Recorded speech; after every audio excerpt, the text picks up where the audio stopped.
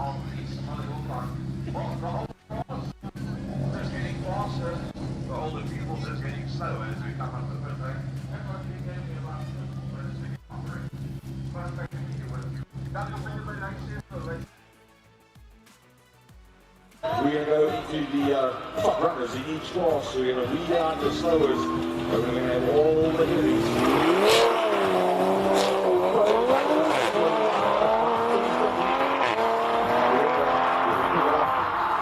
www.Simola HillClimb, and we can get Cyrus the Seaman and Section Martin to go. All the necessary information and the right footage of the building camera coverage going all the way up the hill. All the action.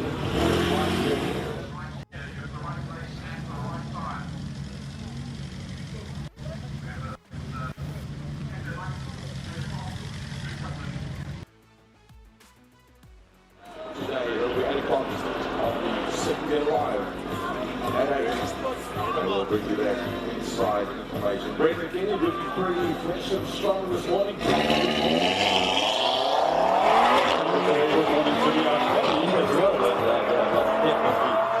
Strong Brazilian evening in the last night, the ups and downs of and once again blown away how this event has stepped up to the next level. It definitely has, and from reports that we saw yesterday,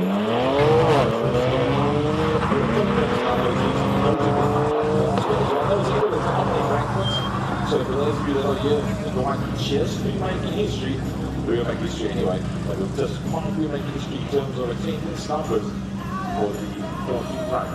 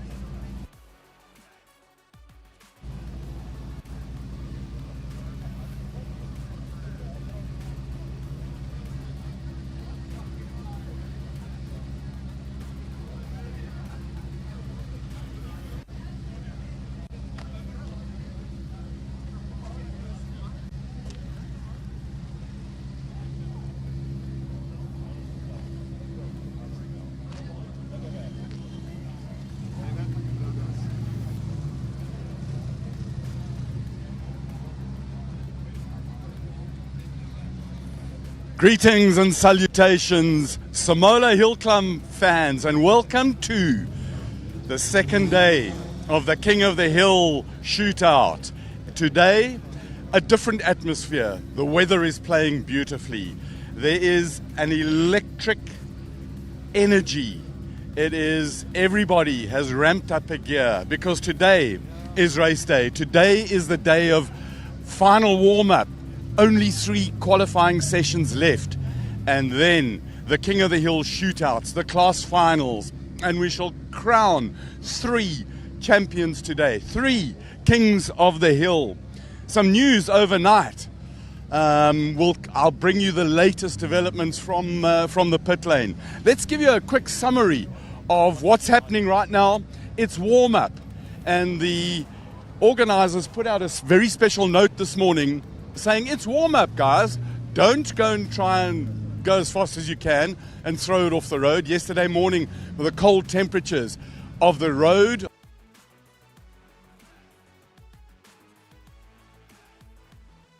of that this morning. So everybody's going up, warming the car.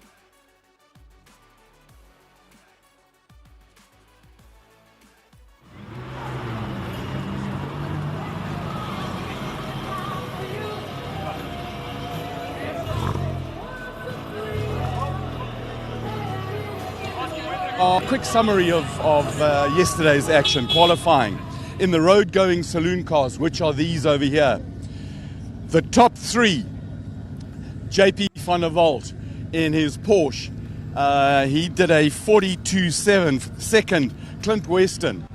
Now listen to this time.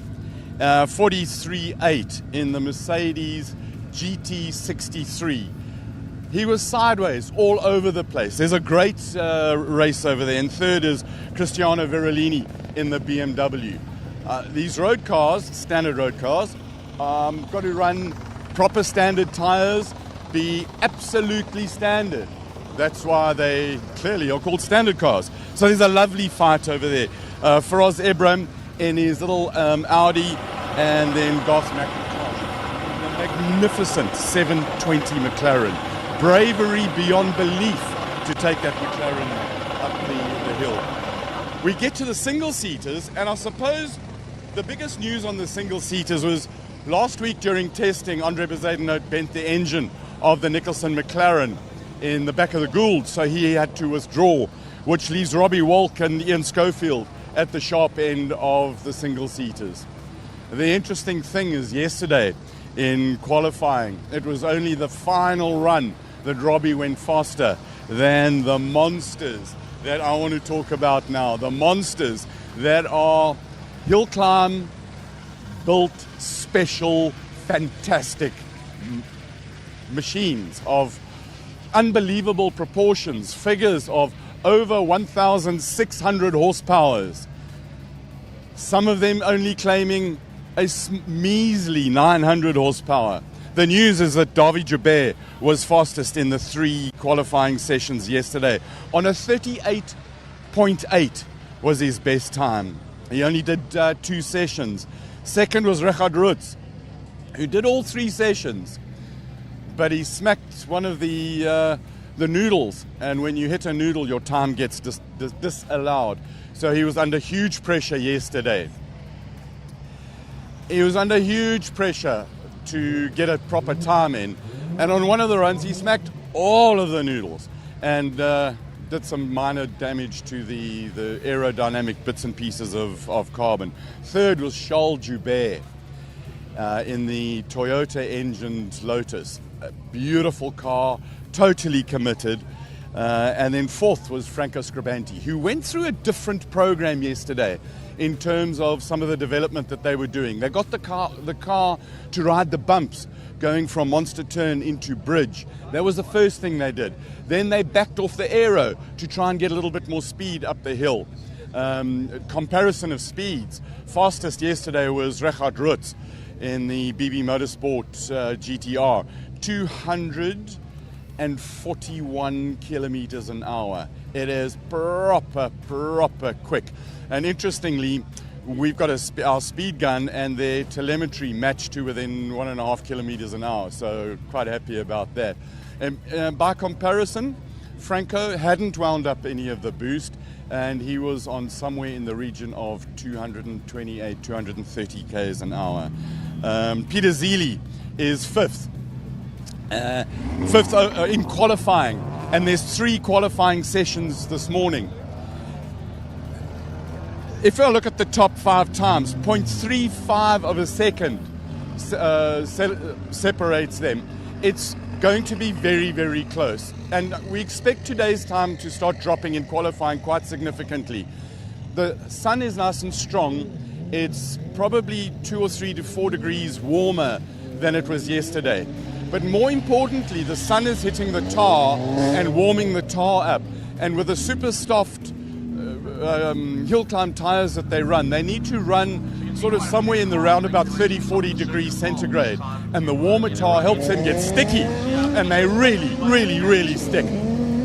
The other thing that of interest is the class, newly introduced class B10 for road registered cars, and they're just going out for their warm-up now.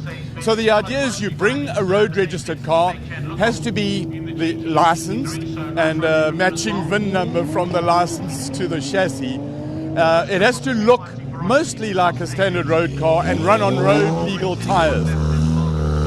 Craig Zank is about to start now, and just talking to him yesterday, he claims that there's somewhere around about 900 odd horsepower in that GTR. And you can see from the launch, it's absolutely fantastic. There's a great fight in the front-wheel drive class, a 2-liter class, between Jonathan Bechotzi and Daniel Rowe in the Volkswagen GTRs. But we're over here, if we just go back a little bit. While we're going here, I'm getting goosebumps because the atmosphere is absolutely electric.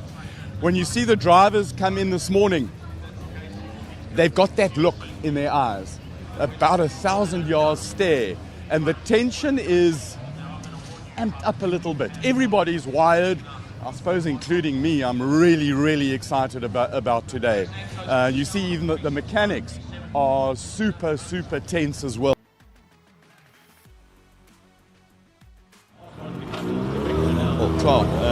Class Devin Robinson in the GTR. This is purely a warm-up session. This car is right to one count toward the competition at all. So no matter what time you put down here, it's not going to give you any chance of scoring higher up in the competition class. And the news really from the Van Zummeren pits was that they got the car completely fixed, Martin's car, the yellow one, completely fixed after it broke the pin key in the front of the crankshaft. They started it up this morning and realized the front of the crankshaft was damaged and bent from the incident. So sadly, Martin van Zummeren has withdrawn, and for that I'm sad, because it was the great entertaining car, that one. But Wade is still in, and we know that Wade also likes to drive slideways. So I wasn't happy about that, but I suppose that's motor racing. And Lee Thompson's 1,000 horsepower Honda engined Golf had some major or catastrophic transmission failure yesterday, and they had to withdraw. So those are two exciting cars that I'm really, really looking forward to. The overall fight for the modified saloon between Joubert, Van Zummeren, Scribante, Rutz, and Zili. 6 cars.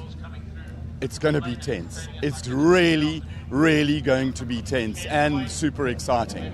So let me remind myself about the format for today.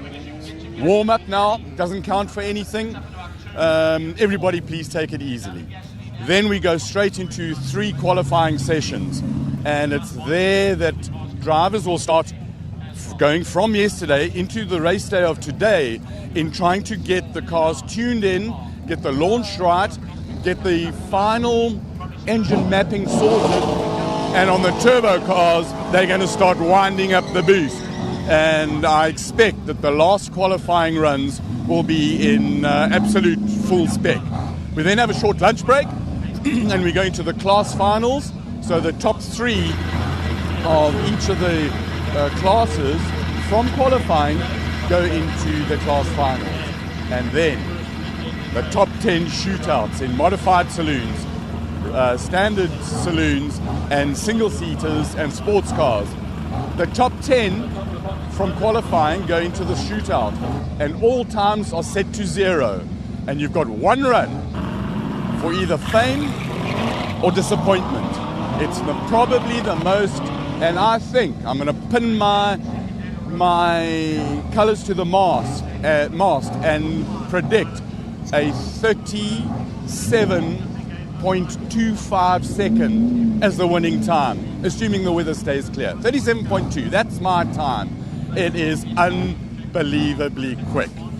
So we also have top speeds, and I think once they've wound it up, knowing yesterday that Reggie did a 241, 242, I think they'll get to about 247 kilometers an hour.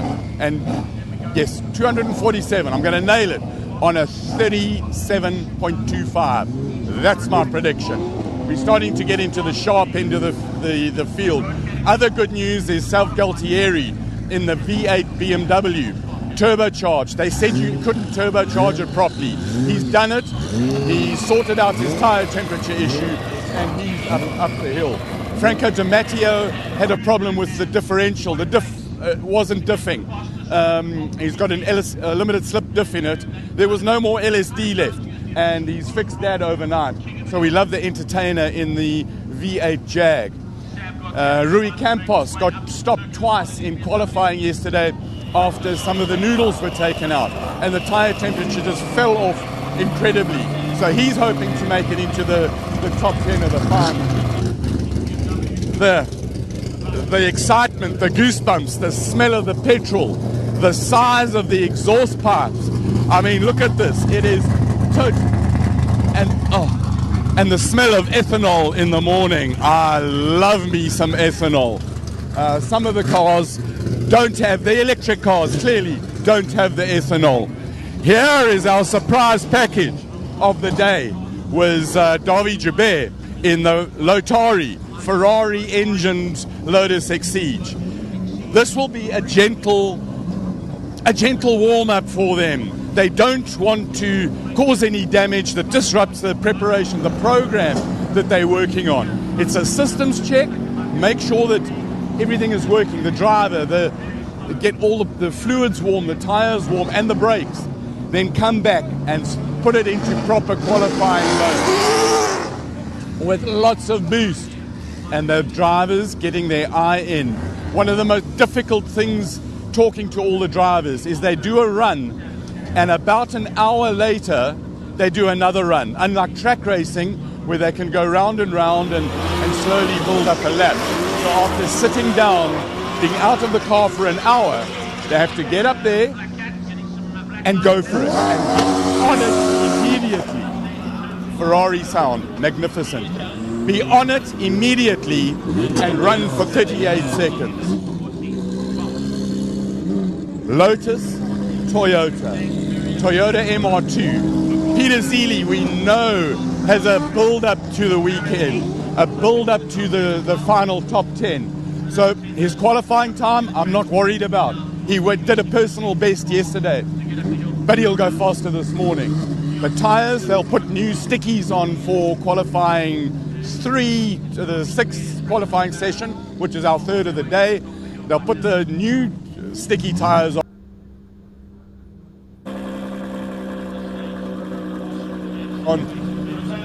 It is a beautiful day.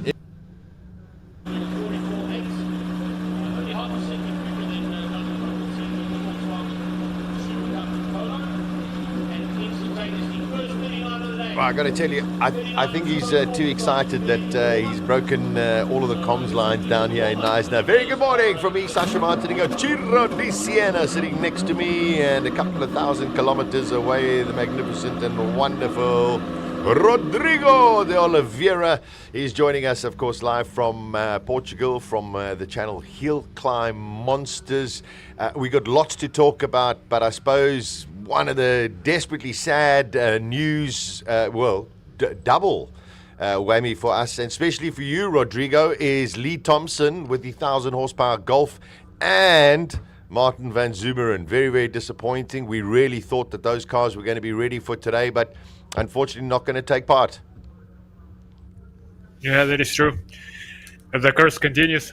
All cars I talked about that I was pumped to see yesterday, they had some sort of problem, but well, so is motor racing, and now what we have left, it's still one of the strongest fields in the entire world of hill-climb racing, so we're expecting, let's say, a top 10 shootout where the least powerful machine will have over 700 horsepower surely, so what more could we ask for? Yeah, 100%. Chiro, great to see you. You walk down the pits, I walk down the pits. There's just this atmosphere of incredible excitement, a lot of focus. There's that sort of nervous laughter amongst all of the drivers and competitors, but now it gets very, very serious.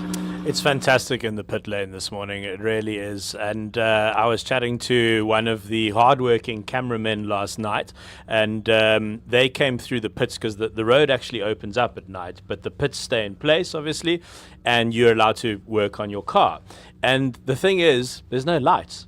So there's no, so you've got these spotlights on stands, and then everyone's just wrenching, and I don't know how to fix a car, just using all sorts of tools and getting the cars right. And of course, the Van Zimmeren's trying really hard last night, but it's very difficult to overcome a bent crankshaft. I mean, that's a full engine rebuild, unfortunately. So yeah, so very, very sad to see him, because some of the most exciting runs I've ever seen up the hill climb have been the Van Zimmeren. So. No, that's for sure. But we still have Wade, and I'm sure he'll make up for Martin as well, and even just put in more excitement. At the moment, Darby, you bear fastest at 39.2. Don't forget, last night we did have some drizzle here in Neisner. The track is clear and clean, but that little drizzle may be taking a little bit of the rubber off the circuit. It is a warm-up. Everyone just wants to feel roughly everyone about a second slower than what they were yesterday in their final runs, but qualifying coming up. But also on the other side, some good news. Heinrich de Preer in the Cobra had all sorts of problems yesterday and could only go up the hill at 100 k's an hour. I just spoke to him earlier. I mean, this is where motorsport fraternity is just wonderful. Saturday night, he gets hold of a spare shop owner in George, which is about 90 kilometers from now. He drives through to George. This guy finishes from having his braai and fun with his mates, goes and opens up the store at 10 o'clock last night so he can get a new part. They come back here, they put the car together. That, Rodrigo, is all what motor racing and hill climb is about, is that element of camaraderie and trying to get everybody to work together. Yes, definitely, and something that I am glad to see. It's spread worldwide. That's something we can see here in Europe, something I have seen in Pikes Peak, something I have seen in Australia and New Zealand, and South Africa is just as close together as everyone else. And in the end, everyone wants to win, but also want everyone to finish the race and have a fair chance to fight. Action on the track. My money today, gents, is on one of the Lotuses. I don't know, just watching them go up yesterday, they seem so composed. They're all turbocharged cars. As Rodrigo mentioned, they probably have a little bit more in them. They can be dialed up to 11 or 12. And some fantastic drivers, obviously, behind the wheel. And I don't know, I just got a feeling that I think we all know we're going to see a 37 today, that's for sure, from one of the tin top cars. We already saw a 37 yesterday from one of the single seaters in qualifying. But yeah, a Lotus in the 37s, that's what I'm putting my money on, gents. Yeah, I think you've got to watch out for Devin Robertson today. There's Peter Zelia on the top of the screen. Darby Hubert still the fastest. I mean, Clint Weston, we spoke about him at length yesterday in that GT63S. Just to let you know, he did go up the hill in a 44, but he's already hit one of the policemen, so that's going to be disqualified. While we're on it, Rodrigo, what is your prediction for today? Top speed, best time, and maybe even overall winner? Oh, wait, hold on, before you answer that.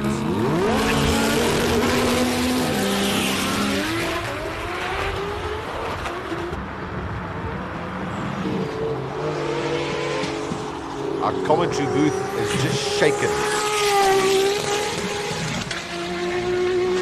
I'm not sure there's a microphone on Earth that can really capture that noise. 220 through the speed trap, so pretty good. He's not backing away, and that's the only way Wade, I think, knows. The track's still pretty cold, but like we were saying yesterday, I think today ideal conditions, cold air, bit of sun, so a warmer track. Well, definitely a warmer track than yesterday. So the drivers will be, I'm almost certain, enjoying. Oh my word, that's a huge... Oh dear. Oh, that is a huge crash. Oh dear. Goodness gracious. There we go. Nearly held it. Massive moment for Wade van Zummeren. And let's hope everything is okay. And he's taken out our camera, I think. Yeah, sure. Two cameras we might have lost on the stream. All right, so we'll the amazing production team massive. We'll send someone up to try and rectify that. Yeah, there we go. Good marshalling on the track there. Got to be a red flag. Oh my word, Rodrigo, that's desperate, because I don't think we're going to see either of the Van Zummeren cars out again. The curse continues. Well, what can I say? Rodrigo, maybe you should go to the beach. Maybe. I don't know. I'm enjoying myself too much. There's some kind of universal equilibrium here to find. I don't know. But we'll see. With the aftermath of this crash, it was certainly a strange one. The combination of cold tires, that little mass transfer during the last corner, the rear wheel drive of that car. In the end, it happened. Let's see if we get a replay just to analyze it a bit further. Yeah. Well, the main thing is I'm sure we'll find out as soon as possible. But most importantly, let's just make sure that Wade is okay, and then we'll pick it up from there. But I'm sure we'll get a couple of replays as to what has happened. But yeah, that was a nasty off. Cold tires. Well, you know, the tires are getting slightly warmer, but towards the top. Still, the track after the rain last night, you know, maybe not as grippy as what we think. There's Wade. That's fantastic news. He'll be massively disappointed, but the most important thing, he is okay, and that's all that matters. The rest can all be fixed. I really feel for him, hey, and we were saying yesterday that in the early morning runs, you get these tricky shadows across the track, and you get this variable track temperature. And then also let's watch the replay. It goes onto the curb. Yeah, he's already lost the back. He almost held the drift. Nah. Yeah. And then it snapped on him. Yeah. He is a very accomplished drifter as well, so very used to going sideways, and I think that's why he got so close to holding it there. Desperately unlucky. And yeah, sad for him, sad for all of us, sad for the spectators, sad for the Simola HillClimb, but the most important thing is he's okay. So I'm sure we'll catch up with him a little bit later. I think we are going to have a bit of a track delay. They're going to have to clean up the track, also get the car back down to the pits.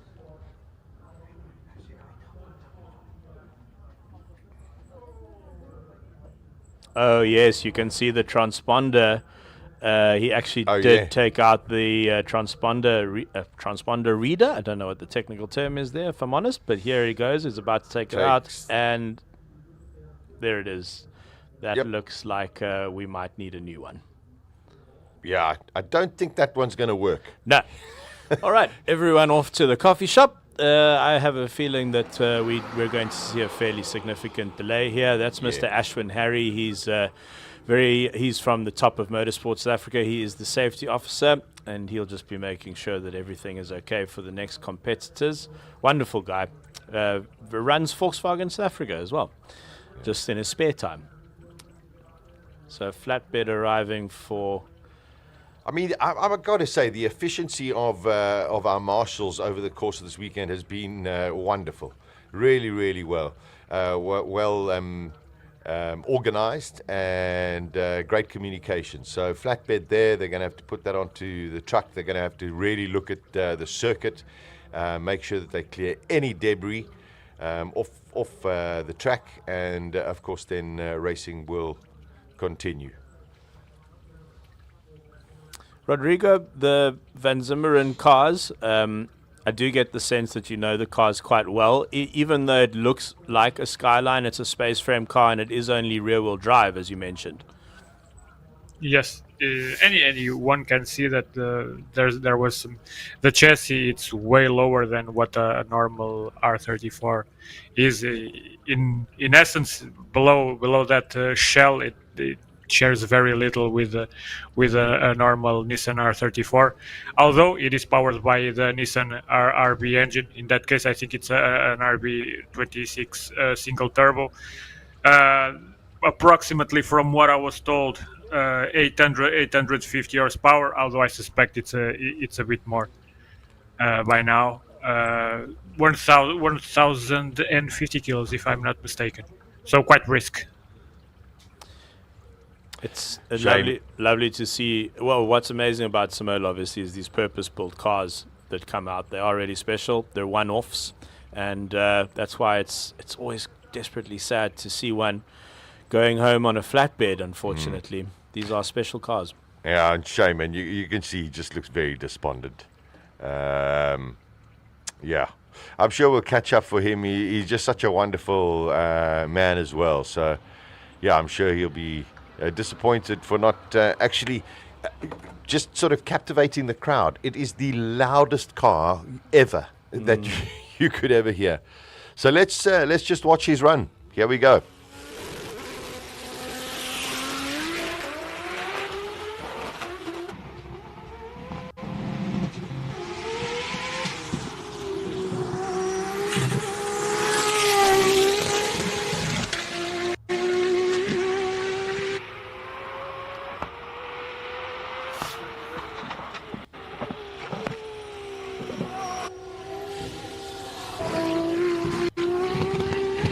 Everything's okay through the first set of S's.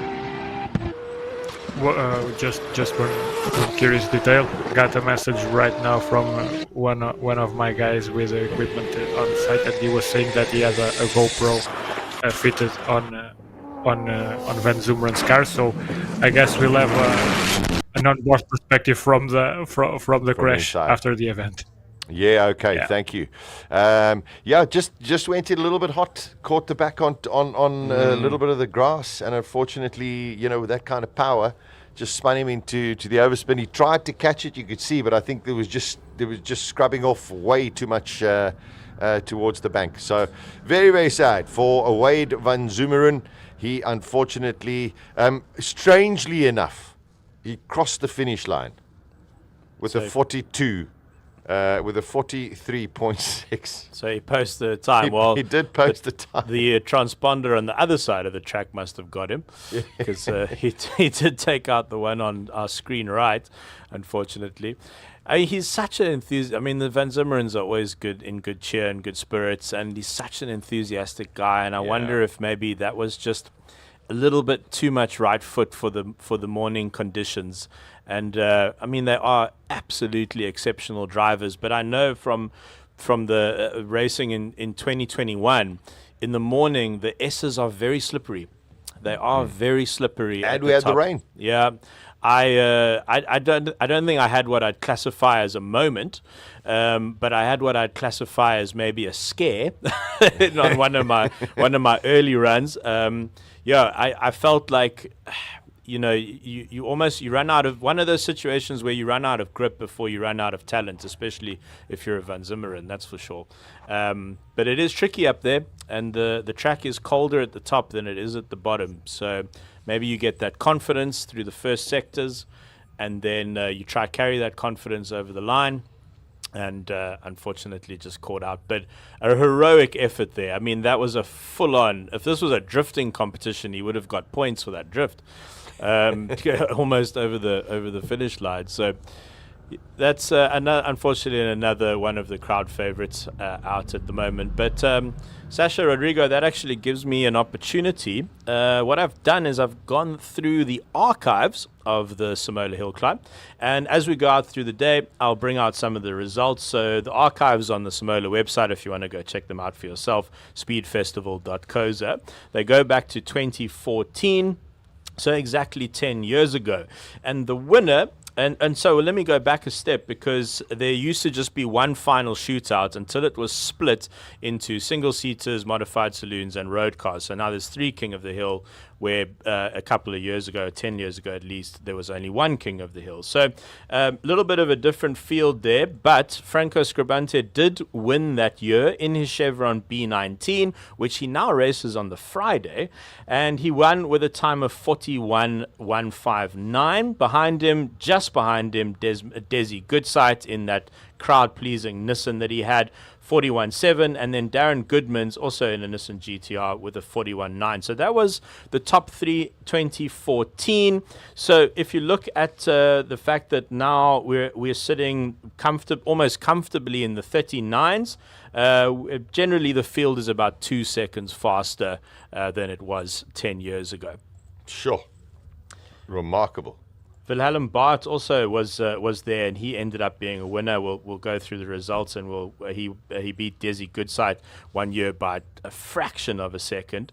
That was a fantastic year as well. I was here for that, and Rodrigo, I think you mentioned that Desi Goodsight's car was quite instrumental to your channel. It was. It was very instrumental. I would say even mainly for the YouTube channel. When I started it back in 2016, it was the very first video that really went viral at the time on HillClimb Monsters. It amassed something like 500,000 views in a month, which for us a channel that was created pretty much a month earlier, it was quite staggering for me, and it started also the journey for me to explore South African hill climbing and really delve into all the details and discover what other machines are there.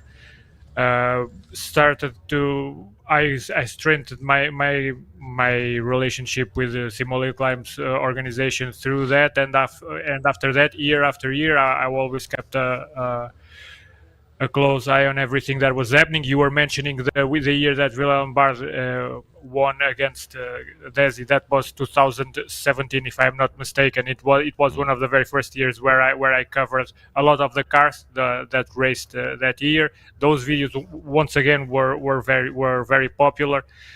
You have to put into perspective that me showing what the European crowd already knows and are used to see. Well, it can be popular if the footage is good, but people already know what it is. But when I started showing these South African HillClimb monsters, people had no idea they existed whatsoever. And after that, they even were quite unique.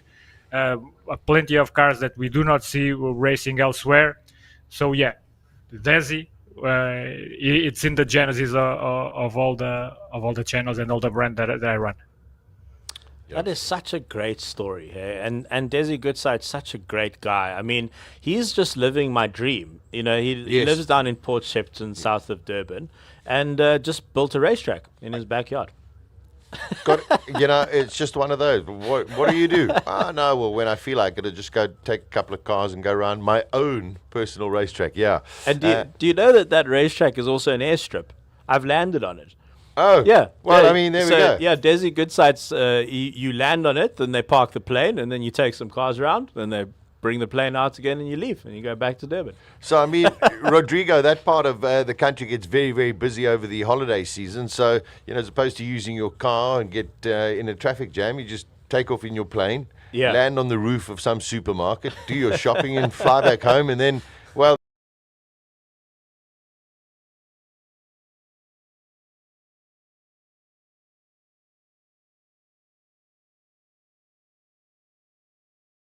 after the incident that involved Wayne van Zummeren. And I saw also our technical guys, Fritz, up there, so hopefully they're going to be able to get new timing beams up and running, and of course transponders. So yeah, action, no action at present. We're still in a warm-up this morning, just to let you know how those qualifying sessions. Of course, we have the various classes. The top 3 from each class will, of course, go into the class final later on this afternoon. However, the top 10 from all of these qualifying sessions, regardless of class, will go through to the King of the Hill later on this afternoon as our finale. So there is a lot to play for. Just to let you know, out of our top 10 yesterday, and I mean that is yesterday, the top 10th time was a 42.5. Thereafterwards, from 11th all the way down to 17th position, you are only looking at 1 second. And Chiro, anything can happen. So everyone is going to really be trying to get into that top 10. With Wayne van Zummeren out, all of a sudden, there is 1 extra spot. that is now available? Because he was comfortably in the top 10 yesterday. Yeah, Class B4. I mean, maybe we should just quickly go through Class B4 because the class final, which happens after lunch, is the class finals rather, are going to be particularly interesting. So in Class B4, it runs from cars number 29 all the way to cars number 20. And you've got your Honda Brain in a Porsche, which is actually powered by an Audi RS3 engine. Devin Robertson in one of the Lotus with the Nissan engine. Sav Gualtieri in a BMW with the S65 engine. Then we have Butta Krauser with the Noble. Franco De Matos is in B4 with his Jaguar, Works Jaguar. Charles Hubert in another Lotus, Honda powered. Darby Hubert in another Lotus, Ferrari powered. Jan van der Merwe in a BMW. Peter Zili in his incredible MR2. And then the number 10 competitor would have been Wade. And that wraps up Class B4. And I'm very much looking forward to that class final. I mean, out of that, Rodrigo, I mean, we could have about 5 or 6 B4 cars in the top 10, and yet only 3 of them will go into their own class final. Yes, definitely. There would be just one small correction on the list that Chiro was giving. He talked about the Johan de Bruyn Porsche that ended up not coming to Simola. Okay. Unfortunately, it was another car that I was really expecting to see. I think one of the engine combos that Simola is missing in the Hill world is the 5-cylinder Audi Bravo, and this year there were 2 potentially, and both had issues in different manners. But yeah, that class it's always stacked. In the beginning, as I was talking about we were talking about the early years of Simola. It all centered around the all-wheel drive high horsepower cars, but through the years we have seen the rear-wheel drive machinery also rise up, and now we are seeing them, particularly with the Lotus and the Peter Zili's MR2. They are showing that it is possible to take the crown in Simola, even only pushing with the rear wheels, although still with huge amounts of power. I did miss one, actually, Renzo Torrente in the BMW M4 GT4. So quite a big class there. And as Sasha mentioned, only 3 will go to the class final. But wow, I think in the modified saloon shootout, it's mostly going to be B4 cars. Yeah. By the looks of things. Incredible. I mean, all 4 Lotus should make it through. I think that's almost a given if they just keep it on the black stuff. And Zili. And Zili, of course. Yeah. I love Peter Zili's MR2. I mean, the size of the wing on the back of that car. And as we were saying yesterday, I mean, he likes to joke that it's a modified Camry engine. It's actually, I think, a Lexus engine, but which he says was sold in Camrys. V6 turbo that he's running there. But really where Peter Zili's car excels is on aero. He's put so much work into the aero, and if you have a close look at that car, there's lots of winglets everywhere. You know what it reminds me of, Sasha? Remember that era of Formula One where they could just stick anything on the car? Yes, they just became a bit ridiculous, actually. Yeah, but Peter Zili is a sort of mad scientist of the Simola HillClimb and obsessed with aero. And Rodrigo, you've got some wonderful relationship with Peter, and you helped him take the car overseas. I have both a connection to Peter through that part and also through the aero part. There's also a story there. But yes, I have been in contact with Peter for a long while now, pretty much since he brought the car for the first time to Simola, when the car was pretty much 500 horsepower, not that much more, and now it's over 1,000. Yeah. So evolution, you can see evolution there. But 3 years ago, we organized his first trip here to Europe for him to race against the European crowd. He went to Germany, to Osnabrück. He raced now there 3 years straight, and with great results too, and with plenty of popularity among the European fans. I have to say, he became a local favorite, and right now in Germany there's a small contingent of German fans of that MR2. Oh, that's such a great story. It's so great to hear. And you said he did pretty well in Osnabrück. It is. It is.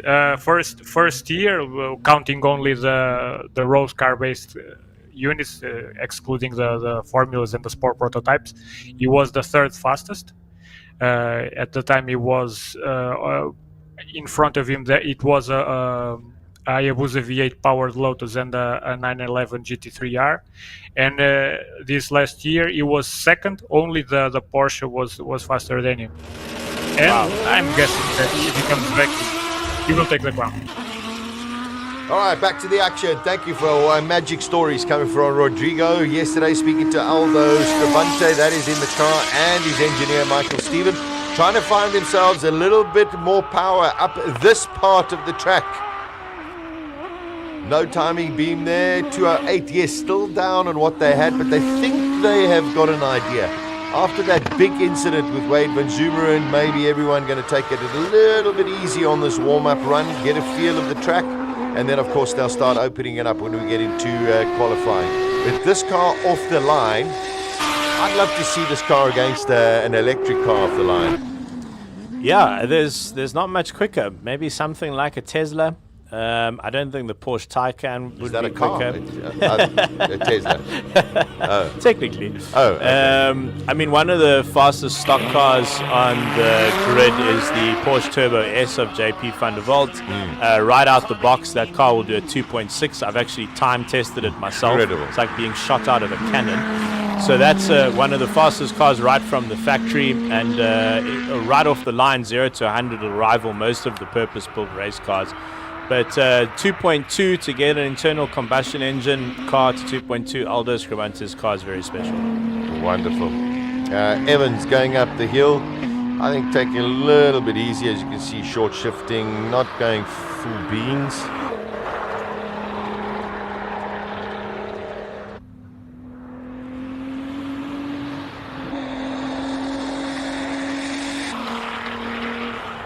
So I've been asking online, what do you think is going to be the fastest time recorded today and top speed? We did it yesterday as well. Man, I hope somebody hits a 36.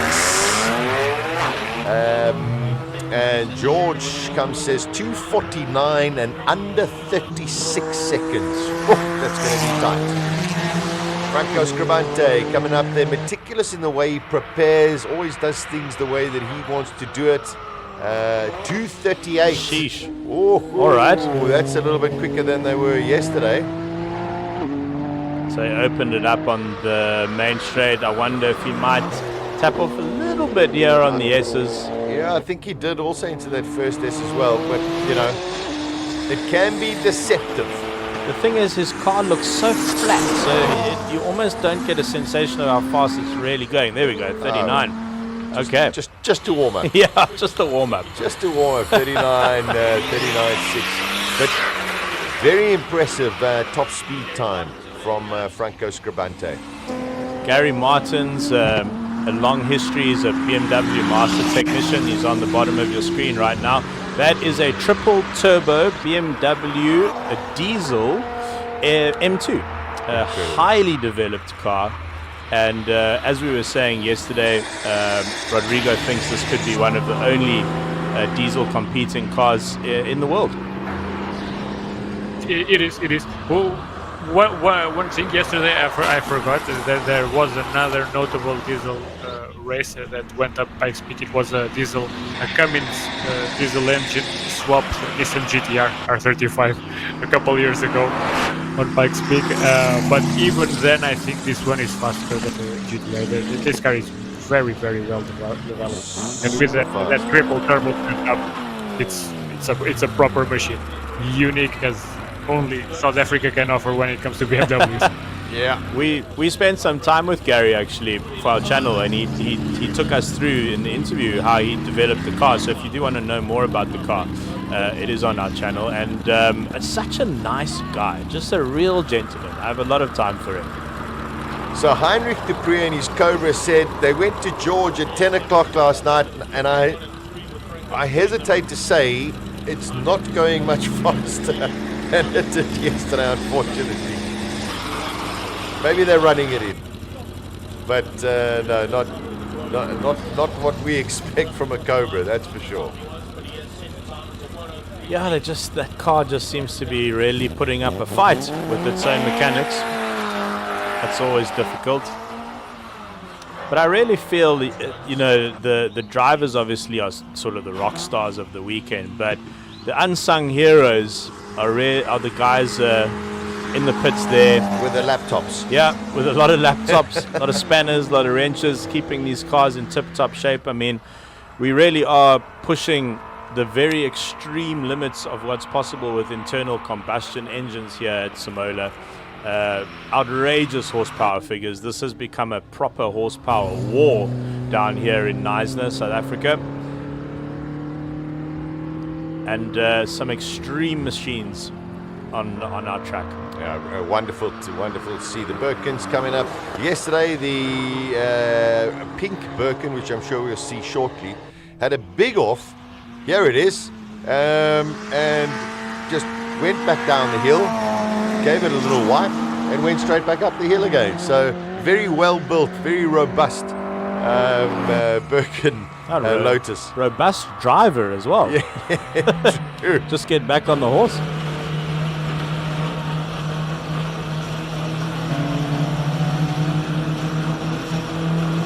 So Ian Schofield on the bubble at the moment with a 42.5. That's from qualifying yesterday. And Chiro, the way that some of these tin tops, yes, super modified cars are going at the moment, he's going to have to really put it down in order to make that top 10. It's incredible to see tin top cars rivaling the single seaters. I wonder if there's a lot of engineering that's gone into the suspension, and actually bumped into Darby Hubert at breakfast this morning at the hotel, and I was chatting to him. So he's in the Ferrari Lotus, and I said to him, to my eye, when you're going over the bumps on the main straight, it's looking pretty violent. And he says, no, this year it's better than ever, because we've tuned the suspension specifically for the Simola Hill. And I just don't know if you have enough enough to play with on the single-seater suspension. They're built for circuits. They're just not built for this. Yeah. Also talking to Darby as well this morning, they seem to have a little radiator problem, so hopefully they've sorted that out. Robbie Walk, of course, yesterday putting in a 37.2 on his final run. I think he'll just get a feeling for this warm-up session, and then of course getting right onto the limiter. Yeah, only 188 through the Suzuki speed trap. I think he's just getting a feel of what the track is like, get some heat into the tires, crosses over the line. Yeah, 41.1 for Robbie Walk. So there we go. That is warm-up 1. And I suppose the desperately sad news is the a big incident with for Wade van Zummeren, which I don't believe that car will be running again. A little bit of rain overnight, track a little bit cooler, but it is getting warmer and warmer here in Knysna. So I think when we get into our next session, it'll be a qualifying run. I think things are going to definitely heat up as the day progresses. 39.2, the fastest time going up the Simola Hill this morning. Rodrigo, any big surprises besides the disappointment of Wade van Zummeren? Not really. This is a practice run. Even if someone is slower, we can account for just for everyone setting everything in, just checking if all systems are working correctly. The proper surprises, hopefully the good ones, because we had a bad one on a place where no pressure was given to anyone. But the surprises and the proper speed, it's coming on during qualifying, the final qualifiers and the finals runs. I wonder how some of the faster guys are going to approach qualifying, because you've got 3 opportunities, and I wonder if you go for it in sort of quali 2 and you really give it everything in quali 2. What do you think their strategies might be, Rodrigo? I think at least on the very first one, everyone will go. Depending on how that first qualifying goes, we will see how those who will need to push. Maybe we'll do both, but as soon as someone thinks that they have a competitive time that can secure them a place during the finals, they will try to avoid any more damage or any more mileage on their cars. Yeah, I think especially the big hitters are going to actually look at the times that happened in that warm-up and then watch those first sort of 10 cars that go out and see if there's a dramatic improvement. And then from there sit and say, okay, well, track's definitely getting warmer, rubber's a little bit better. Otherwise, some of them might sit out this first session because it's still a little bit cool and maybe go for 2 and 3. So it's going to be very strategic the next session. Be lovely to hear from the drivers. Sorry, go Rodrigo. I was just going to say we have to account that many of these machines, to reach these crazy amounts of horsepower, they are pretty much on their limits of engineering, and if they are going to boost to those levels, to those outer limits, they really have to take into account reliability issues. So it becomes a game where everyone needs to be as fast as possible, but just stress all elements as little as possible in the meanwhile. And as you were saying yesterday, Rodrigo, I mean, Simola is sort of a drag race with some corners. I loved that phrase that you used. But the reality is that when you are launching on slicks, on warm slicks, if you've managed to get to the start line and not be held up, the amount of stress that goes back through the drivetrain, through all the components, the side shafts, the diffs, the transmission, transfer cases. I mean, that is where we saw, unfortunately, on the launch when he finally got it right. That's when we saw Silvio's car have a terminal failure. Yes, and I think the same happened to Anton Kronia. And I was trying to find him today, and we still haven't seen that Subaru back. But yes, the most notable case was Silvio, which really goes to prove your point, because that is a car that was initially designed with time attack in mind. For those who are just joining today, the car we are talking about, it's a 1,000 horsepower 5-cylinder Audi RS3. That was popular in Swedish time attack racing. It was brought to South Africa. There was plenty of expectations behind it, but well, that was a car that was made that was never built with standing starts in mind. And while they were battling with it to find a balance where they could do some hard launches, in the end, the transmission was not going to take all that beating. Take us through how time attack works, Rodrigo. What's the key difference? Is it a rolling start? Yes, it is. The simpler way to explain that to the general public, it's imagine qualifying in Formula One, but to road-based cars. Where no space frames chassis are allowed. You have to maintain the chassis, the original chassis shell. There are some other rules that have been changing through the years, but in layman terms, this is the simpler explanation. So they do a warm-up lap, and then on that final straight, they just go as fast as possible just for that second lap to count. Flying start, yeah. Get everything back. Yeah, flying start, yeah. And something we spoke about yesterday, I mean, one of the world's most renowned hill climbs, Pikes Peak. Rodrigo pointing out that the timing beacon is at about the 80-meter mark, so you don't have to do a full bore launch off the start at Pikes Peak, which means you don't necessarily have to build the car to handle a full bore launch and corners, of which there are many on Pikes Peak. Yes, but Pikes Peak offers a whole host of other engineering challenges with just how big and just how high the cars have to go. But yes, it's another point where they don't need to stress the cars. Although if someone is really going for a record, they are encouraged to make as good of a start as possible, because for those not familiar with Pikes Peak, the launch, it's not exactly on a straight line. It's a left-hander, a slight left-hander, and then the timing beacon, it's right in the middle with a huge banner there, and that's when the time starts. But we have seen some guys still launching pretty hard there, but yes, it's not like here in Simola where the launching, it's, let's say, a good 30 to 40% of a amazing run. Yeah, very much so. It is, I mean, it's only just a couple of meters before that starts. So we had the big incident with Wade van Zummeren. Unfortunately, Collins in the pits, he managed to repair his own camera and microphone. Colin, welcome back.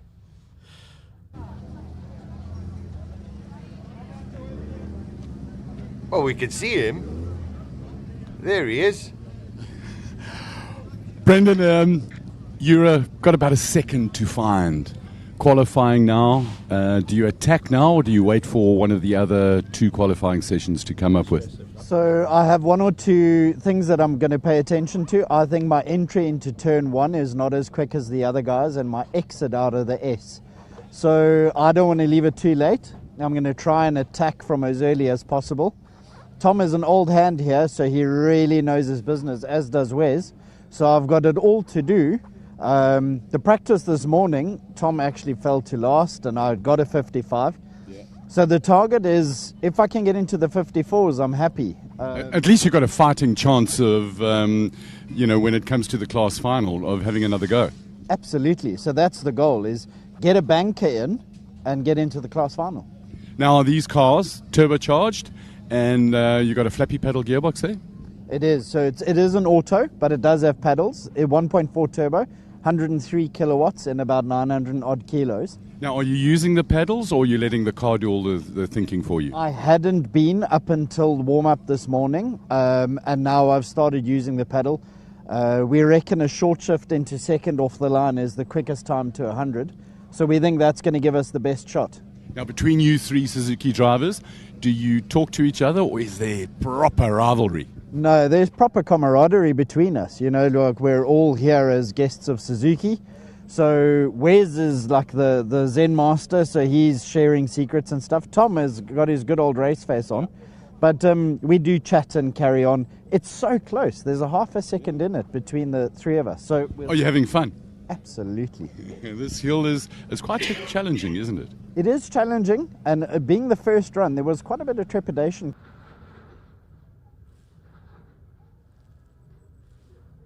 Coming in and build rapport with the hill. I think the bug's bitten.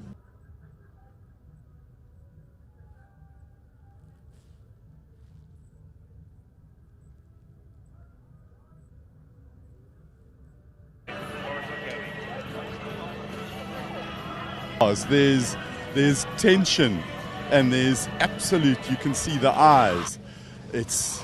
Love it. They're small. Compared to the really quick, the fastest of the cars, they're not the slowest. They do about a 55 seconds up the hill. Slowest of the cars from qualifying was a 1 minute 66 seconds. So 66 seconds. Let's let the Suzis do the talking for us.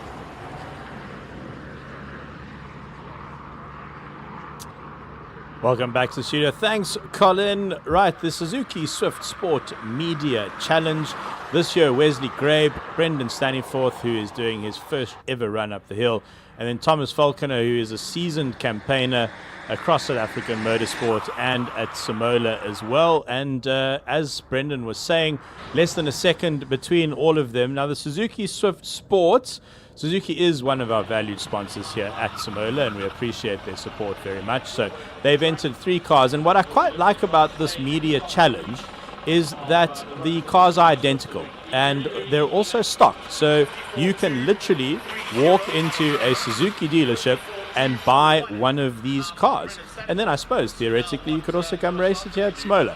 So this is less about the machine, it's more about the person between the seat and the steering wheel. And it's man on man this year.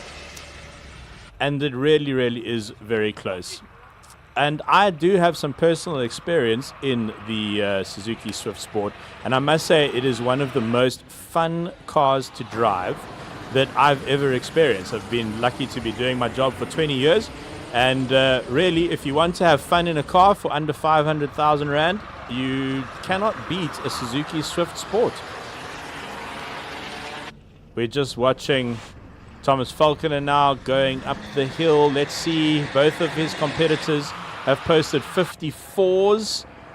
What's Thomas going to get across the line using the whole track? He's gone 53. There we go. Well done, Thomas. 53.781. That's his best time of the weekend, and he's laid down the gauntlet for his motoring journalist competitors. I got to tell you, Chiro, they're hanging it out there. I mean, this is where it counts. This is qualifying. You've got to go. You've had your little sighter lap. You've seen the action on the circuit. Everyone getting involved into it now. Oh, the Ferrari 458 seems to be having proper problems going up the hill. Oh dear. That is not good. There are no cheap problems in a Ferrari. That's for sure. 49 for that beautiful white Porsche. One of our favorite cars here in the commentary booth, the V10 M5. Oh, I love this. My favorite BMW M5. I believe they can be a little problematic. Oh no, they are real problem children. Oh really? Yeah. It's amazing how I always choose those ones. So there's such a nice story about Shiraz. You see on the side the SA Beamer. He runs a really big Instagram account called SA Beamer, and he drives this car to Simola with his family. He's got his 5-month-old son with him, who I met this morning. Sweetest little child. Beautiful.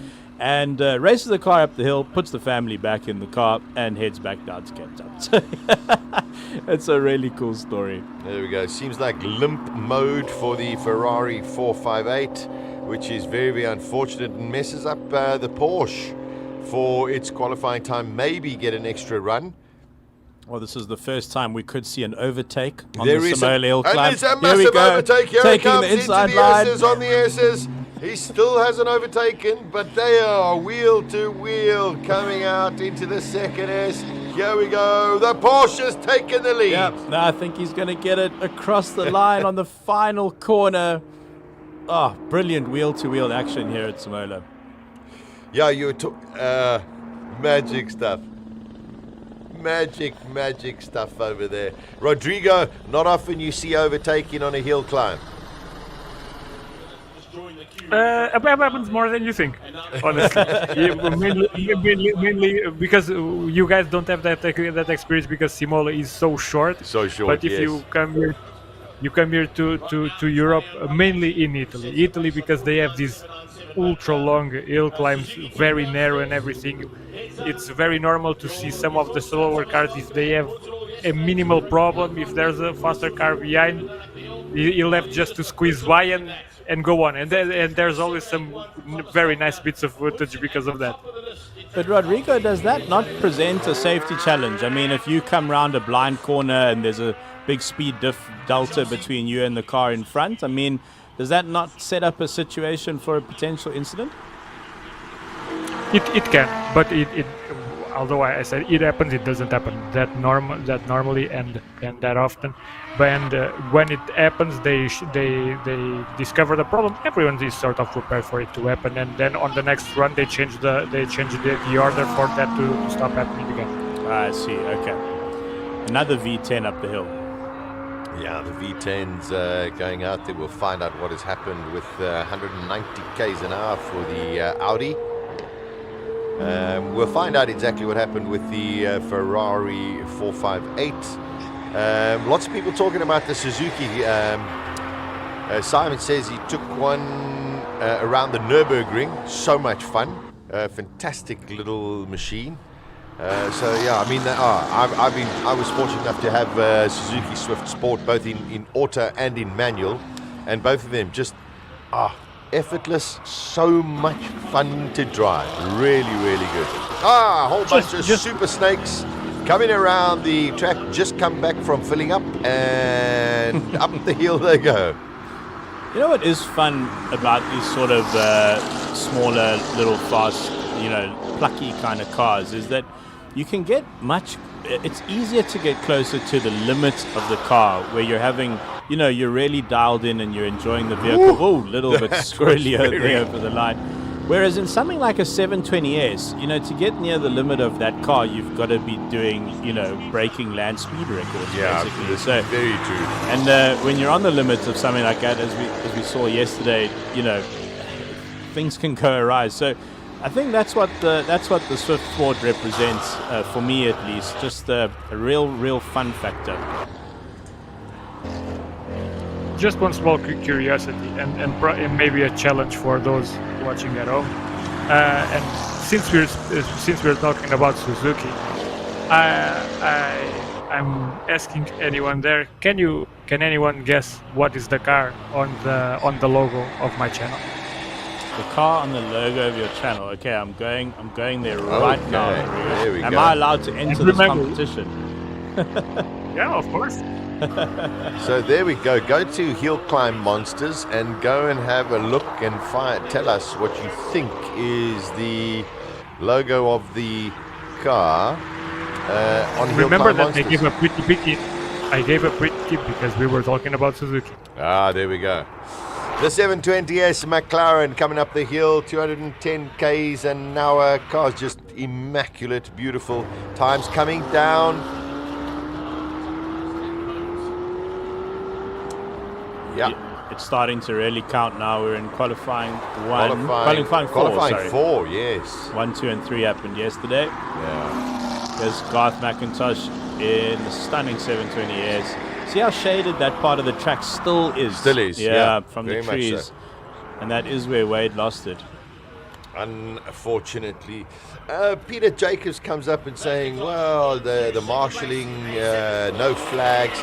Peter, I must disagree with you. I think the marshalling has been impeccable. The Ferrari was definitely slow. The Porsche was on a run, and you could see that the Porsche backed off way before it actually saw the Ferrari. So believe me, even though you might not see it on the screen, there are marshals everywhere, and they are in direct comms with race control as well. So I think they've done an outstanding job so far this weekend already.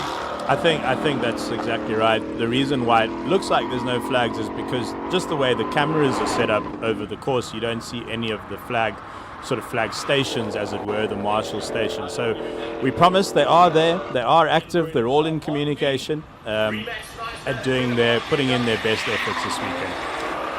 All right, Rodrigo. I've got a couple of answers. One of them, somebody says a Suzuki Escudo. Another one says, is it a Monsters SX4? And another one says a Suzuki Kizashi. Ding, ding, ding on the XX4. SX4. SX4. Okay, well done, Marco. It's the SX4 Pikes Peak Special that Monster Tajima broke the Pikes Peak record in 2012. Yes, in the unlimited class. Yes, at the car at the time had 950 or 900 kilos. V6 engine, single engine. Normally people associate the Monster Tajima with twin-engine Suzukis, but that one was a 3.1 liter V6. But yes, just one small representation of what Suzuki can do in motorsports when they put their heads to it. Yeah, wonderful. top of your screen, Enzo Kuhn going up. He's 10th, King of the Hill, 47.0. Bottom of your screen, you got Pete Porchita in the Alfa Romeo Giulia QV. And, oh no, he still hasn't put it in race mode. I was talking to Graham Nathan, who prepares the car for him, and I said, come on, Graham, and get Pete just to put it into race mode. And he says, listen, it's a beast in race mode. I said, well, we're here, we're not here for, we're here for fun. But Pete looked at me and said, no, I'm not going to put that into race mode.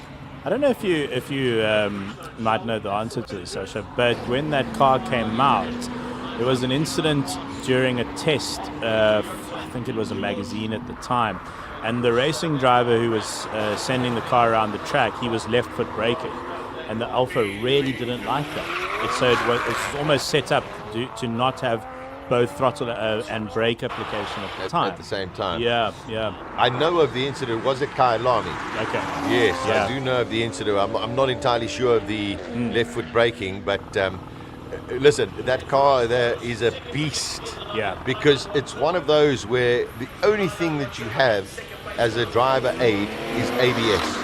There's nothing. You can't turn off traction and keep EDB and DSTV and all of those things. This is either on or off. So very, very difficult. JP van der Walt, there we go, top of your screen in the Porsche. He's definitely wanting to defend his crown. He knows he's up against it. But wow, has this man driven impeccably so far this weekend, both in Classic Car Friday and in the yesterday qualifiers. Let's see what he manages to do on qualifying 4. JP van der Walt, definitely one to watch also for the top 10 shootout. Top time at the moment of 45.5. That's Faraz Ibraham. Enzo Kuhn 47.0. Bang! JP van der Walt 43.1. Wow. Yeah, that's quick. I think he did run a 42 though yesterday, if I'm not mistaken.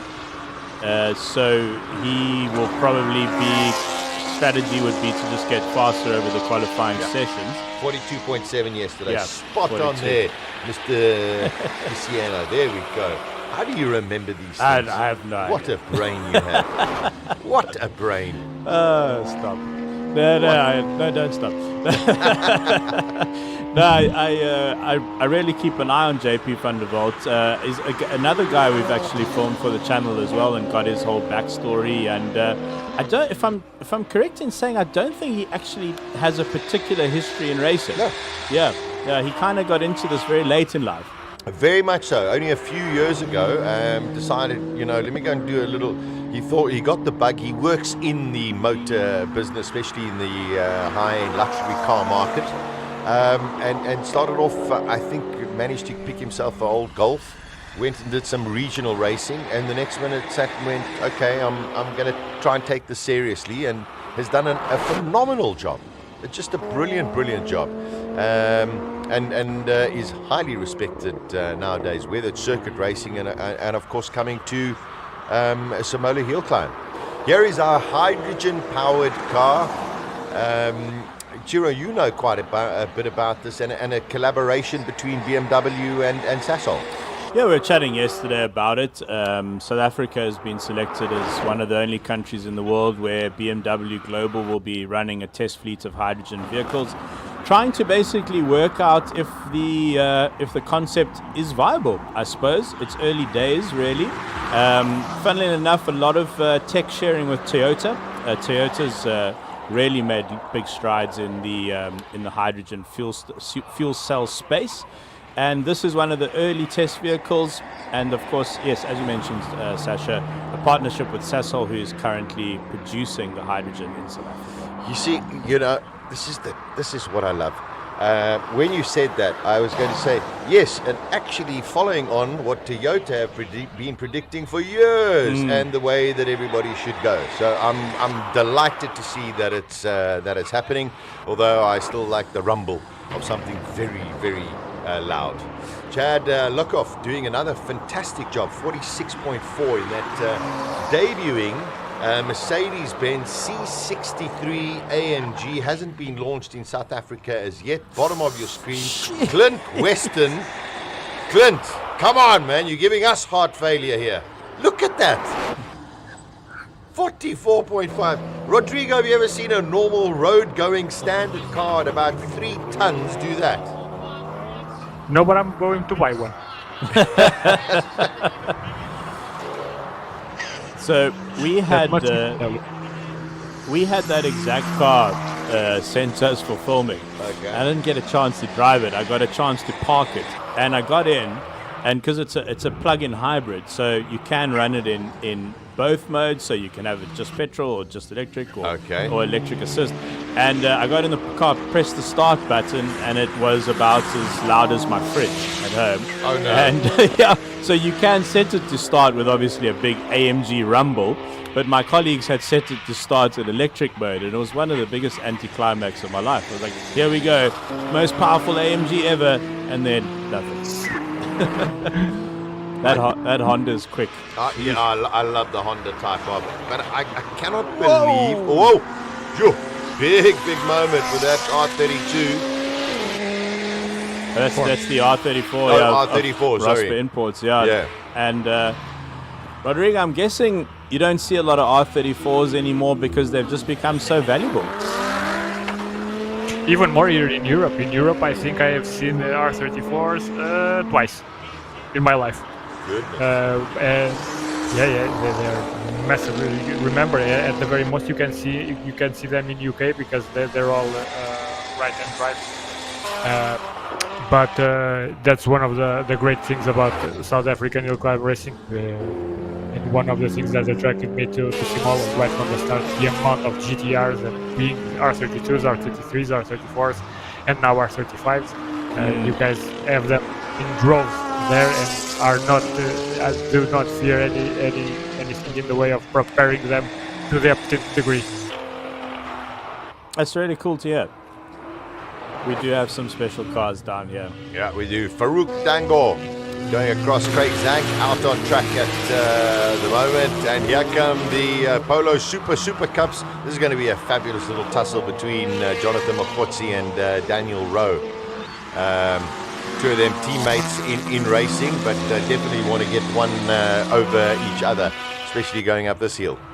They're such great guys, and this is another one of those little competitions within our bigger competition where the machines are identical, so it really is about how they're driven and the lines that they're taking up the track and trying to one-up each other. I think yesterday Daniel went faster, then Jonathan went faster, and they were kind of seesawing between each other. But let's see what Daniel posts now. He does look like he's absolutely on it. Yeah, I saw him earlier this morning. He said, no, we still got a lot to play. But then I saw 44. Jonathan when I was parking, and he said, no, I'm also going to show a little bit more today. So great rivalry between the two of them. So 44 for Daniel. 44.4. Oh, that Hyundai still. 44.2 for Jonathan. Oof, yeah. Nothing between 200, 210s between them. This Hyundai has been blowing smoke the whole weekend. Yeah, it has. I think it's going straight to the workshop after this competition. And here goes Claire Vale in what is a relatively stock Subaru BRZ. And a real stalwart of the competition. She's a fan favorite. Absolutely lovely to chat to as well. Always got time for everyone. Big turbo though on this 2-liter boxer motor, which is always brave to big turbo, a 2-liter boxer motor. I have some first-hand experience of that. I love the look of this car. Full carbon, beautiful wheels. John Munro. Oh, just love it. Just looks stunning.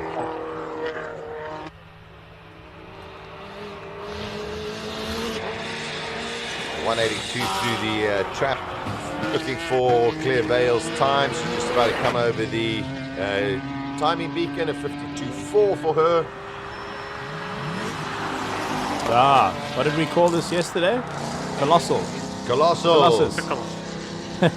Listen, Claire Vale put on 2 seconds faster than yesterday. Oh, that's good to see. She's going in the right direction.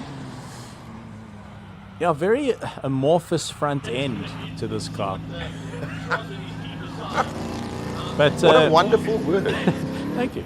But interestingly though, that is not an entirely standard look for that car. That's called the Black Hawk kit, which you can get hold of in SA if you want your Nissan Patrol to look a bit different to all the other ones on the road.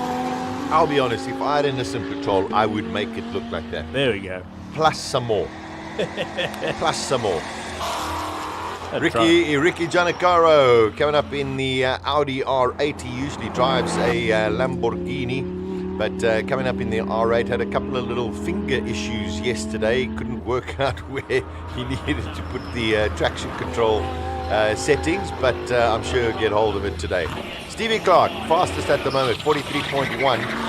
JP van der Veld, 43.16. So 400ths of a second between them. Don't forget, these times all get aggregated after the 6 qualifying runs. Who will make the top 10 shootout? A bunch of low tie. Yeah, Peter didn't actually go out in the warm-up, so this is the first run of the day for the Gold Lotus.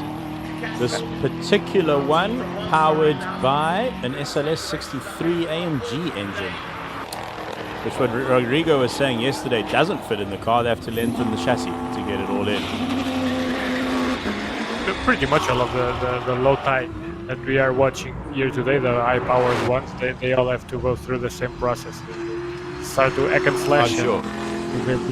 Yeah, they have to extend the wheelbase to accommodate both the engine and for some of the units also the massive turbos they are fitted with. A lot of custom carbon fiber work in this car as well. All developed and built in South Africa. That's a proudly South African car. That, in fact, all the Lotuses are actually. Yeah, very much so. Yeah. Got a little bit out of shape. But I think these are big contenders for King of the Hill. I think it's going to be amazing to see. Peter Hubert only with a 43.9. 43, looked a little faster than that. Just bedding in. We got Renzo Torrenti and then Sav Gualtieri with this just monster V8 turbocharged BMW. Rodrigo, another sort of South African innovation. Could you call it an innovation or just chaos? Mix between both. It's not exactly advisable to turbocharge an S65 engine. The Germans could warn you about that, but there goes the South African. Just okay, then I will do it. And as you were saying yesterday during an interview, it's upwards of 1,000 horsepower, and you can really tell that those horsepower figures are true. And I'm very surprised that this car is running this year this week. I've just noticed that the first Lotus of Peter Hubert that's run today is actually in Class B7. And Colin knows the rule book a lot better than I do, so maybe he can answer why that particular Lotus is not in the highly competitive B4 class. That's the one with the Mercedes engine. The Mercedes Lotus, yeah. That's why. So, the Noble. Sorry, yeah, so we must find that out. Very interesting. Maybe the displacement. Could be the displacement. Okay, let's hope this has a trouble-free run for the Noble. Had a I think it has to do with the fact that it is naturally aspirated. Okay. There we go. May well be. Franco De Matos comes across the line, 44.0. Actually 2/10 quicker than what he did yesterday. Darby Hubert, here we go, another one of the low tie. This is with the 488 Ferrari engine, which is turbo. Exactly. Twin turbo, I think. Yes. Yes, for a 488 engine, yes. Yeah. Twin turbocharged. Good time from Devin Robertson at 41.2. Darby looks on it. Yeah.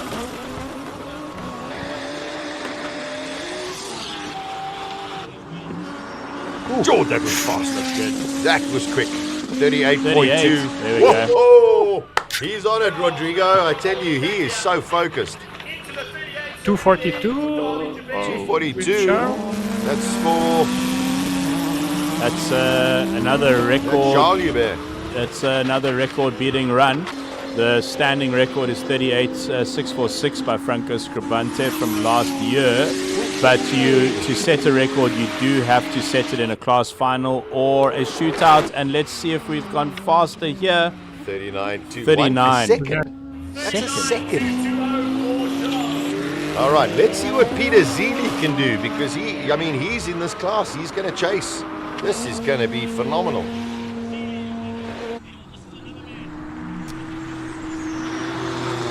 That looks on it as well, using all of the track. You got Jan van der Merwe in this very, very interesting BMW 240 at the bottom of your screen. So Zeely also sub 40, but Also 39.9. 1.7 seconds It's a off lot. of Darby Hubert. Rodrigo, you know Peter Zeely well. Do you think he's still just dialing it in, maybe using older rubber from yesterday, waiting for the new rubber for maybe the final run and have them slightly scrubbed for when the class finals come?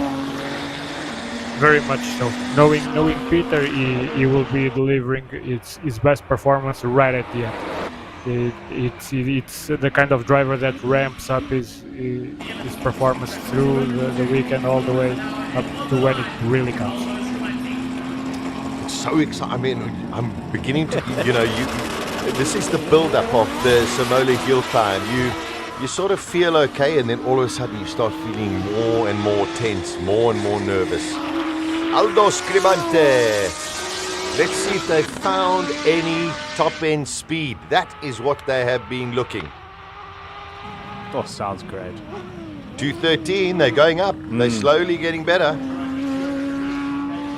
Right, here comes Franco. So he told Cotton yesterday, you don't win on Saturday, you win on Sunday.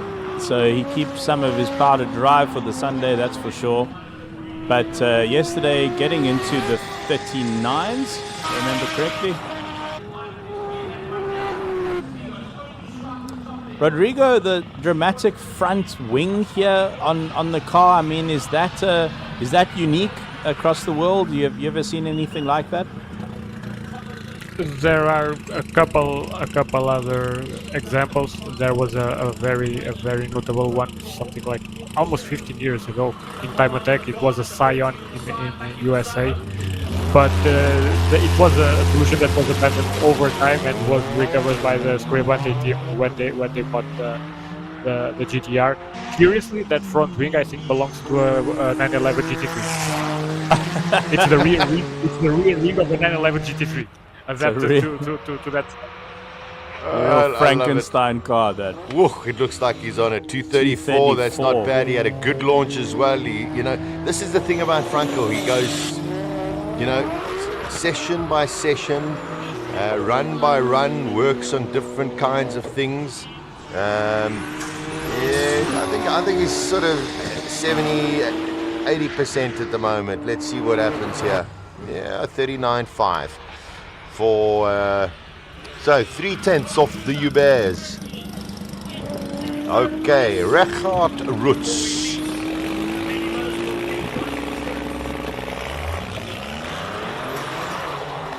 Not a fantastic launch, but with Richard it doesn't really matter. Although sometimes the less dramatic launches with less wheel spin though can actually get you out of the box a bit quicker. But I think you're right on that case. Although 241, wow. So as long as he doesn't connect with the bollard, this time will stand, and it is looking good. Very good. Another very consistent time from Darren Goodmans. He's done a brilliant weekend so far. Here comes Richard. Oh, also in the 39s. Almost a 38 there. Yeah. Rui Campos in the Shelby. This could also be another contender for the King of the Hill shootout.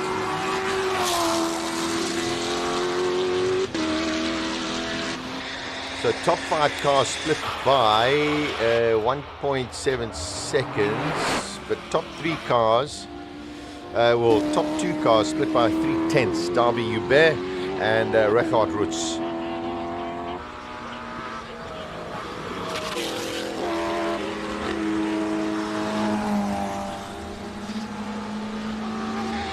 Yeah, the competition really is wide open this year. If you're just joining us, welcome to the 2024 Simola HillClimb, the 14th running, and a very interesting field this year, mostly because the top competitor, the record holder, Andre Bezuidenhout, suffered very unfortunate engine failure during testing in his Gould McLaren.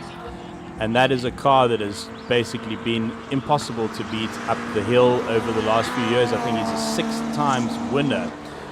But what that means, though, is that the fight has gone further down the field. And there are so many cars in it to win it, with a chance to win it this year. Very, very tight at the front. Lots of 39s, lots of 38s. And we're all having bets, Rodrigo, Sasha, Colin, myself, as to what the winning time is going to be. So join in on the live streams. Let us know what you think the winning time will be. Yeah, we've got a question. What happened to the black Subaru? Unfortunately, Anton Roux. Is it? Well, no, Roux. Anton yeah. Yes, unfortunately, just unfortunately, racing just does these things. So unfortunately, he's not there at the moment. Such a cool car, that Subaru. It's so highly modified. Magic.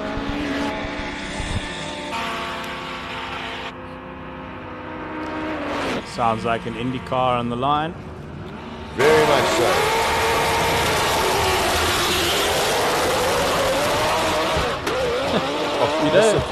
You know when the guy wearing noise-cancelling headphones is putting his hands over his headphones? Sorry, I mean that is insanely loud, that car. Very, very loud. And also, don't forget, 223 Ks. That's the quickest we've seen Robbie through that speed trap. Oh dear. No. Same again. Same Robert place. Welk. I think it was earlier yesterday. He is the last runner, though, so that means that's the end of the session, and yes, there is time to recover his car. So that is the end of qualifying 4 for today. But that is problematic. It counts. I mean, he is through. Yeah. Regardless, but they've got to figure out what the problem is with that engine, and why it's doing what it's doing. Now, this is where it's very interesting. If we look at just qualifying 4, let's not take any of the other times from what we've had over the other 3 qualifying sessions. We have got 1, 2, 3, 4 B4 cars in that in the top 10. We've got 1, 2, 3 B5 cars in the top 10. Okay, Robbie Welk's not there, but it just shows you that, between the Lotus and the GTRs, there is some phenomenal and incredibly tight racing. Hopefully, Robbie Welk's car gets fixed, Rodrigo. But if there is a problem with that, it even opens up King of the Hill even more.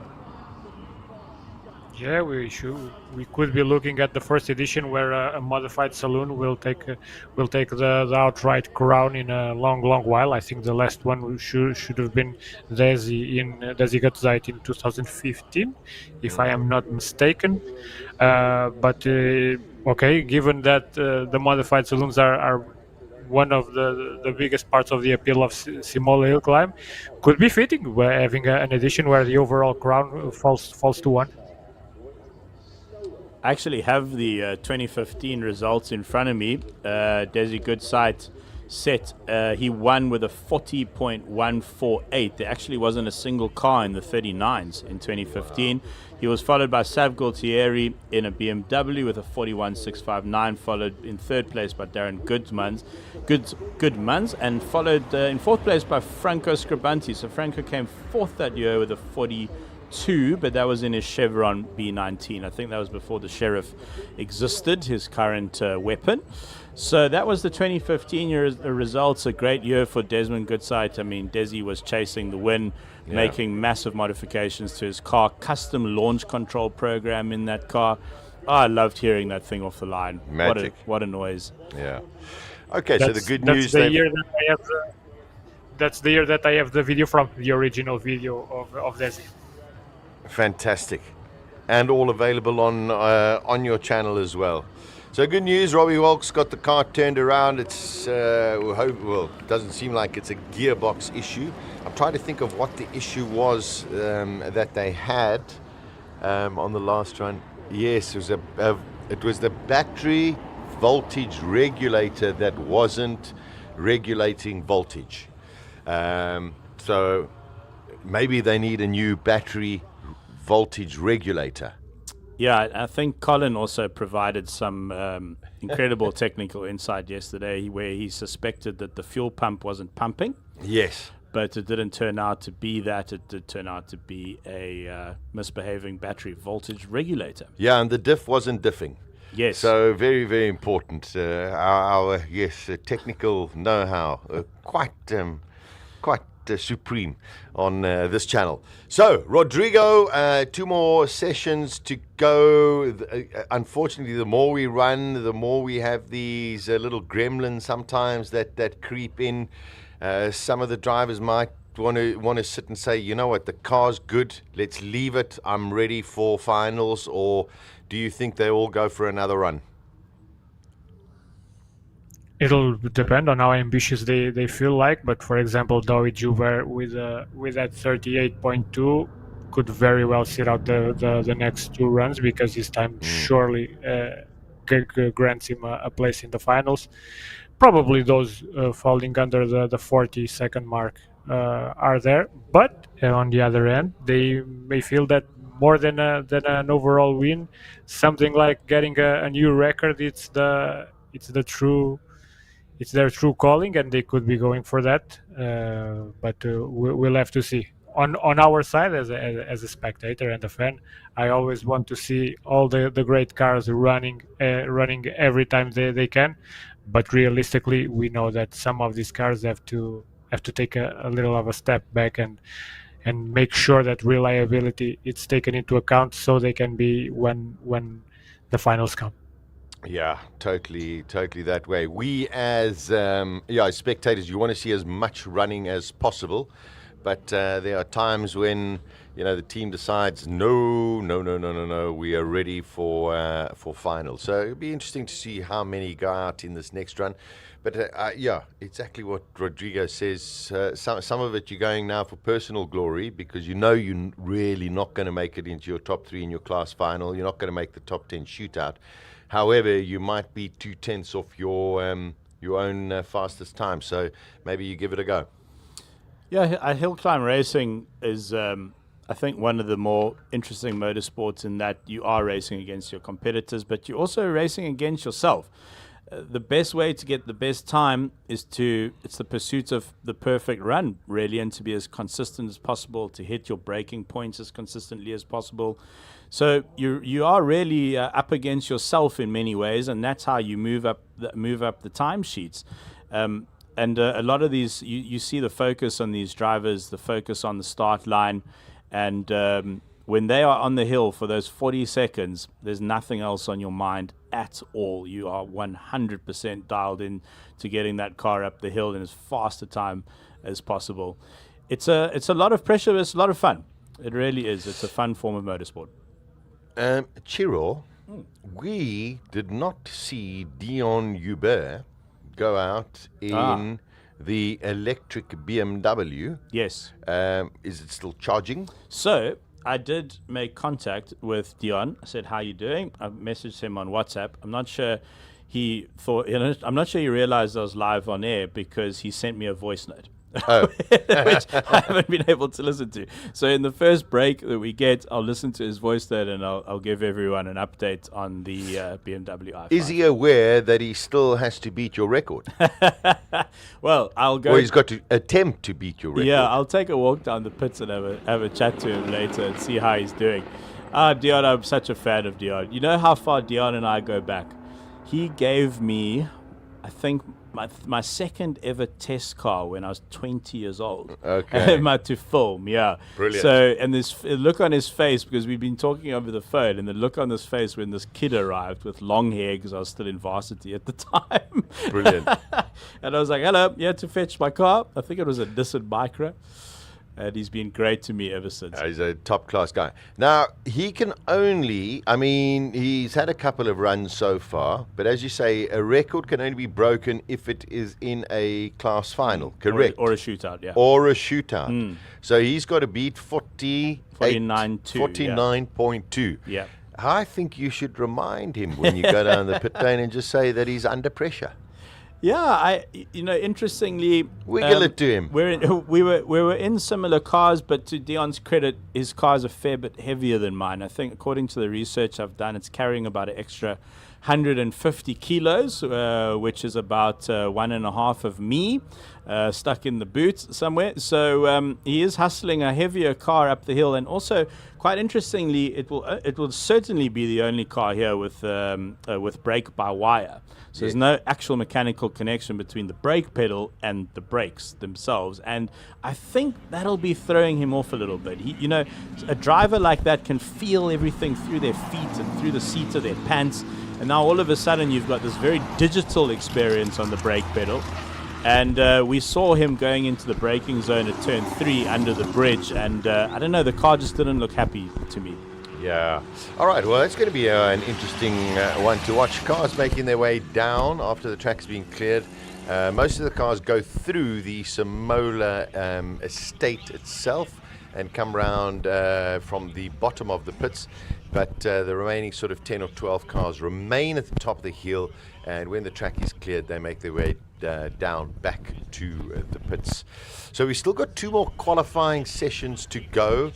We've got some wonderful entertainment during the lunch break, including Robbie W taking the Sassel Jordan Formula 1 car up the hill. Just as a demonstration, was just magic to see it yesterday and hear it yesterday as well. We got some drifters, we got some motorcycles, loads and loads of entertainment for all of the crowds.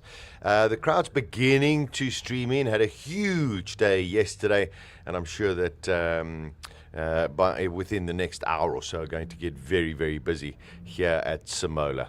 Let's cross over to Colin. Maybe he's got some updates on, well, I think maybe if you can find out what happened with the Ferrari 458 and a whole lot of other news.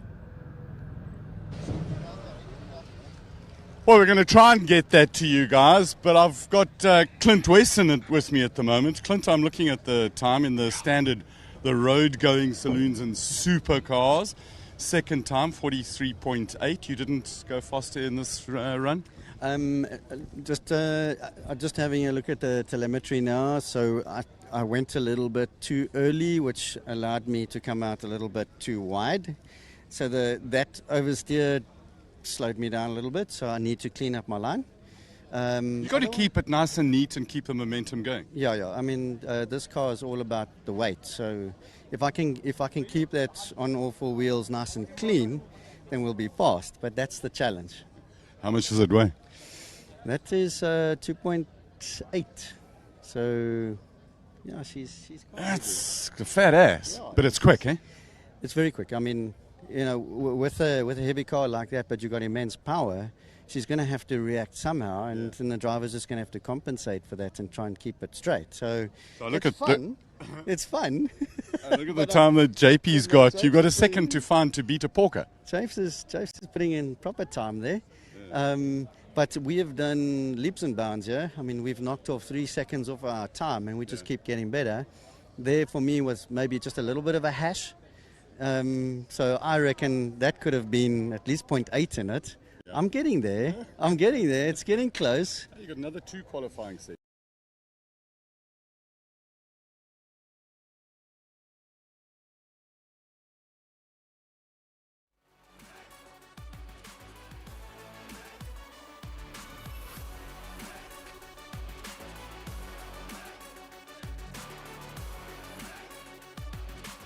and not doing stuff like this, but we're making it happen. So, And if you had to make a decision to come back next year? well, that's going to be very exciting because I know, because I've been testing the new AMG GT 63, and that is insane, and more likely I'll have it here, and that's the baby. I think it'll top everything. Yeah, it's just But that's next year. This is this year. You've got to go and do the job first. I've got to try and do exactly what I know in the GT63. But it's 4-door, so let's put the kids in the back and go do our stuff. Awesome. Thank you very much, Clint. Have a good day. Thank you. I appreciate your support. Clint Weston, racing driver of note. We've got the BMW Hybrid. It's unattended at the moment. We're trying to find JP van der Walt, who's gone quickest. He's there. Let's see if he can chat to us. JP, would you please come and talk to us? So, JP, you went a little bit quicker this morning. Slower than yesterday, but quicker than the warm-up, definitely. Yeah, warm-up, I've learned my first year here. I picked up a bit of damage. I didn't feel like it again. So, yeah, we'll go progressively a bit quicker. This previous run, the track felt for me a bit more slippery than yesterday. Maybe it was just higher temperatures. But, we'll progress. I'm sure we'll progress throughout the day. Temperature, does it bug you? No, not today.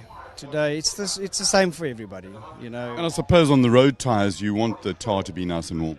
We want the tyre to be nice and warm, like you say. I think a lot of people forget we unfortunately not allowed to have tyre warmers on the road car, so you always go into that first corner and turn two under the bridge and hope the thing is going to bite and turn.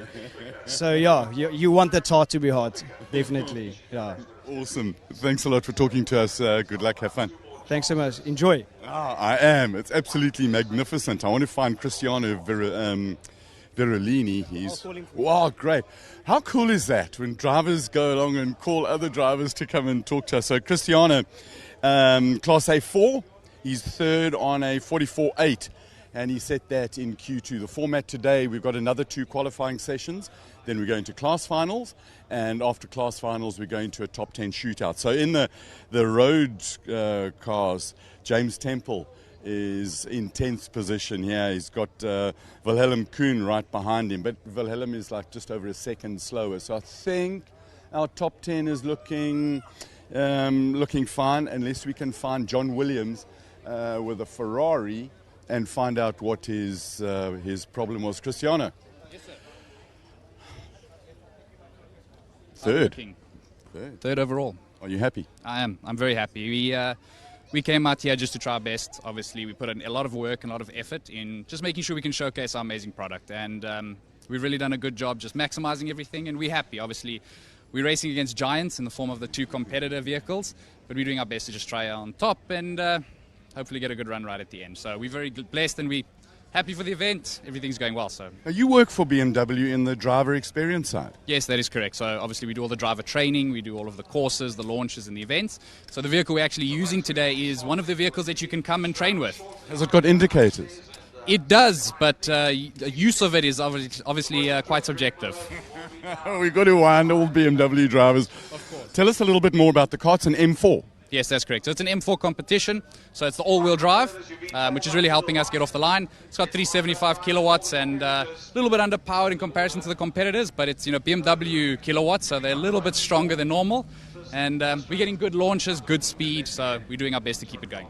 Awesome. Thank you very much for chatting to us. Have a lot of fun. Thank you very much, and thank you guys for an awesome event. And we're looking forward to just carrying on the day. So thanks, guys. Lovely. Hope to see you back next year. Thank you. Right, let's see if we can find John Williams in the Ferrari.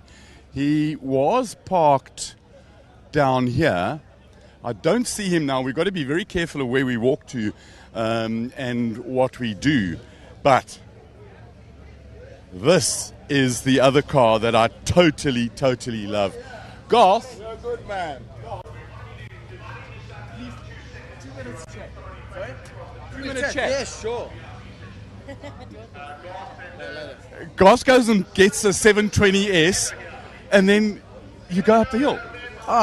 What's the point of having a car like this if you're going to drive it? That's my philosophy, you know. You want to see what the car can do. Now, are you holding back for the top 10 or are you giving it horns?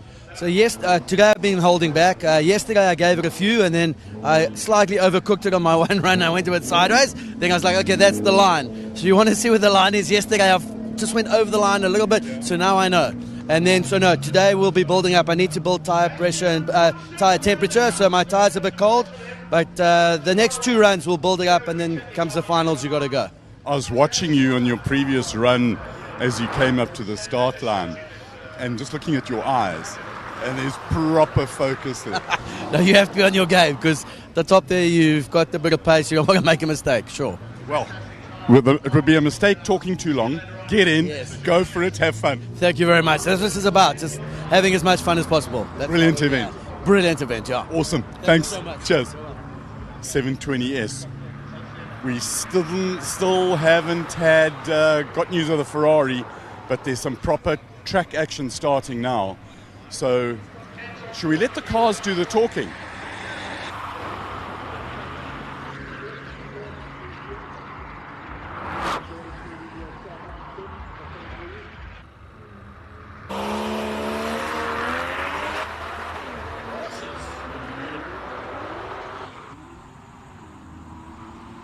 So everyone seemed to be upping the ante, that's for sure. It's the second last qualifying.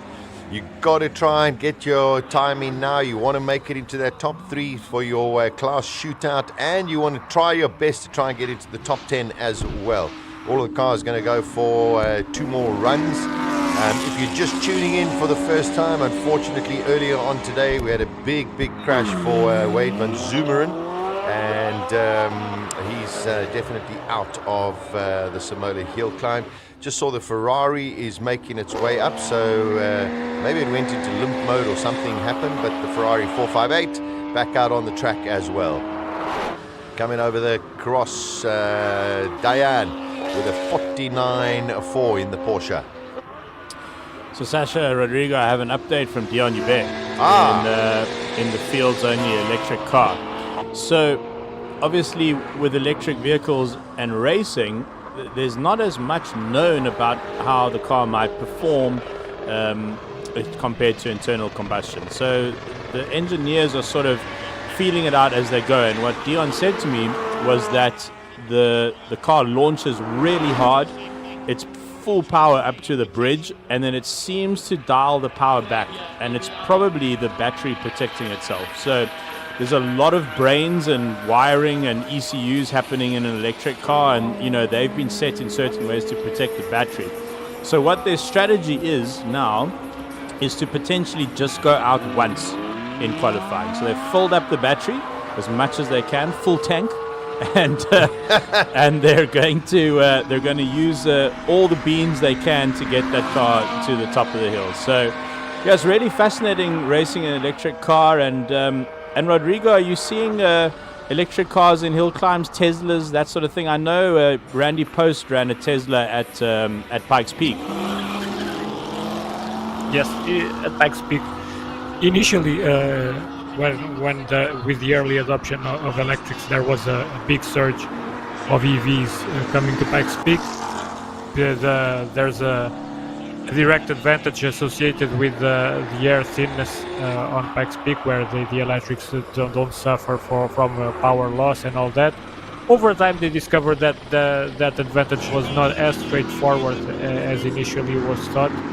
There was some dialing back on the EV adoption in motorsports and hill climb in Pikes Peak.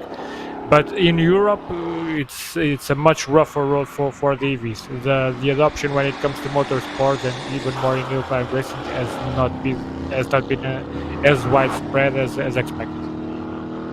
I wonder if it's cheaper to run an electric hill climb car or an internal combustion hill climb car, because you just have less moving parts in an electric car to worry about. Yeah, but you've just said I think that's excuse 477 when it comes to electric cars from Dion. Yes, the less mechanical parts moving, blah blah blah, but they've got a million different things to try and protect the battery. So come on. Anyway, I like what Rodrigo says. There seems to be some issues in Europe with getting all the EVs going, and long may they continue. Just a personal preference. Speaking a bit more seriously, this is a way more complex subject than one issue. The Chiro's point about less moving parts, it's valid, but at the same time, over time, people are discovering that in some ways, as far as software goes, there may be way more complexity added than initially thought. Very true. That's an interesting one, and we'll keep an eye on it because I think we'll see at Simola more and more EV competitors over the next few years. Yeah, I'm sure so. And you know what? It is still a very, even though the first electric cars came out in the 20s, and I'm talking about the 1920s, the advancement over the last 10 years has been remarkable, and I think everyone learning from formula like Formula E, and from there, of course, that'll eventually go into road cars. So yes, there's still a progress to go. So on a serious note, yes, it is. It's definitely part of our present and definitely part of our future. And the more efficient they can make these cars, the lighter they can make them, the battery technology, I think it can be something incredibly super. I've been lucky to test a few electric cars now, and they are fantastic commuter cars. They really are. For running around the city, up and down to work, school run, that sort of thing. If there was an EV under 400 grand, I'd probably have one by now, actually. And you know, all the money you save on fueling the car, you can put into your weekend car. You know. No, 100%. So McLaren with Garth McIntosh fastest at the moment at 46.8. There goes the Alfa Romeo QV with Piet Potgieter. Another one of the Shelbys goes across the line. Here's one of your faves, Sasha, the Alfa. Yes, the Alfa in normal drive mode. Watch out for the hazard lights. They're going to come. Yeah, those are the automatic emergency braking hazard lights, which he didn't manage to trigger on that one. But having fun here to enjoy himself.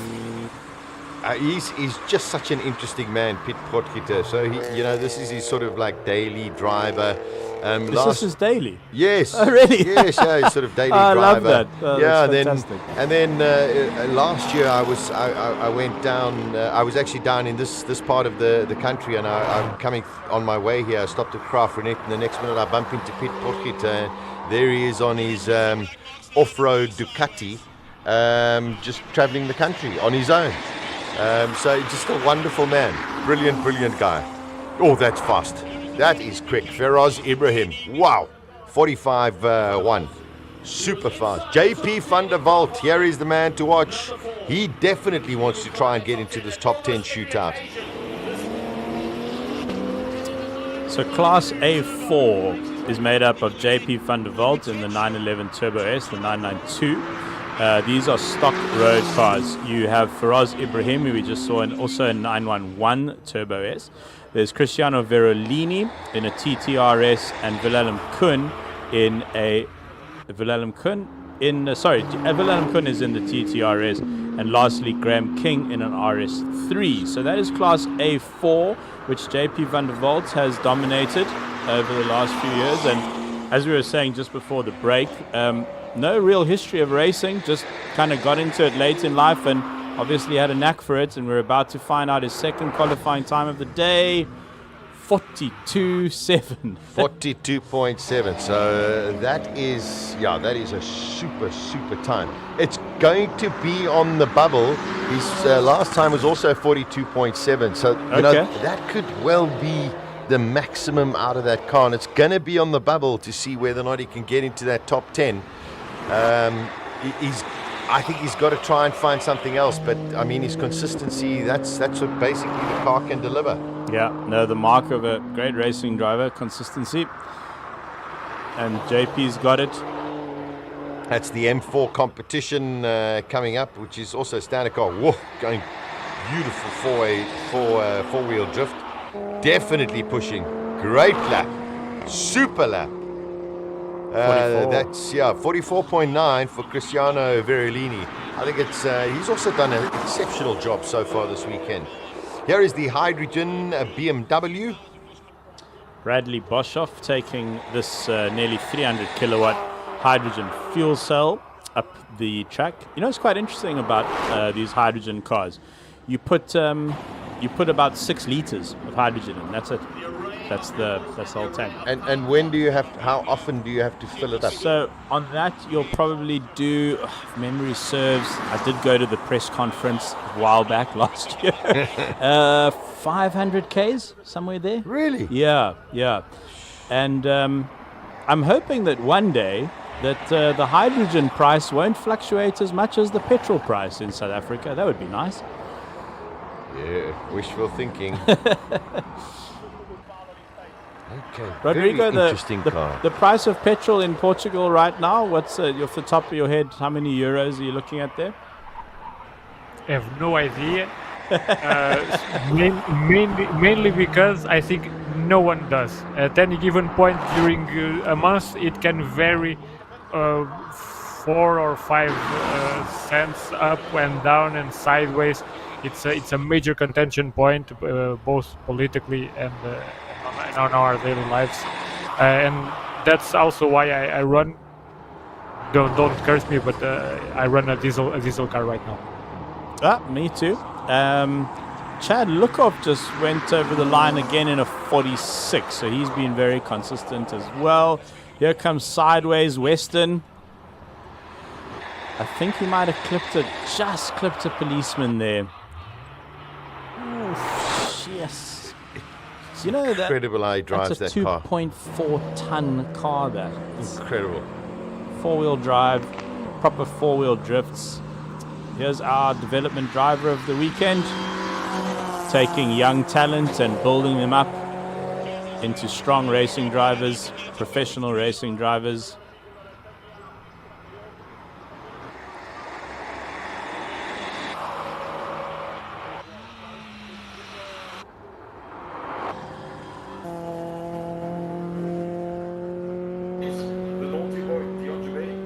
This Honda I'd like to know more about, because Honda Type Rs are fast, but this one is particularly quick.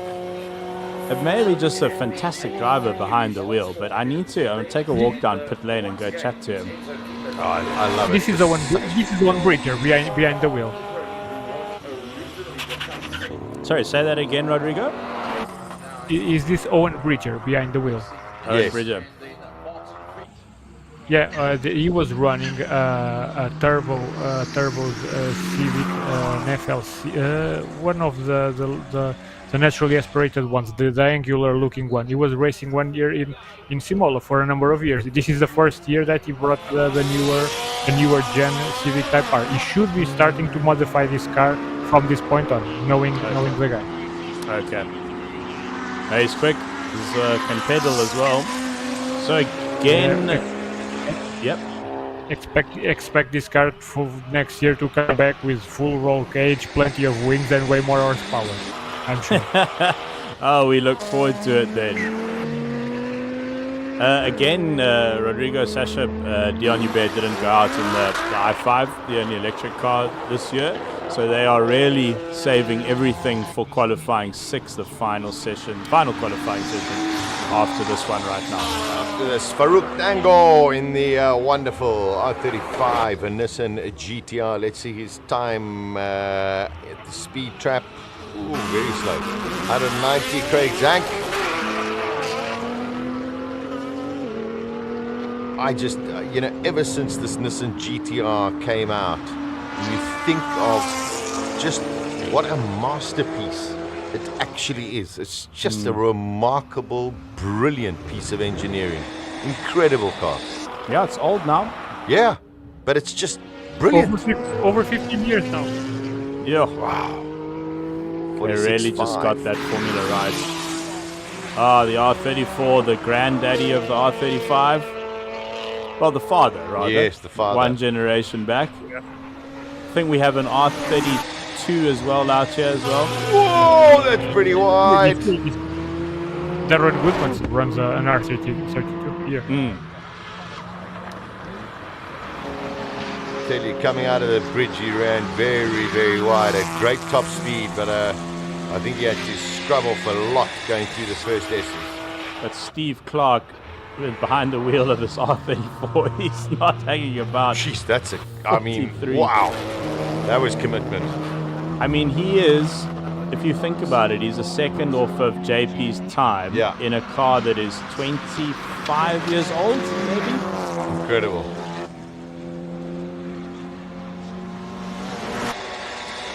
Daniel Rowe in the Volkswagen Super Polo. 43.983. I think that's the first time one of the Polos has done a 43. Yeah, it is. Yep. So what can Mokotsi put in now? He's Daniel Rowe, his friend and teammate, has thrown down the gauntlet, but they're head-to-head this weekend. He's leaving nothing else on the table. Almost little bit sideways through the S's. Mokotsi. You can't believe it, he's quicker. Yo! A 10th. Oh, here comes the oil-burning Hyundai.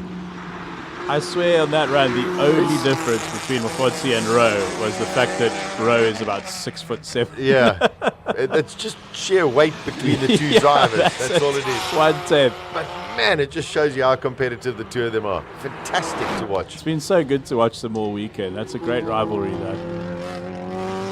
And just such wonderful young guys. I have a lot of time for them. I really do. Top class. Yeah. So John Williams, his time has been scrapped. He must have hit one of the cones on the way up. Paul Munro, Claire Vale out on track at the moment. It's the second final qualifying session, 52.2 for Claire Vale. Clint Weston's time is still standing, although I could swear he just hit a pool noodle, but it could have. There's one pool noodle lying down, and I could have been knocked over by a previous. There it is. It's on that camera shot there. Yeah, it could have been. Yeah. I love this John Munro car. It's just beautiful. Whoa. Wow. That's going. Paul Munro, sorry. 45.9 for him. NASCAR engined BMW Z4. Oh, no. That's that unfortunately was withdrawn. Oh. This is the other one. DLS7. It's got the V8.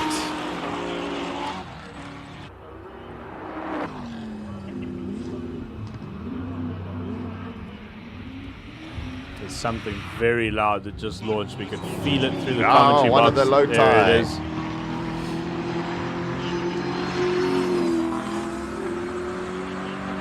Peter Hubert in a naturally aspirated SLS 63 AMG powered Lotus built right here in South Africa by the wizard Quinton Boylan.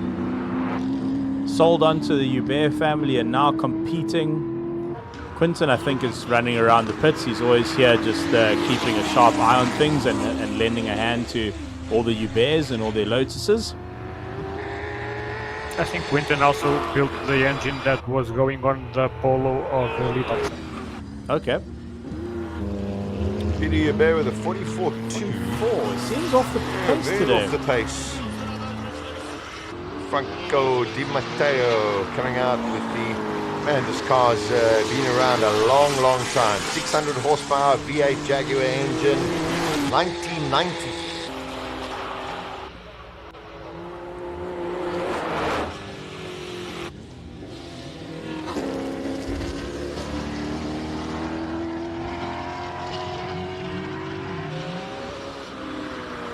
Beautiful Noble. That's a stunning car. That's beautiful car. That's a bedroom poster wall car. That.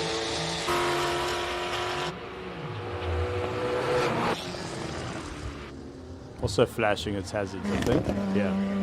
43.4 for Franco De Matos.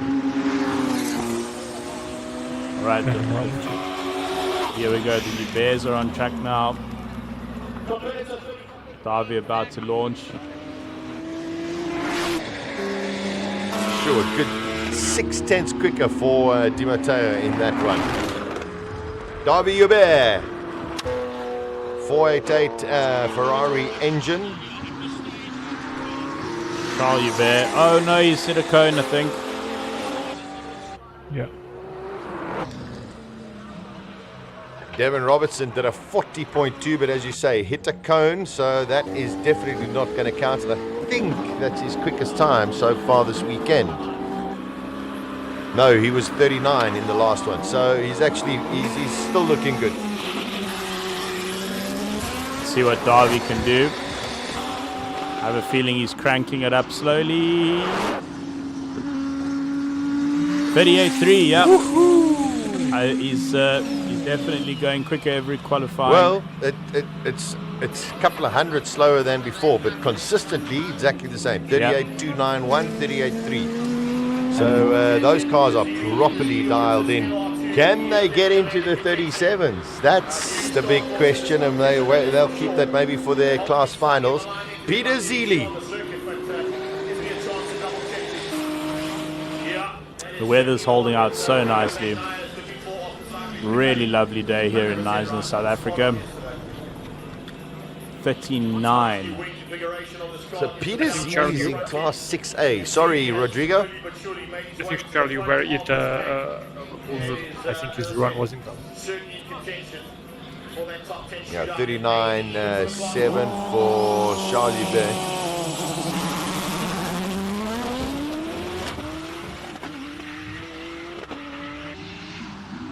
The size of the wing on this MR2 always just blows my mind.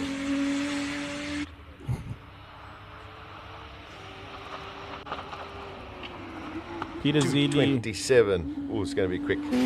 He's through the speed traps a little slower than the other Lotus, which makes me think he's quicker through the corners thanks to all his downforce work.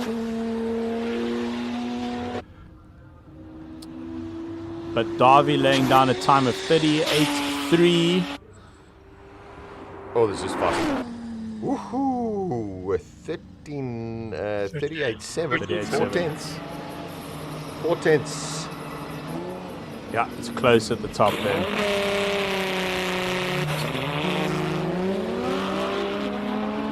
Evans out there, Van der Merwe out there in the BMW, Evans in the GTR. Top of the timesheets, B4, B4, B4, B4. Class, B4.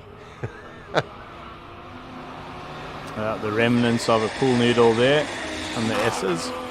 It won't do any damage to the cars though. Although it is a bit distracting when you come around those corners because the S's are blind and then all of a sudden there's something in your path. It's not ideal for the drivers. My favorite car off the line is definitely this one. Ridiculous speed. Brilliant.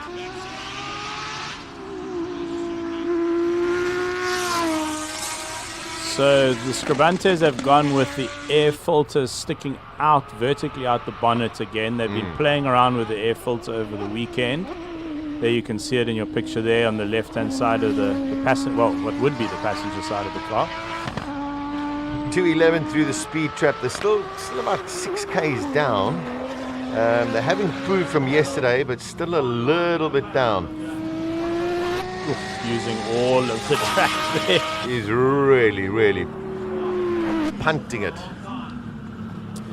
41.0 for Aldo Scribante. His previous best time was a 40.6. So half a second. Before Franco, we should have seen a brand new car in the hill in the hands of Silvio Scribante, who unfortunately had to withdraw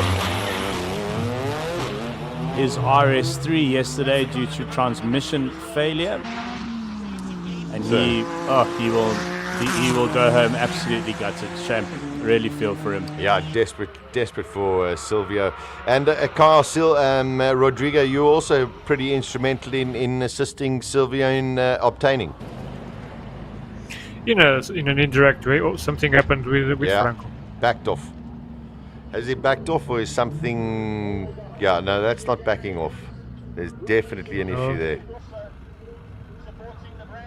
he was super fast off the line and going through 1 and 2, but yeah, he did look quick. That's a big failure.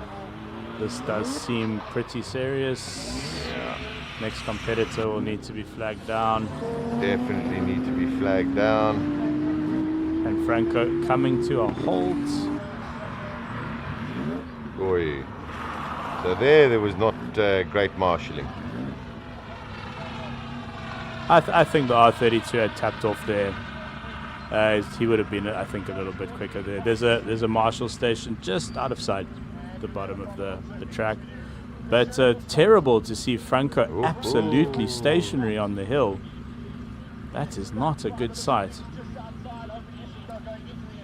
Sure, we'll get, well, of course we'll get an update as to what happened, but it seems though he was really, focusing on this. He was great off the line. He was very, very quick through 1 and 2, and then, he's most probably, Colin is most probably going to find the chief engineer, Kobus, in the pit box. Incredible. With today's technology, Rodrigo, the engineer knows what's happening before the driver does.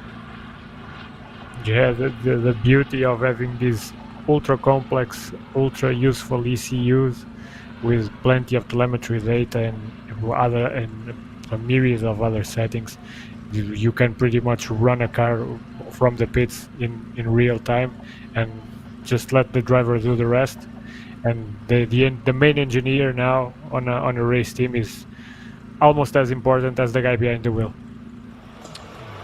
Yeah, it does sound to me as though the car's still running. It's sounds still like idling. it's running. Yeah. So all of us, I mean, you got Richard Roots ready for his run. He would have had his car coming out of tire blankets, and those tires are going to get cold. Colin, let's cross over. What's happened to Franco Scribante's car? Guys, what a scommel to get here. I've just spoken to Kobus in the background there, and he tells me that there's a problem with the gears.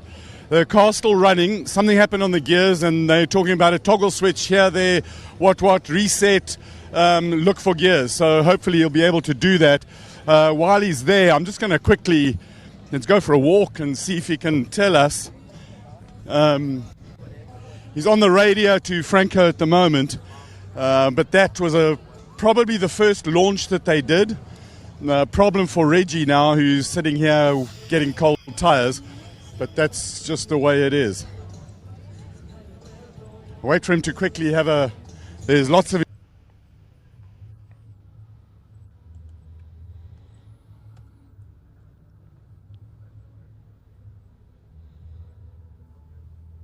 Yeah, a little break up there from Colin. I'm sure we'll catch up with him. I'm sure Kobus in serious conversation.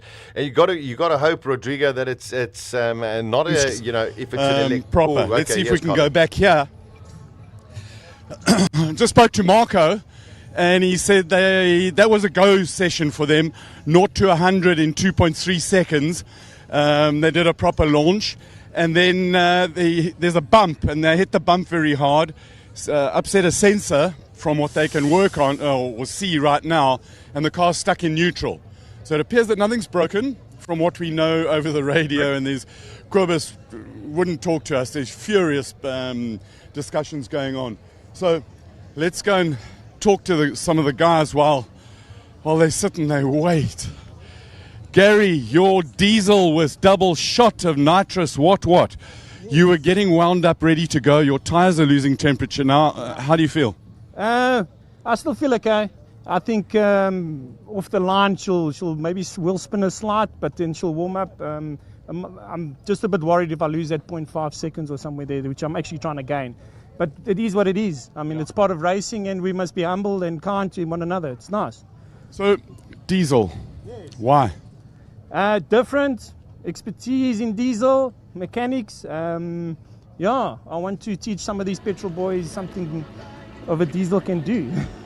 It does a lot. I mean, you're having fun as well. Yes, I am. Yeah, we've come a long way. We've beat our time this year again, so it's a good thing when you put a lot of work into something and then you make progress. So every year getting faster and faster. Yeah, that's the way we want to roll. And your target is getting to the 39s.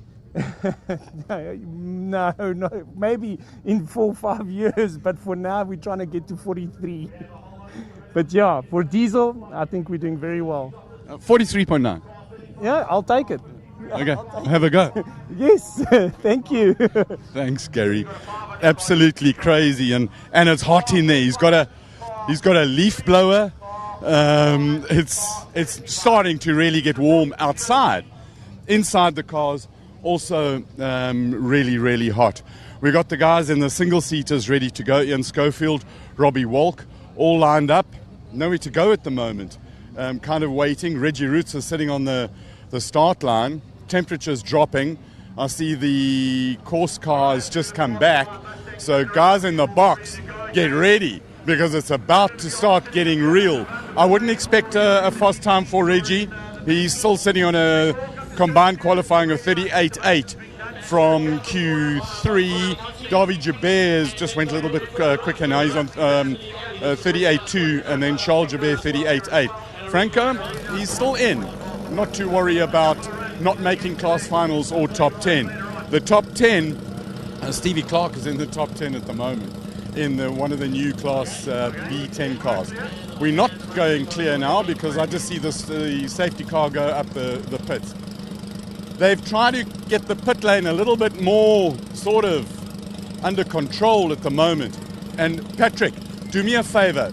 There's Robbie sitting in the car. Just zoom in tight on his eyes.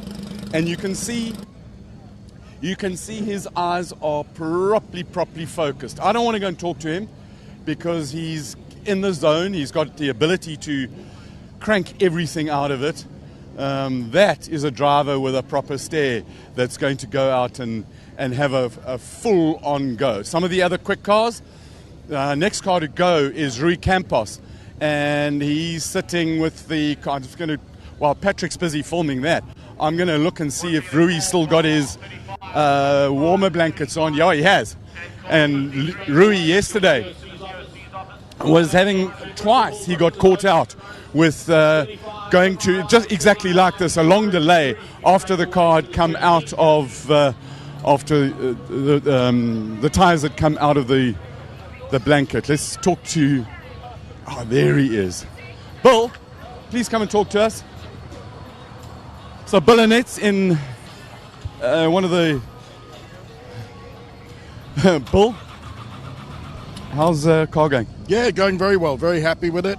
Like we said yesterday, new car, first time driving it this weekend. So yeah, going well. Having fun? Yeah, always. Okay, awesome. Thank you very much, Bill. Good luck. Keep going. Eh? I see the safety car is back, and Reggie has started the car. I don't expect a full-on launch here, but we'll see what he does. So go back to the boys in the box, and let's let the cars do the talking. But expect a big run from him now as well. Slightly delayed. A little bit cooler these Michelins, but needless to say, that won't affect Reggie's ability.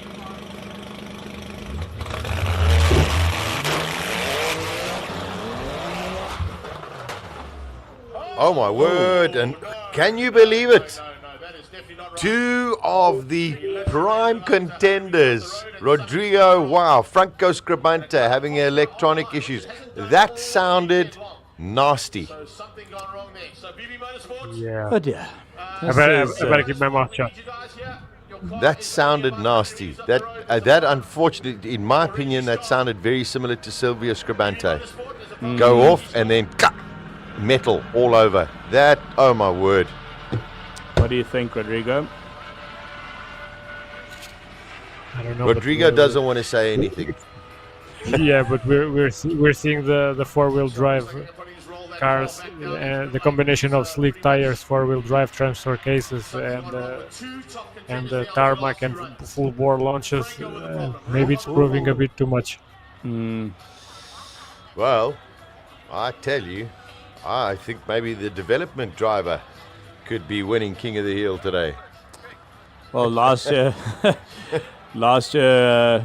I remember Reggie coming back. He just lost, and he said, "Sometimes you're the pigeon, and sometimes you're the statue." He's always good for a one-liner, Reggie Roots. always in good spirits, but this will be tough for him if they can't get this car back on the road.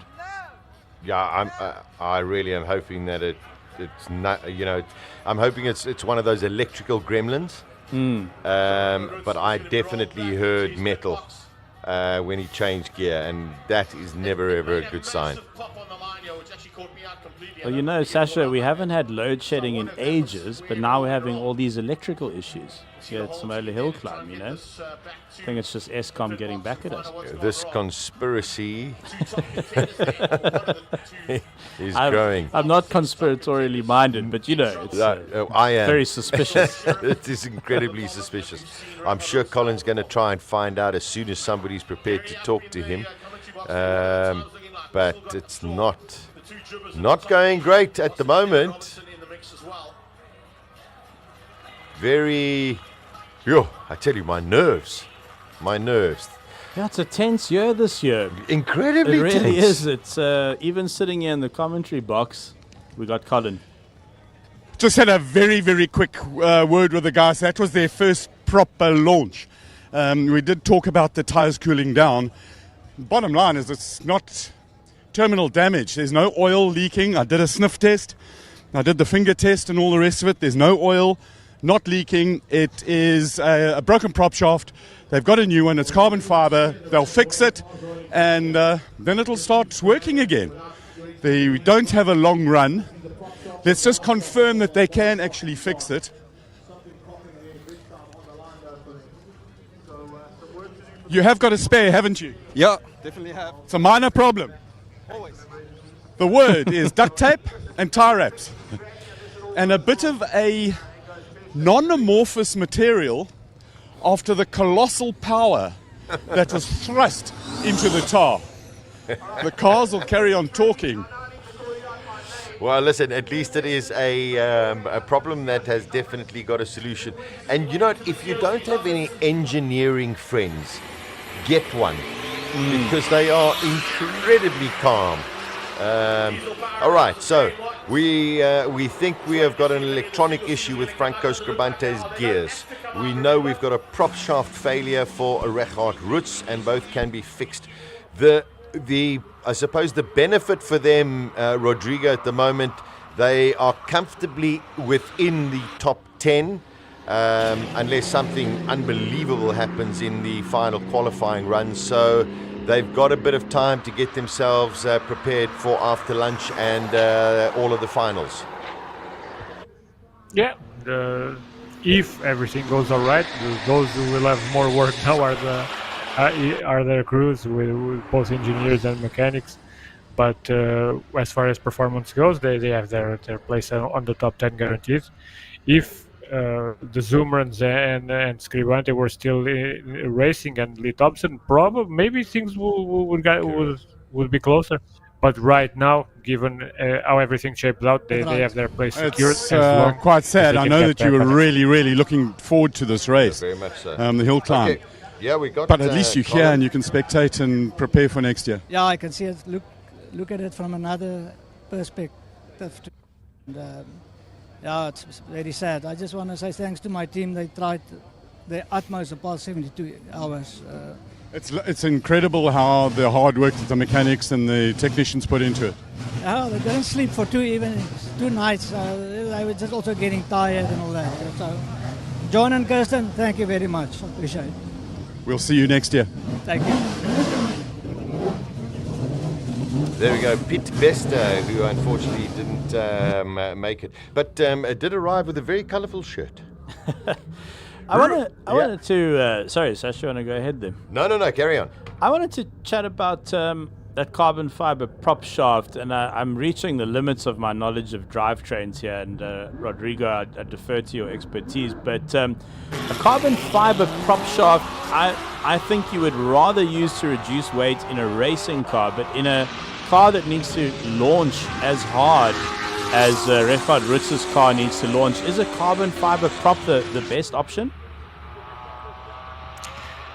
Well, you are deferring to me, but the truth is you are not far from the truth at all. When it comes to unless the car is built from the ground up with full-bore launches in mind.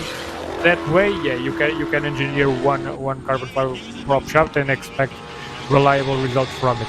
But taking a road car, adding huge amounts of power, and then adding adding the carbon fiber prop shaft might be a solution, recipe for disaster. I can give you a good example on this. In New Zealand, they are still racing the Subaru Impreza WRC unit, de-restricted with almost 900 horsepower right now.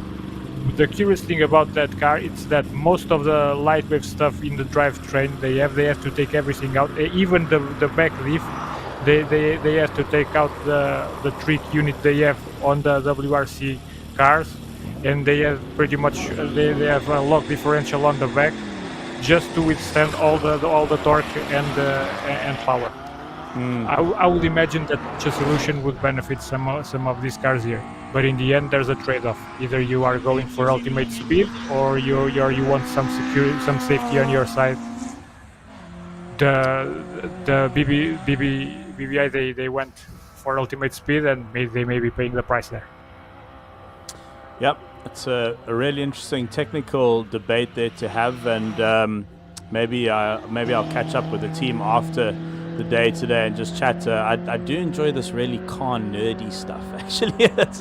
I love getting stuck into it. I mean, it's just fascinating. If you think, yes, we are having a few mechanical issues this year, but if you look at when we arrived here this weekend, Chiro, just to see the standard, the upgrades that everybody is bringing. So as much as they've done some testing, you know, this is so much progress that unfortunately, as we progress, we are going to come across some elements that aren't going to work perfectly. So, you know, for what we have unfortunately lost out on in terms of cars, maybe mechanical or accident wise, for the rest you've got to say well done, because the times are much faster than last year. The preparation and progress into each of the cars, the technology is extraordinary. Yeah, I think what we might be seeing here, because the competition is so intense, is the engineers are pushing the cars and the drivers are pushing themselves, and the combination is resulting in some reliability issues. Yeah, straight to right on the limits. Whoa, that I tell you was incredibly wide for that Formula V. Oh, super lap. Sounds like a pull beam on the line. Whoa! Yeah. Oversteer moment there for the R32. Yeah, that's backed off huge.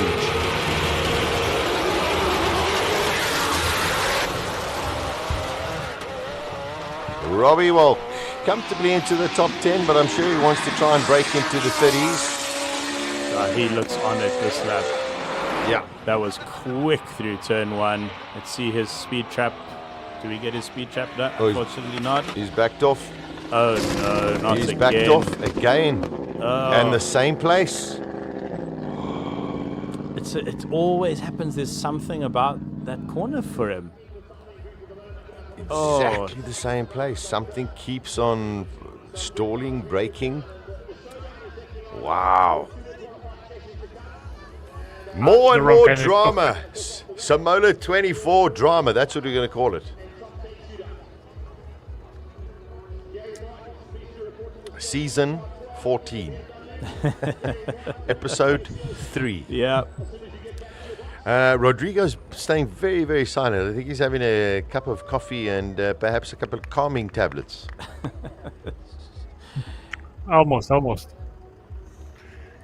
But Yeah, this is the wrong kind of consistency we're expecting. No, it's tough. It's tough to watch. You never want to see cars going out for mechanical issues. There's so much preparation goes into these cars, but as we've been saying, they are on the limits. They really are, and reliability does become a factor. I wonder if this is going to change the nature of the competition a little bit this afternoon, because to be first you have to finish. Yeah, we saw it last year with Aldo Scribante. It happened to him. We saw it last year, Reggie Roots just making a little mistake right at the end. But if, for example, Rodrigo over the weekend has told us that in the European hill climbs, they don't have nearly as much running as what our drivers and competitors have. And if, for example, this was the final run, the top 10 goes through. Darren Goodmans, JP van der Walt, Rui Campos, Ian Schofield, George Evans, Aldo Scribante, Devin Robertson, Charles Hubert, Peter Zili, Darby Hubert. No Scribantes, no Roots, no anybody Volks. else, no Volks. So I suppose in a way, Rodrigo, the South African hill climb drivers here at Simola do have that luxury advantage of having so many sessions. It would be quite different here in Europe, because I think I think you guys got the right recipe for entertainment and even for the drivers. This ramping up of excitement until the top 10 in the final and getting as many runs as this. The problem here in Europe is that we have such huge entry lists, sometimes with 250 cars or even more. Wow! That what happens in the bigger hill climbs is that on Sunday there will be only 2 runs for each car in total. And there will be no top 10 run, nothing like that. You just add the both times on each run, and the faster wins. It's pretty much that. And if you pull out on any of those 2 runs, it's a DNF, and that's it for the whole weekend. Yeah, that's in some ways. Yeah, but people are used to it, and you won't see anyone complaining here about it. But for me, knowing both realities, I know that the right way for the crowd, it's probably yours. Although a lot of people want to race on some of the European hill climbs, there's a huge interest from the part of the drivers. So it's on a point where they just can't say no to a lot of them, and these 250 entry lists are something that we take for granted.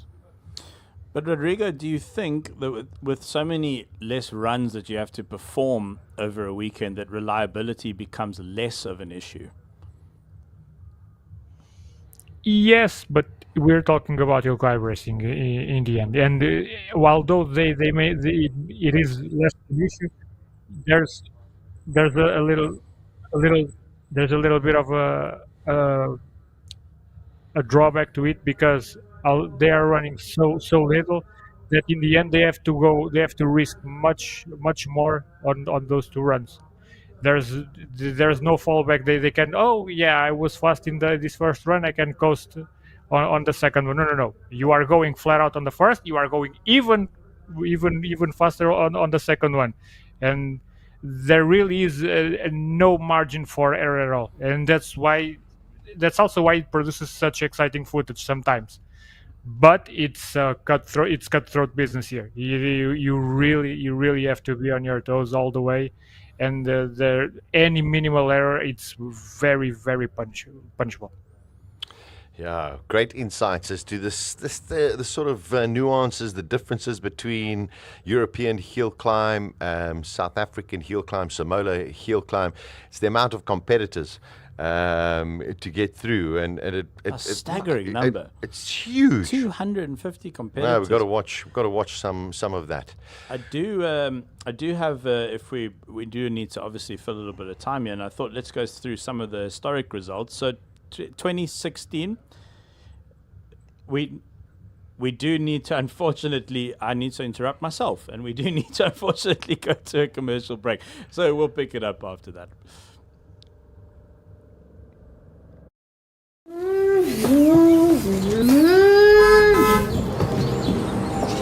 I'm coming!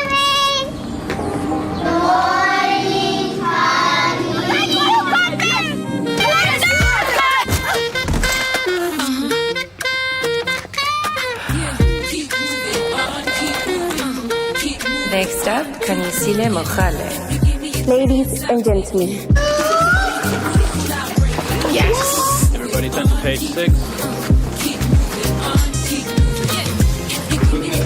Kanye, we love it. You guys are ahead. Congratulations.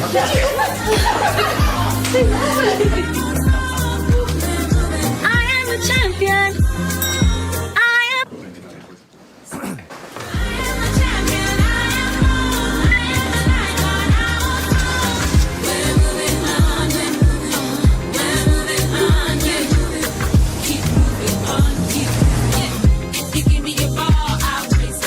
If you give me a room, I'll shake it. Keep moving on, keep moving. Keep moving on, keep moving. I am bold. I am an icon. I won't fall, yeah.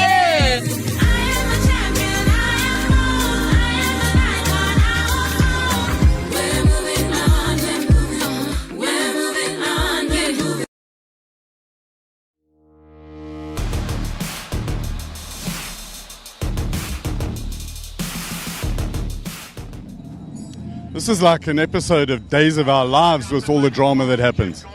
Yeah, no, it started well, and unfortunately we've hit a bit of bad luck now. It seems like it's broken the front diff, which really puts us out for the weekend, as you need to take the engine out to change that. So we're playing with the idea of maybe just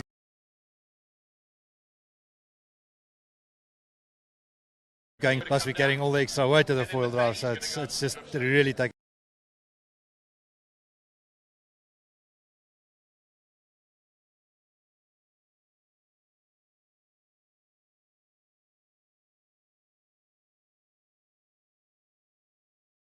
you don't really know till you've pulled all that off what's wrong, you know.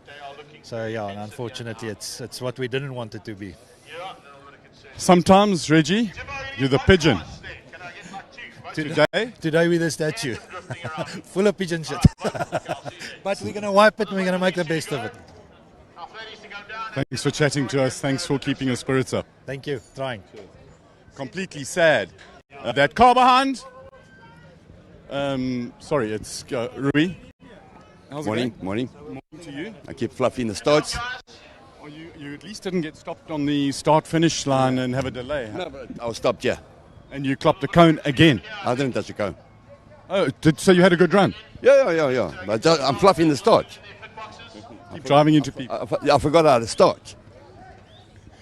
It's crazy. Darby W is there. Can you speak? Rodrigo from HillClimb Monsters is with us. Patrick, around this side, please. And can you just say, well, he's Portuguese. Can you have like a bit of a discussion in Portuguese? Yeah, I can. Sure. Go for it. Is it? Yeah. Bom dia. Muito bom dia. Aqui de Neisner. Hoje estamos aqui nas corridas de subir a montanha. Isto não é muito perigoso, porque é um carro sozinho de cada vez, mas é sempre perigoso se um homem ter, como é que se diz, um azar e um gajo cai da montanha, né? Até pode acontecer. Portanto, muito obrigado por ter toda a gente vir e estamos aqui, está tudo cheio, pá. É um prazer ver. Adeus. Thank you very much. Yeah, I love that. You ask a guy to do something and they just do it. I saw Darby W just walk past us. We've got a whole lot of minutes. In the meantime, down the pit lane comes the sheriff wheeled in. But there's a bit of a traffic jam here. It's Neisner. There's a people jam in here. But while we're waiting for that, and before I get driven over by Rui Campos, I've got the combined qualifying result after Q5. So we've got one more to go. And these are, let's start with the modified saloon cars. 10th fastest at the moment, Darren Goodman's on a 42.7. Stevie Clark is 11th on a 43.125. That's in that new Class B10, which Steve Clark is running in. George Evans, Wade van Zummeren, not going to run. Aldo Scribante, he's still in it in 7th position on a 40.66. So for Aldo, he is absolutely over the moon, and with a bit of luck, we can have a word with him. And Devin Robinson pulled it out, and he's sitting in 6th position on a 39.9. 38.9 is Franco Scribante. With an electronic problem, we are told, that's put the car into gearbox. Charles Joubert, Richard Roets, Peter Zili, and Darby W. So there's one more qualifying session. That kind of looks like our top 10. Patrick, please come a little bit forward as the cars come down here. Darren is Craig Zank. If you just... Franco's right behind us. And I'm not sure if the car's still in gear. No, it's not. It's just idling. Keep everything cool. So let's have a quick word here with Darren Goodmans. Darren, we haven't spoken to you the whole weekend. You guys are having a pretty good run so far. Yeah, we had a good run yesterday. We were in the top 10 yesterday, but this morning the guys have been a bit quicker. We found my boost controller was not where it should be this morning, so we did one run with a little bit of lower boost than I hoped for. And then the second run out of Canada, because at the top of the second straight, Franco was rolling down in the middle of the road. That was close. It was quite close, yeah. I was shouting at the screen, red, red, red, red, red, give you some warning. Yeah. It could have been... It could have been... apparently Franco was trying to get out of his car at one stage when he knew they hadn't cancelled the run. And then the second run out a big slide. So, yeah, we've got one run left. So you're going to wind the boost up to all of it? It was all of it now. But all of it and some more. All of it and a little bit extra that we're going to pull out somewhere. Yeah. And focus completely on you doing a faultless clean run. Yeah. So the launch I've got with the launch has been epic the whole weekend. Crowd loves it. Yeah. I've just got it's a driver story now. It's not the car. The car's doing all it can. I've got to pull it out of the hat now. You can do it. Thank you.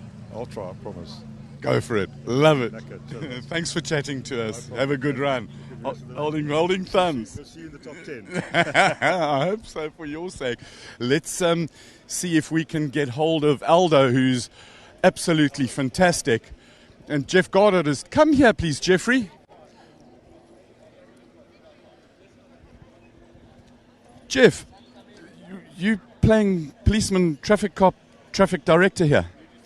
Yeah, at this point of the event, I like to engage with the competitors, just to understand how they're enjoying the event, how better we can do things, and also having a sniff around to make sure they're complying with some of the rules that are quite obvious to police. Yeah. And yeah, that's what we're up to at the moment. And what are they saying? The event is running well? They are indeed, and weather's been very kind to us. Everybody's getting psyched up. Everything is happening. The atmosphere is building, and this is exactly what we want. That's what we're all about. It's an incredible event, and it's full of drama. I said to Reggie just now that it's like days of our lives getting into qualifying. Yes, both Reggie and Franco are through, but you got like Sav Gualtieri sitting on 13. Yeah. It's tight, so qualifying 6 is going to be quite spectacular. Yeah, we're going to see a lot of the Class B, the really highly modified cars, giving the single-seaters a real run for their money, I think, this year. Very, interestingly, you started this new B10 class. Yes. And we've seen, Steve Clark is leading it at the moment. That thing's not slow. Yeah, so just the background behind that. Year on year, we've got competitors, they look at the standard car class and they register. And then when I start quizzing them about what they actually want to bring, they've got modifications. And it's just a pity just to turn those really keen petrolhead guys away. So we've got a formula where you can come along with your standard car, must be road registered. You must have your valid tax disc on the road. Road tyres? Or up to a semi-slick tyre. But most of them are choosing a really good street track tyre. But you may not change the parameters of the standard body. Then it's all what you want inside, without too much policing. It's working. It's lovely. Darby, thank you very much, Jeff. Sorry I've got more important people to talk to. You're the man. Go do it. Thank you. Darby. Yes. Drama, hey? Very much so, hey. I hope the guys can sort it out. It's we never wish. It's really cucked seeing a car break and things go wrong. Correct. Because you want to race against the best and beat them. No, they need a fair chance. Yeah, so 38-2 from Q4. Yeah, I'm happy with that. I didn't expect that to be as much as what it is, or as low as what it is, but I'll take it. You can get into a 37, 0.3 of a second. I'll try. Car strong. Your launches are absolutely fantastic. Yeah, the car feels good. I'm happy with the car. The setup, everything is great. So the car gives me a lot of confidence as well. So I'm happy with the car. And Awesome. Good luck. Thanks for always chatting to us. Have fun. Thanks, Gary. Just be fast. I did really want to. Patrick, shall we try it? Shall we see if we can get hold of Peter Zili, who is sitting in second position at the moment after qualifying? Before we go walking too far, I've got to see if he's still there. And he is. Right, I'll go and fetch him. Let's see if we can have a quick talk over here. Peter, if you've got a short little bit of time, please come and have a chat.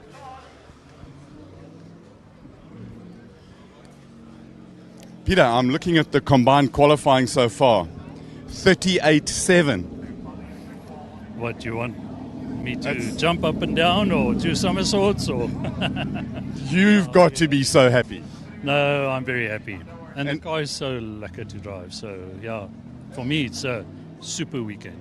You're sitting in second position at the moment. You and Freddie are having a look at the data. Are you making changes, or are you looking at places where you can start extracting a little bit more? Yeah, we'll be looking at it, but I think what we rather need is some mechanic to work on Darby's car and to make something negative. No, he's really fast. I mean, and you know what, I want to say it. We just said, we don't mind losing against Darby. Yeah. But someone here said, no, I do. But he's driving brilliantly. He's done a brilliant job in preparing the car, reliable, got the launches right from the very first launch. That was sorted. And he's been on it the whole weekend. You know, I've known Darby since 1999. Yeah. And he's a fierce competitor. So this is the Darby I know. I was sitting looking at the gap, 38.2, 38.7, 38.8, 38.8, 38.9, 39. I mean, hell, it's okay. Reggie's got a bit of a problem. He looks like he's going to do it in two-wheel drive. Yeah. And Franco as well. Excuse me, not sure. There's a frog in my throat. It's all the bloody rubber from that thing. It's thrown everything wide open. Yes, I mean, it sounds like Franco's his terminal. Yeah. I don't know, Reggie says he's his terminal. So now it's up to the three of us here. Well, good luck. Have fun. I'm looking forward to it. Yeah. I must say, Charles also a dark horse because I believe he can turn his boost up another 3 bars. So his car's really fast. So now we see that on the top speed. He's not running max boost at all. So it's going to be... We don't know. That's the part of motor racing we love. Well, you've said it many times. It's all about that last run. So we can do what we want now. Yeah. What do you do on that last run? That's the one. At least you know you've got the speed. Yes, yes, I'm chuffed. And with this particular run, I think the track is good today, better than yesterday. I made a few mistakes, so maybe a 36 is possible. I hope so for your sake. But you are joking. I am absolutely joking, yeah. No, 0.2 perhaps, that's it. Okay, we've got...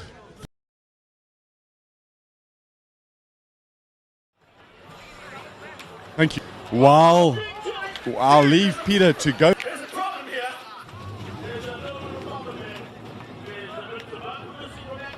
Whoops. Whoops.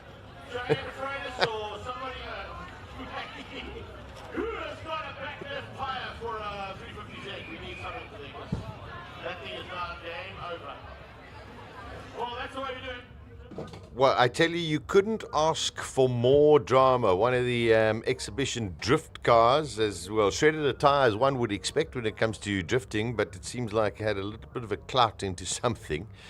Unconfirmed, but listening to what Peter Zili had to say, Rechard might go up in two-wheel drive, and he said, Franco, terminal.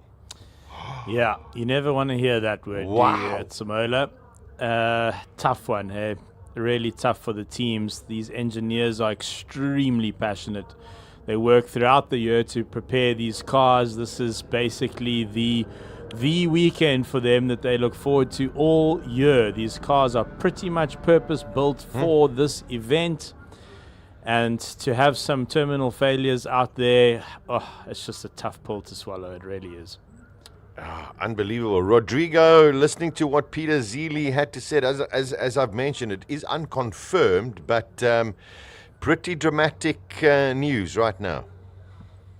Yeah, during this break, my cell phone was blowing up with different news. It's been crazy. First of all, yes, I think the problems with Franco are terminal. I also was warned that Rhodes was going to run into WD. Let's see if that's possible. But another curious message I received during this break was from Andrew Brilliant, the designer of both Peter and Dewey's car. So the same guy designed the cars that are in first and second at this event. The Adrian Newey of Simola. Fantastic. Pretty much. Yeah, it's completely wide open there. We can see the remnants of a drift car, which, well, that's what they do. They drift, and sometimes it doesn't go so well. But hopefully they'll clear that off the track. We're going into our final qualifying session.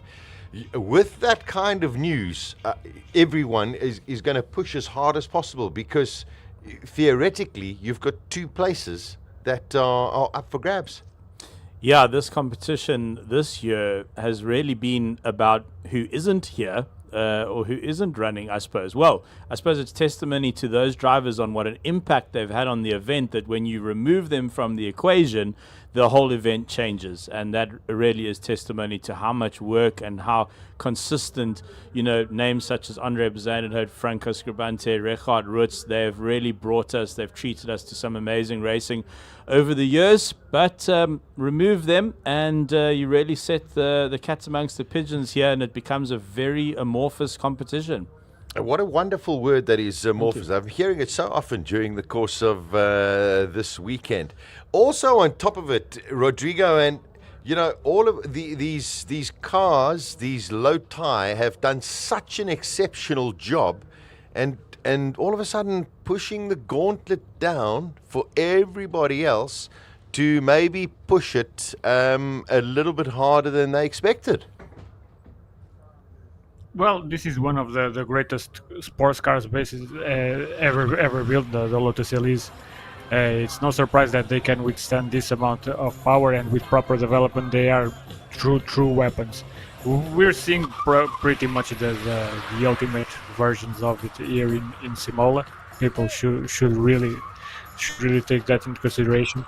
But we're seeing something very, very interesting during this weekend. Maybe there will be a real change in mentality for the coming years because of all these issues we've had with launches and all that. Maybe we'll start seeing the guys in South Africa looking at bona fide HillClimb cars here in Europe, or rallycross cars, much in the same vein of Peter Solberg's car last year. Units that were built to launch very hard and very consistently and without major issues. Yeah, it's a very good point. Very, I mean, watching Peter Solberg launch last year was one of the highlights of any motorsport that I've ever watched. Phenomenal. Yeah, it really was good to watch his car. Such a different driving style as well. Yeah. Peter Solberg, basically going into the corner sideways, not out of it. Yeah, I must say, when I did meet him 20 odd years ago, I gave him that advice, and I'm glad he took it. No, remarkable to watch. Okay, we've got an update from the Franco Scribante Racing. They are assessing the vehicle. They are not giving out any information at the moment. So they're saying it's not terminal at this stage, not confirmed, could be a sensor. We are into qualifying 6, the final qualifying run before lunch, and then of course we go into our class finals. There's a wonderful media battle going on in the Suzuki Swift Sports. Thomas Faulkner fastest at the moment over Wesley, over Brendan Stainforth, and Giles missing in a slightly older Suzuki Swift. Nice to see 4 of them on the hill. And as mentioned before, completely factory stock cars. You can buy one off the showroom floor if you want. And I don't think you'll have more fun in anything under 500k. They really are super little cars. So Thomas Falconer looking like he's got this one, at least in qualifying. So it's every competitor's last opportunity now to set a qualifying time. The pressure is really on. We've got a yellow flag, and I'm actually very, very surprised because I think it was Wesley who was first out, or Brendan who was first out, and they hadn't removed the sort of remnants of the bumper from the drift car off the track. So I think that is why we are having a slight pause at present. As soon as we have more information regarding Richard Roots, Franco Scribante, of course, we'll keep you updated. Final runs for everybody. You got to give it a go. You know, those top 10s, those are lurking on the outside. These are combined. Okay, combined results. No, they're not combined results. Sorry. They are just results from qualifying 3. But people just on the bubble. Franco De Matos, Steve Clark, Sav Gualtieri, Peter Hubert. I mean, even Mogotsi and Rowe have a chance here. So, I mean, you just got to pedal it now, Chiro. Like what you did in that electric car to, I mean, hold the record. Dion Hubert panicking at the moment. Thanks, Sasha. I think Dion's going to come out this run because he skipped 4, he skipped 5. So we should see that fully electric BMW i5 M60 out on the track. It's this year's only fully electric car. BMW also brought a hydrogen car with them. So 2 really interesting drivetrains from the German marque this year. And another German marque, a Porsche. This is one of the standard road cars. You've got to have a license disc, you've got to have road tires, and you can come and send the car up the hill. Yeah, it is Class A5, Diane Pariachi. This is the Cayman GTS 3.4 litre flat 6. Coming up, the Ferrari 458 had problems in qualifying 4, but back up and running in qualifying 6. And just great to see these kind of cars. The Porsche Cayman, the Ferrari 458, a whole lot of other cars you can just buy off the shelf and drive up the road. You know how bold it is to send a 458 up the hill. I mean, it's so great to see one in competition. But I mean, the values of these have skyrocketed. A low mileage one, you're looking at 4 million rand these days. Sure. I mean, it's a valuable car. It's a kind of car, though, that you don't want to just stare at it. You want to get out and drive it. One of the best driving machines of all time. Yeah, just a very, very special car. And, of course, last normally aspirated vehicle. My favorite BMW, the V10 spec M5. And, unfortunately, Chiro has been telling me that, unfortunately, they do have quite a few issues. Yeah, they tend to run bearings, and you have to just do the bearings at some stage. And then they had a very experimental gearbox, the SMG, and the SMG pump will probably fail at some stage, so that's quite exciting. Then it had M's first E-diff, and that tended to fail as well. So, yeah, basically the entire drivetrain had issues. But probably one of the best four-door cars ever made, if not the best, in my humble opinion. Beautiful. And Shiraz, this is his daily. Magic. Rodrigo joining us, HillClimb Monsters, of course, been with us the whole weekend. Rodrigo, if somebody said to you, you can have a standard road-going car, and I know that you've been watching that GT63S, let's take that out of the equation. Standard road-going car to go up a hill climb, which one would you choose?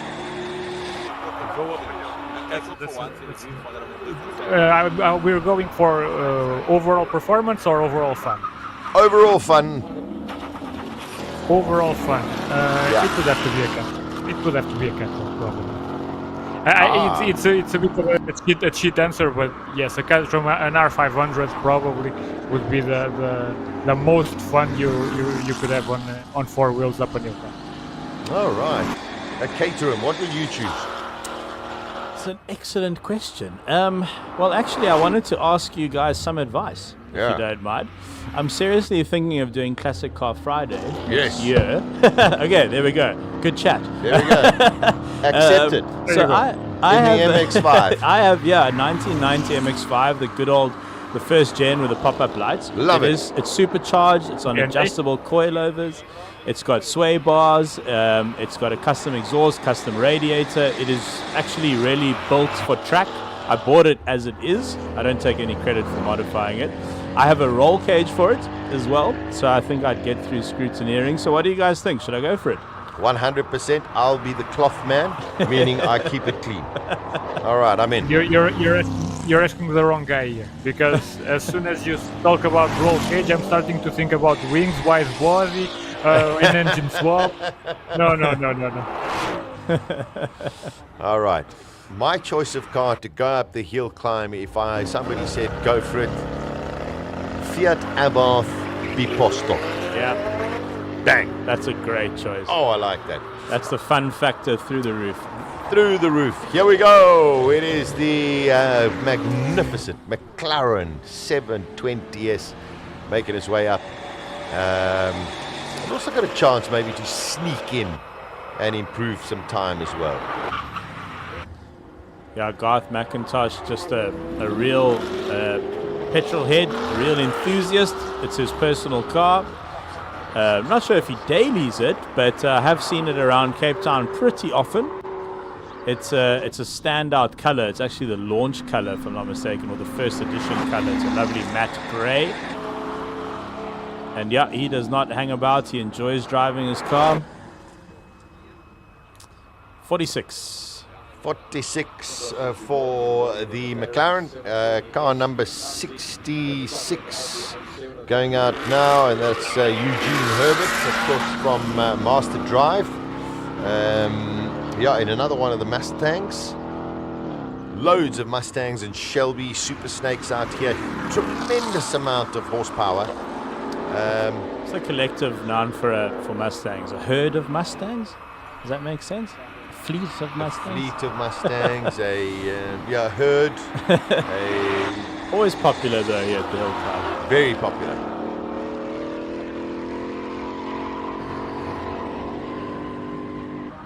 And very popular at robot-to-robot racing. Sorry, that's a traffic light to traffic light, just in case you don't understand, Rodrigo. We call them robots here sometimes. Woo, that sounded like some screechy tires. 50.5. Yeah, Ford gave us a long-term ride in the last Mustang, the California GT Special. Okay. And we used to fight over it at the office. It's a 10-year-old car. It's still got so much character. And then when they came to fetch it, I was pretty sad. Didn't want it to go. This is something very, very special about them. A 50.152. That is Martin Wild. She has Pete Potgieter going up the hill, and the car below is, I think it's Enzo Kuhn. Yeah, Enzo Kuhn going up there.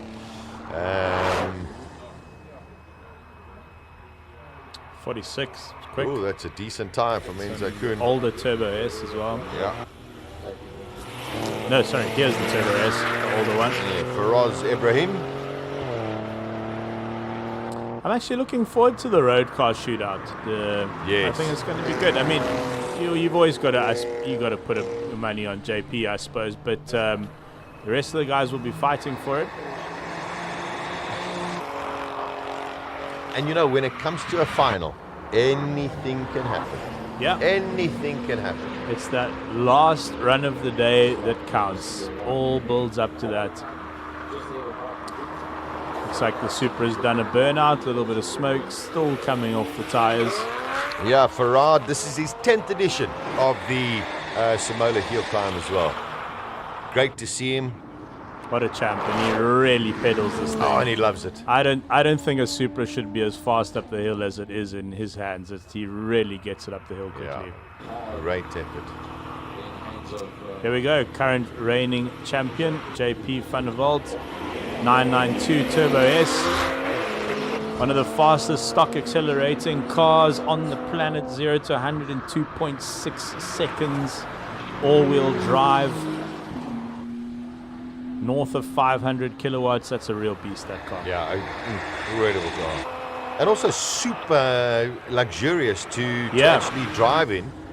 Oh yeah, you can daily the daily. thing. I mean, a really super car. Ooh, a little bit wide. Let's see, Faraz at the moment 45.2. 43s have been consistent for JP Van der Walt. Let's see what happens coming into the final section. I think he's really on it. Yeah, through the right-hander into the left-hander, over the line. 43.1 for JP Van der Walt. Not his best time, actually. No, I think he's been in the 42s. Yeah, he has. Yeah, he's been in the 42s. I think he had a little 42.7. Yeah, he had a little moment exiting turn 3, which is probably where he lost those couple of tenths. Lovely to hear. A 2.5 litre 5-cylinder going up the hill. The last 5-cylinder in production anywhere in the world.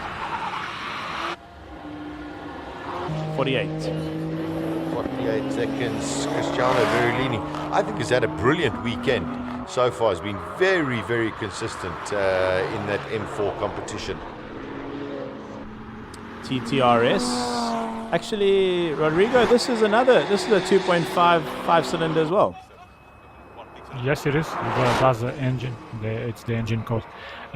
Exactly the same engine unit as in the RS3, and it was also it's also the last time the SAT would ever use this engine. Here goes Dion Hubert. There he is. Here he is. The battery's full. Full tank in the i5 M60 BMW. Let's see what he can do, hustling this 2.4-ton car up the hill. And I don't even think he did the warm-up. So it's the first time it's going out this morning. Sure, 187 Ks, that's not bad. Scrubbing off the tires, you can hear it squealing. Got to turn in. Yo, that was tight. And now right behind it, the hydrogen-powered BMW. Fascinating story about that as well. So just magic to see what BMW and BMW Motorsport are doing. Great stuff. Let's see what Dion Hubert can do. Comes across the line. 48.4. That's a good run. Yours is 48.2, isn't it? Yeah, mine changes all the time depending on what Dion does. Yeah, 48.2. Another interesting drivetrain, the latest C63, making its debut in South Africa here at Simola. 2-litre hybrid powertrain, 4-wheel drive, in the hands of Chad Lookoff, who's really done a great job this weekend. He's in the 46s in what is a very heavy car. Tons of power though, 550 kilowatts, 1,000 newtons. 57 for the hydrogen-powered car. Now we have the two Mercedes. Clint Weston just sideways. I mean, it's just incredible how he manages to hold on to that car.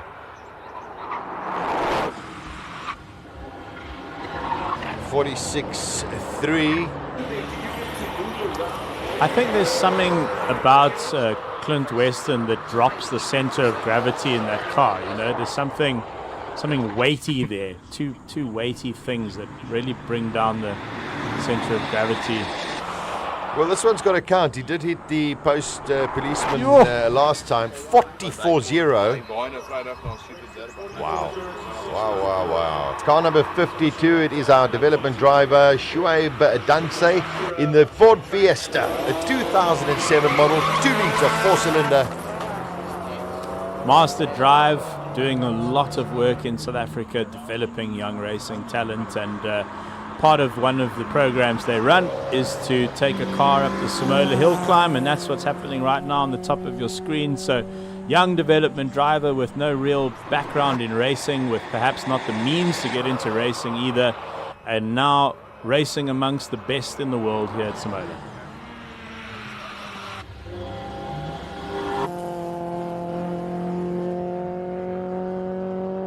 Well done. Fabulous to see. Here is this wonderful Honda Type R with a lovely turbo in it. So this is that new Class B10 Yes, that they're Jeff Goddard talking was about. talking Yeah. about. Yeah, so you can modify the car, but not the body, Not the or body the or wheels. the- or the Yeah, wheels. or the tires. Yeah, or you can go semi-slicks, but he said they're all opting for good road track tires. I do love a Type R, one of the best Oh, I love handling cars in the world. Oh, so much fun to drive. Exceptional. It'll be one of the few front-wheel drive cars here as well today. This and the Suzukis, I think, probably the only front-wheel drive cars. Probably, yeah. Giovanni Fantin in the Audi RS3, also 5-cylinder car. Got a magic sound. Very unique. This is the unique sound that I think it's missing from Simola in the big monsters. I would really love one of the Audi Quattro S1 units here running in Europe to go there just for people to compare directly with the Zummeren cars on launch, because I think it's the only thing comparable. Wow, a very good point. I'd love to see some of those RS6 or RS7 coming up here with a monster exhaust as well. Craig Zank on your screen. I love the color scheme of that. That's the top of your screen. That is the yellow car. Farouk Dango at the bottom of your screen going up there. Always a crowd favorite and actually just everybody's favorite. So magic. Let's see what goes. This is going to be a very, very tight category amongst them. Farouk goes with a 54.1. That's pretty slow. Yeah, it's off the pace. Way off the pace at the moment. Hopefully nothing too wrong there. Sank in the other R35, he's on the pace. And the R34 chasing him up the hill. The R34 owned by the owner of Rosper Imports, who's given it to Steve Clark to take up the hill. And here's one of the jewels of the weekend, Class B2, Daniel Roge and Jonathan Makhotsi, both in exactly the Polo Super Cups. Oh, it's a joy to watch that R34 be driven like that. 42, he's into the 42s. Oh! Did he hit a policeman? I don't know. I think he just missed it, but that was about as close to the raggedy edge as you can get. Daniel Rowe leaving nothing out. Oh no! No, he's taken all of them out. They're all gone. Oh dear. All right, while the track action, let's just cross over to Colin. He's got Record Roots with him. Let's get an update as to whether or not he's actually going to run. Reggie, you're not the happiest guy in the world. What's news? No, I'm happy. I'm at Simola, so I'm still happy, but I'm a bit disappointed. So, yeah, we've checked all the damage. It's definitely broken the front diff, but it also looks like it's done some damage inside the gearbox. So we were thinking of going two-wheel drive and running a two-wheel drive, but it's potentially going to cause a lot more damage, which is really defeating the object, Sometimes you can't think emotionally, you got to think with your brain, and the team had a discussion together, and there's a lot more to lose than to gain by doing that. It's always heartbreaking. I appreciate you taking time from your meeting and coming and staring the people in the eyes and telling them exactly what's what. No, it is what it is, Colin. I mean, it's not the first disappointment in motorsport, and it's going to be the last, and I think that's why we do it. Like Uncle Roger always said, if it was easy, the Girl Guides would be doing it. Yeah, Reggie, thank you. Big respect. Thanks for the entertainment so far. See you next year. Definitely, we'll be here. Cheers. Yeah, desperately sad news for Record Roots and his team. And for I think spectators as well, not to see him hanging it out there. Action continues, but this is fascinating. Daniel Rowe, 44.005. Jonathan Makhotsi, 44.034. Jeez. It's unbelievable how close the two of them. And stuck in the middle is Clint Weston with the 2.5-ton Mercedes with a 44.026. Magic stuff that's going on. Rodrigo, desperately sad news for Regardt Roots, and also desperately sad, I suppose, for the spectators. But this is the nature of motorsport. Anything can happen, especially when you are pushing the envelope. Yeah, definitely. And going back to what I was saying a bit earlier, this might be one of those points where mentality around the whole event might change in some aspects. And for the colossal horsepower cars, they might rethink their strategy around those launches, and we're probably seeing reinforced drivetrains for next year. Some people are even thinking that getting a rallycross car and tuning it up for the event and stuff like that, because it is disheartening working a whole year and then around the car and then coming to Simola and having all this work undone by some transmission issues. Yeah, very good point. If you think of the amount of investment, the amount of money that goes into the development and building of these cars, Chiro, you go, with that amount of money, you could buy an old WRX car, bring it over here, basically rebuild it, keep it in the same kind of spec. It's built for that kind of craziness. Fine-tune its gearing, and that could be the answer. I think Simola, over the years now, in its 14th running, has fostered incredible competition, and we are now seeing teams looking at every single aspect of the car to get one up on the competition, to go up the hill faster. And I think we might be at the very limits now, especially like Rodrigo says, of these big horsepower cars.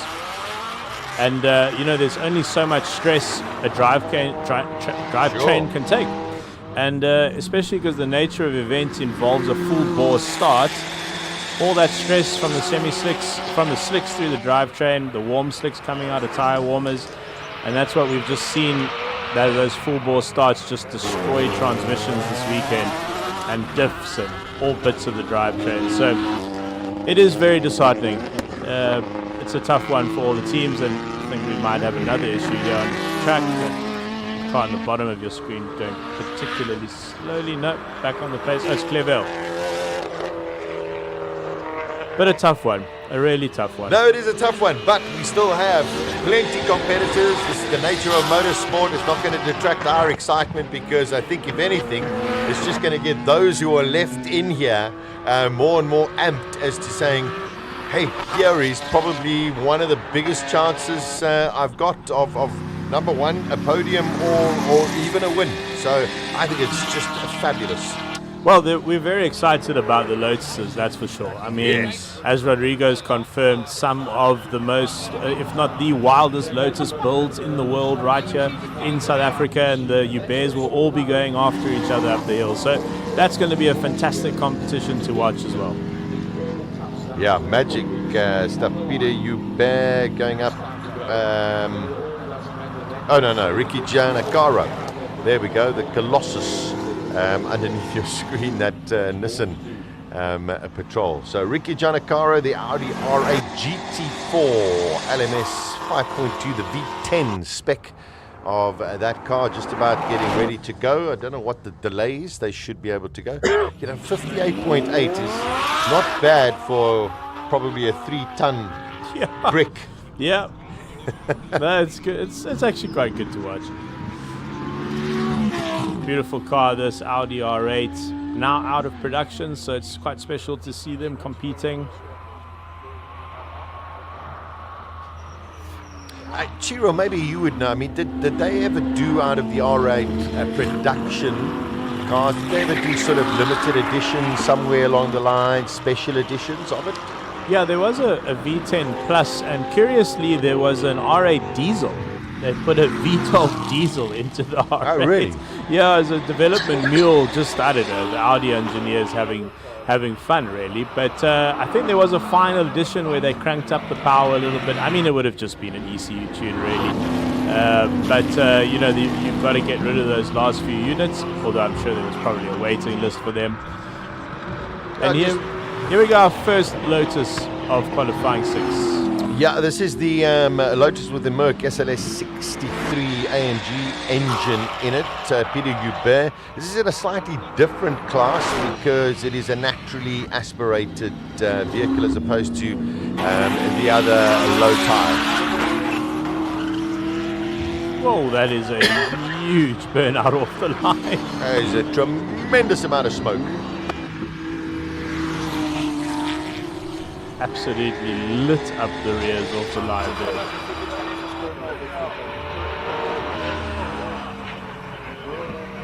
.43.5. Sav Gualtieri trying to keep 70 million horsepower down on the ground in a very, very interesting BMW turbo V8. Everybody said you can't do it. Sav says, I'll show you. But maybe just too much power. Whoa, that was snaky coming over the line. 43.5. Sav Gualtieri going to push as hard as he can. Oh, it doesn't look like Darby Hubert is going out. That was Charles Hubert. Remember, Charles didn't have a good run on the last one. Number 28 at the bottom of your screen, Devin Robertson. Oh, it's Devin Robertson. My apologies. Devin Robertson going out. He's in the Exige with the Nissan engine. Franco De Matos.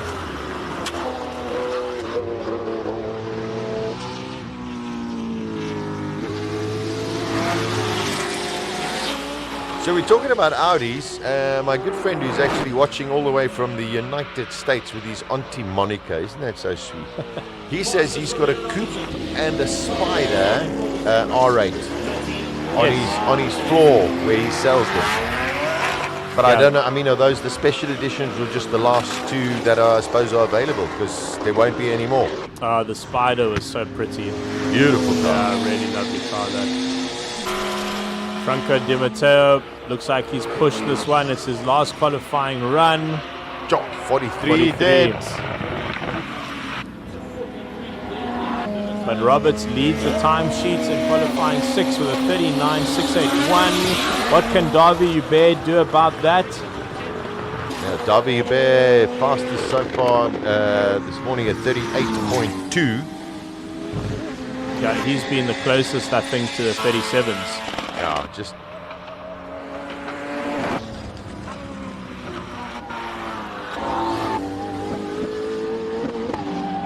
put to Kraus, just going to see what he comes in the Noble.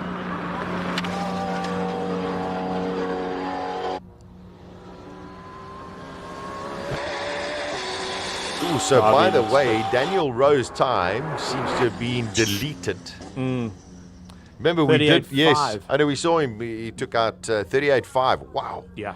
The consistency of Darby Hubert, fantastic. He's quick. He's really quick. I think he might be the man to beat this weekend. Yeah. Charles Hubert going to be going out now. He's in the Elise with the Honda J35 engine. One of our marshals just keeping the Lotus at bay there. Big thank you to our marshals. They are all volunteers. They do it for the love of the event. Keeping cars and people separate. Yeah, I'm assuming that the yellow flag is to put the policeman back. But a man who's been going very, very well, Steve Clark, Collins with him. A little bit, yeah. Steve Clark, new class, B10. You bought the Rospa GTR with a Steve Clark motor. You leading the class. How happy are you? No, I'm ecstatic. You know, we didn't expect to be here and doing this, and here we are, and we're doing well. It's excellent.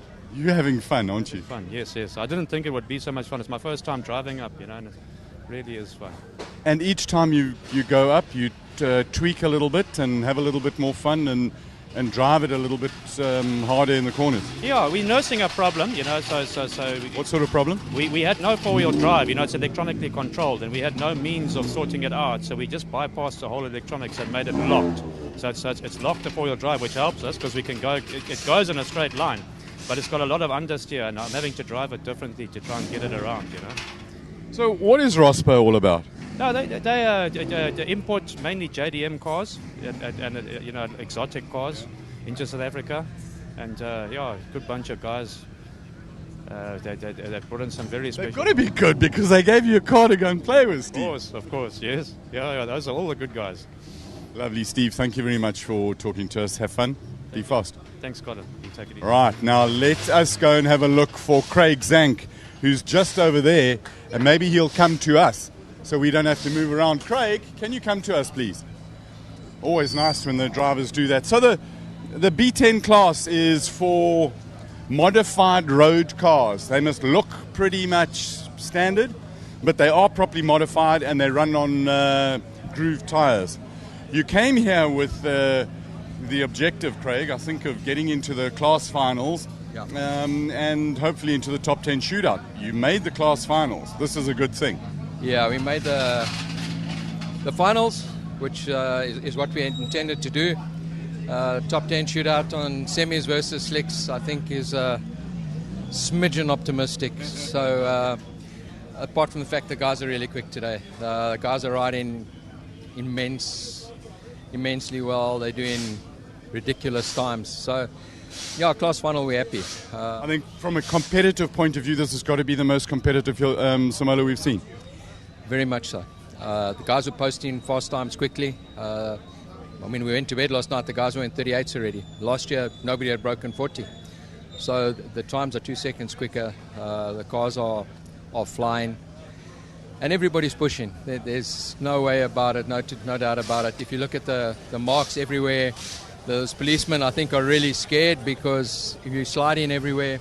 But the guys are really pushing. They not hanging back, not holding back. They're giving it what they've got. That's where it should be, and it's been a brilliant Simola. Well, good luck for the class finals. Wind with the boost all the way up. Oh, trust me, we intend to. You've got to love that. I want to try and talk to Jonathan and Daniel Rowe from Volkswagen. So let's go with us as we walk along. Peter Jabber just came back. Let's see if we can find Daniel or Jonathan. And no doubt they all the way into the hospitality. Are they in the back there?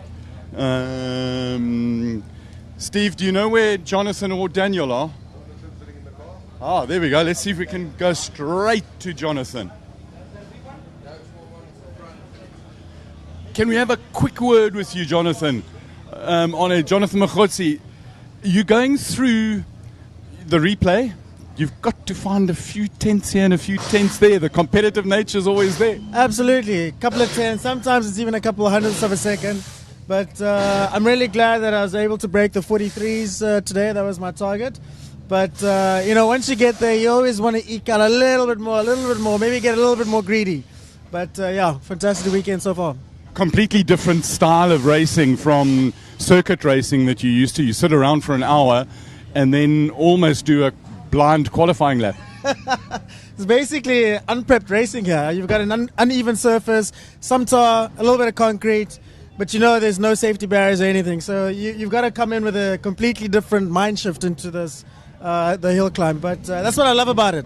It's unique, it's different, very different. Awesome cars go up the hill. And it's nothing much more. And you and Daniel are having a massive dance. Always. Every year, we're always within a tenth of each other. So, and this is our third year competing. Let's see what happens in the finals. Good luck. Thank you. Amazing that these Polar Cup cars, they're actually busy testing the Golf 8R motor in them for possible introduction into the Supercar racing next year. So Volkswagen put a lot of development into it. If we have a look at the wing on the back of Daniel's car, this wing is actually modeled along on the lines of the Peter Solberg WRX car. Looks totally cool, absolutely outrageous and full of fun.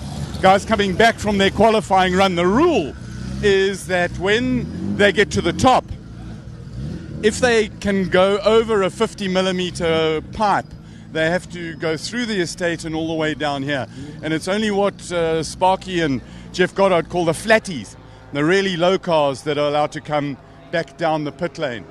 Franco De Matos has just finished his last qualifying run. So while we've got a captive audience, let's just go and get captivated. Franco, last chance qualifying, how did it go? It felt better. We've done lots of changes to the car at the back, and so we've improved on our times. I don't know the last run, but that felt very good. I mean, when the steering gets loose, when you go over the line, you know you've gone quite pretty fast. 43.0? That's good. That's good for me. Yeah, I'm happy. I should have made that. Hopefully, I made that top 10. Well, we'll when we get the results, we'll know. Yeah. Well, let's see. Let's see. Thank you, guys. Thanks for chatting to us. The man they said was absolutely crazy to turbocharge the V8 BMW motor. We're going to try and get to him now. Jonathan is not here.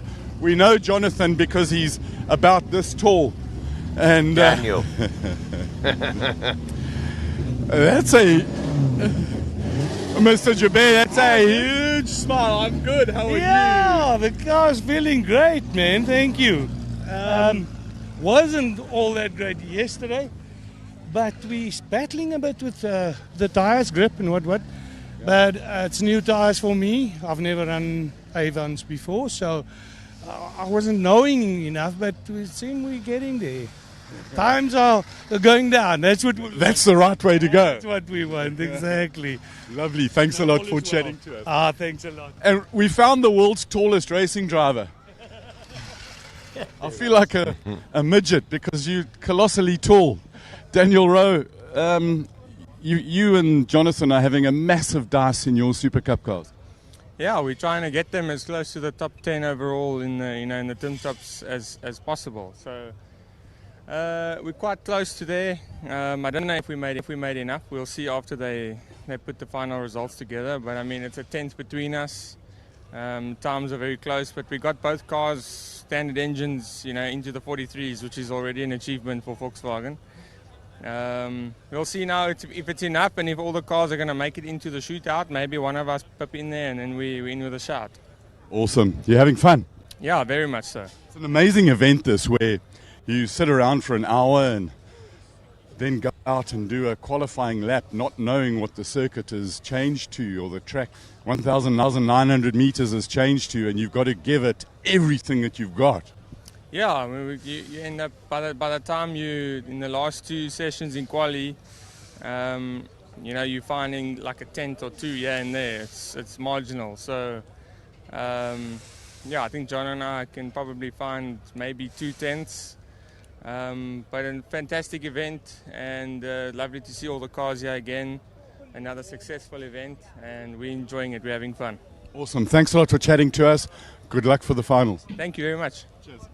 Right, Sav Gualtieri, I was telling you, they said he was mad to turbocharge a V8 BMW. Let's have a quick word with him. Sav, sorry to interrupt. Excuse me. Last chance qualifying, how did it go? Yeah, well, actually, I for some reason, I can't go from first into second. Did you start in second this time? I launched it in second, and I couldn't believe it because I've never done it before. It just spun the whole way. So I'll have to try and understand the grip a bit. But if I get a better launch the next run, I'll get into the 41s, but that's about it, I think. It's not going to get better than that. But I'm happy at least we did a 42 and go from there. The other thing is they said you were mad to try and turbocharge it.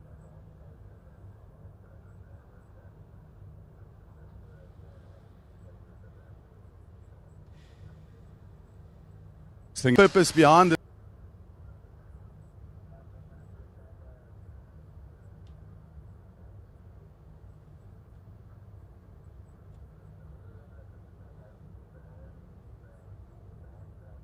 So we're not really hitting the right speeds with the car today. We don't know what's wrong. Came off the dyno well, but I was expecting 235s, up that hill, and I think we got to 220 today, which is something's wrong. I don't know what it is. Need more boost, Sav. You know the thing. If you're not going fast enough, you want more boost. We got no traction. We got nothing. You've got traction control. The sequential gearbox is here. You've got traction control under your right foot. I try my best, but it was a handful. But it was lekker, an adrenaline pump. And proud of the team. proud of all the guys who have helped us and sponsored us. You know, Pablo Clark, Mario Vingos, Dino Manelis, all the main people that have played a part, and all our friends and family that have, you know, given us a hand to get here. And it's been an awesome experience again, as usual. Fantastic. That's why we come to the Simola Hill, because of... It's really been lekker, yeah. One more bash if I make a top 10, I don't know if I have. If not, it's also okay. As long as we go home in one piece. Thanks always for chatting to us. Awesome, thank you, Thank you very much, okay. Cheers, Sav. Sav Gualtieri, always good. I mean, he's absolutely crazy. All of a sudden, Peter Zeeley's come into competition for the King of the Hill. Interestingly, a couple of things, the rules. If from qualifying now, the top 3 in each class goes through to the class finals. If one of those cars can't make it, there's a substitute. But for the top 10, the King of the Hill shootout, if one of the top 10 doesn't make it, it becomes the top 9. If 2 of them don't make it, it becomes the top 8. There's no substitutes. What are we going to see in the modified saloon? I'm hearing cars go up the hill again. Let them do the talking. All right, Colin, thanks for the insights. I must tell you, I wasn't aware of that regulation that you know, if 4 cars can't make it in the top 10, then it's only a top 6. Interesting. So we'll find out later. We've only got a few cars left to go in this final qualifying session. Rodrigo from HillClimb Monsters joining with us. Rodrigo, still lots of action to come, but you've got to believe those who in the past haven't really thought that they have a chance to make it onto a podium or even win. There's got to be a different kind of focus. What a time, 38.3. Yeah, and while you're talking, the times continue falling. Yeah. And yeah, we'll have a whole new winner this year. And the competition certainly surprised everyone who was only thinking about Richard Rutz and Franco Scribante to fight for the title. We have seen that even if they were still racing, they probably wouldn't even beat the favorites. It would be a 5-way battle all the way to the end. Yeah. What a launch from Aldo. Whatever he's got in terms of his launch, maybe they need to, you know, lend that to Richard Rutz and a couple other guys so something doesn't break. Yeah, Aldo and his team have... There we go. Now they're getting some speed. They've nailed the launch. Yeah, they've got it. To get an internal combustion car down to 2.2 seconds, 0 to 100 is remarkable. It really is. They found a little bit more top speed on the straight. Don't hit the policeman. That's about so close. That's about as close as you can get without taking a pool needle with you home. A 40.8. That's good. That's very good. That's really quick. Yeah. So I tell you, all of a sudden he's scratching and knocking on that door for the top 10. There's maybe a 39 in that car. They've been tweaking it the whole weekend.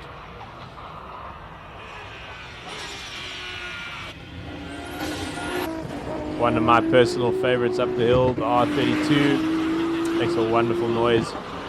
Yeah, Goodman's on it. Here's the diesel of Gary Martin's with just some extra NOS. Just to, you know, add some spice there into the engine. Wonder when he deploys the NOS actually. Maybe on the straights. Definitely don't want to do that mid-corner.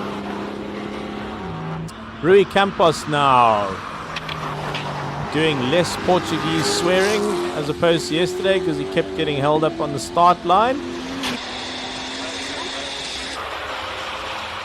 And he is definitely in with a shout this year. 44 for Gary Martins. Oh, did Rui Campos hit a policeman? All right, now we've got the Cobra. And this might be the fastest... No, it's not. Rodrigo, I don't know, but this Cobra, just, they've tried everything. Too much fuel, too little fuel, whatever. It just hasn't gone today. The ironic thing is that maybe this is the fastest it has ever gone up the hill this weekend, and it's still slow. Whoa. 10 out of 10 for perseverance there from the Cobra team. Yep. And just not their weekend, unfortunately. We're going to wait until this qualifying session is over. We're going to cross back to Colin. He's got some breaking news, news for us. But we've only got a few cars left. So after Robbie Volk, we will cross over to Colin in the pits, find out what is going. I'm genuinely feeling desperate for Heinrich Dupree and the Cobra. I mean, it's an 8-cylinder 7-liter, and it's taking a minute and a half to get up the hill. They just haven't been able to fix or sort out whatever the maladies are. It's been a tough weekend for them. Oh well, lots of good pubs and restaurants all over Knysna for this evening. No, for sure. It's just all of a sudden it's hotting up. Everyone says, you know what, I've got a chance. But this is the final run. Which just shows you have to try, you have to do your best in every run. You just have to. Yeah, I suppose you never know when you could face an issue. So you might have to rely on your previous run to carry you through to the class finals or the shootout. So as much as the teams try and strategize, you could always get thrown a curve ball. Well, I suppose your own machine throws you a bit of a curve ball. Correct. Well, I must say, when the combined times come in about 10-15 minutes or after the lunch break, I think we're going to be fascinated to see what is there.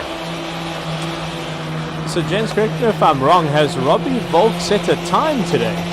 Because I think qualifying 4 and 5, he didn't finish. No, he didn't. So this is going to be his last chance to qualify. Oh no, he did run a 37 yesterday. He ran a 37.2 yesterday, and he did run again. So I think he has posted 2 times. Yeah, he is actually the fastest driver of the weekend. Yes. So he'll be fine. He'll be comfortably through. But it would be nice to see him have a successful run in the Pull Beam Infinity.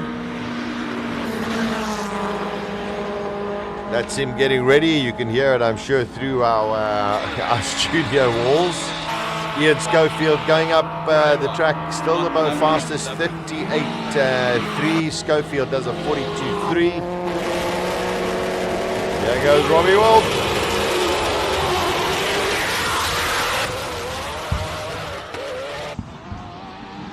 Oh, just sound. Let's hope it stays together. Another really special aspect of Simola is getting to be so close to such high performance cars, such high performance rare single seaters, and feeling the noise of the engine through your stomach. So far, so good. Come on, Robbie. Wow, he hits the policeman just when he didn't want to do that. And he does a 37.9. Ho-ho. Woo. Rodrigo, it is all happening here at Simola, that's for sure. Well, at least he got up halfway the track. During all the day, you would pass under the bridge and then no more. But now we got him to a 37, first 37 of the day too. Unbelievable. That time's going to be deleted. Okay, let's cross over to Colin Hasty. Breaking news here at Simola 2024 is with Franco Scribante. Franco Scribante, heartbreaking news with your transmission issues. Yeah, Colin, look, we got today. I mean, broke a 4th gear, as you saw. I mean, it's in half there. We started the strategy the whole weekend, and with the big turbo cars is to start to pump it up, and then we really started to crank it up. And I mean, from the start to the bridge where all the trouble happened, with the fastest we've ever been in the history of this car, the telemetry was actually showing a sub 38, which makes it even more gutting. It is what it is. It's amazing. We sit with, we thought the fight was going to be between you and Reggie, and then Darby comes and pokes his nose in there, and you guys had both gone to...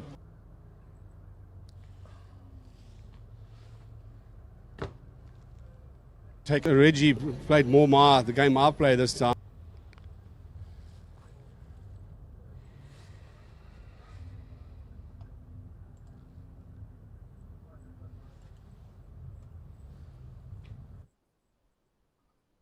I mean, good luck to the other guys, and may the best man win. But yeah, doesn't feel lekker.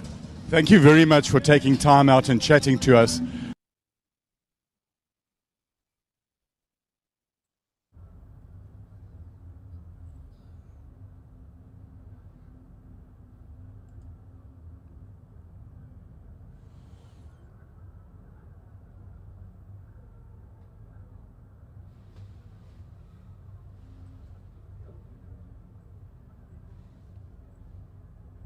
All right, I think we've, unfortunately haven't got Colin.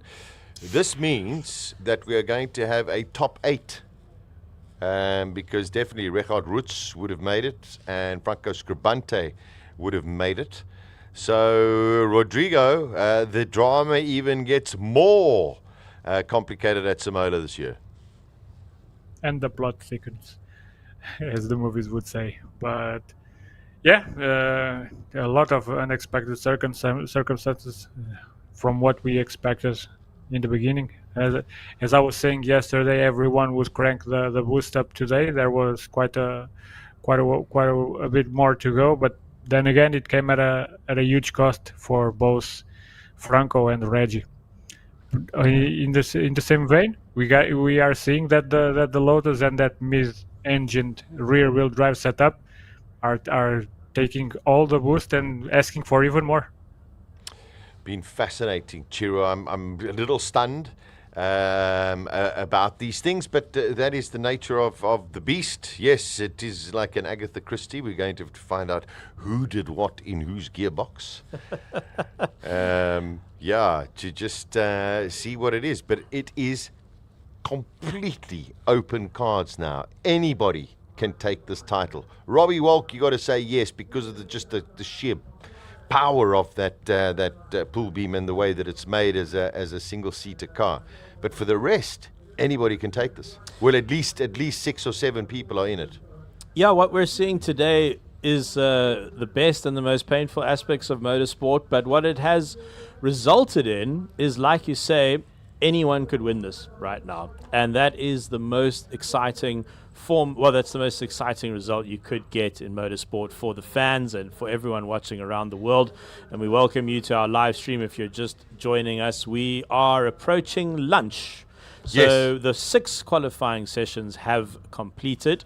We did have one run in the 37s, but it will be deleted because Robbie Volk did hit some of the policemen, unfortunately, on the side. But a couple of Lotuses are in this. They're in for the fight as well, which is going to be fantastic. And I think what's also happening today is people are trying to beat their personal bests. They're trying to get the most out of the car. It's a lot of the competition down the pit lane is the drivers against themselves. Yeah, without a doubt. Rodrigo, time for some lunch. I was thinking maybe a nice piri-piri chicken this afternoon. Yeah, you're guessing correctly. There we go. Nice piri-piri. 1 or 2 cerveja, and then, of course, we come back for the finals. And we're all set. The excitement is building, and you got to have some good Portuguese food in the meanwhile. Yeah, there we go. It's electrifying. I'm genuinely quite nervous because I really think this is going to be one of the most outstanding finishes to a Simola event. So enjoy the action. As you can see on the screen, Robbie Walk is going to get into the Jordan Sassel Formula 1 car just for a demonstration, take it up the hill, which is something incredible. You'll love it on your screens, and of course the crowds here will love it as well. We're going to be taking a short break, and we will be back for this afternoon's action, where we will eventually crown the King of the Hill for Simola 2024. And literally climbing into the cockpit of this magnificent Formula 1 Sassel Jordan.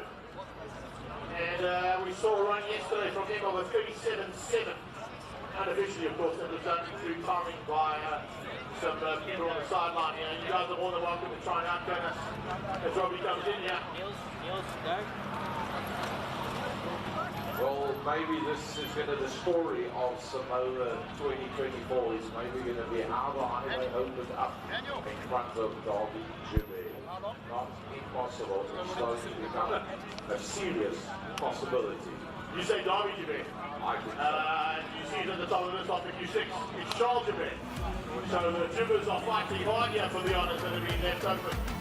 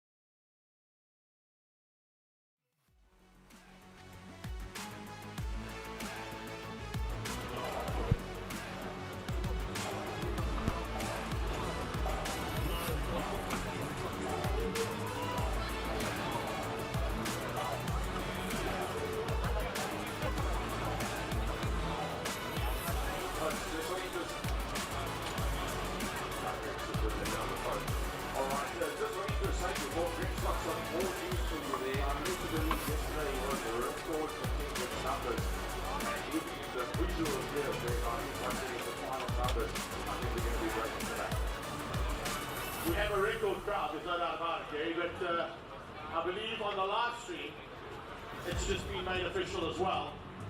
Franco is out. Can you believe it?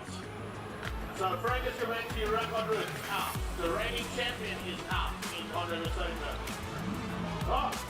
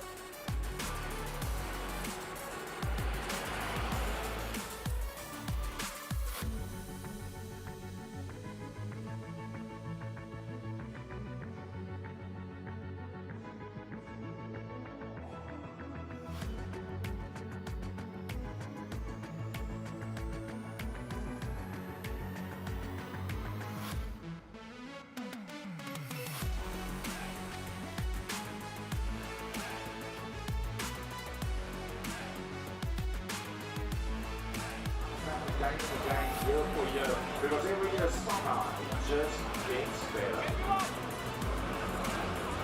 Yeah, 15th anniversary edition next year, so it's definitely going to get better. Just having a look around, I'm going to see my drone team here with maybe a little bit of merch to throw away, and they'll be happening in a couple of minutes' time too. I'm not quite sure if they've got anything left. We literally chucked away about 10 bags of merchandise into the ground yesterday. We got some cars to run up the hill with some VIPs in. We got 2 Francos and Suzukis to run up the hill as well. And I'm hoping that our live stream team can do what Suzuki motorcycles have asked to do, just to see what that booster does through the speed trap. It would be pretty interesting to see as well. Jaco is saying that on the clock it's about 240-ish that he's going through the speed trap at on the Hayabusa. That could potentially be one of the fastest vehicles through the speed trap this weekend on that stock standard Gen 3 Suzuki 1300 GXXR Hayabusa.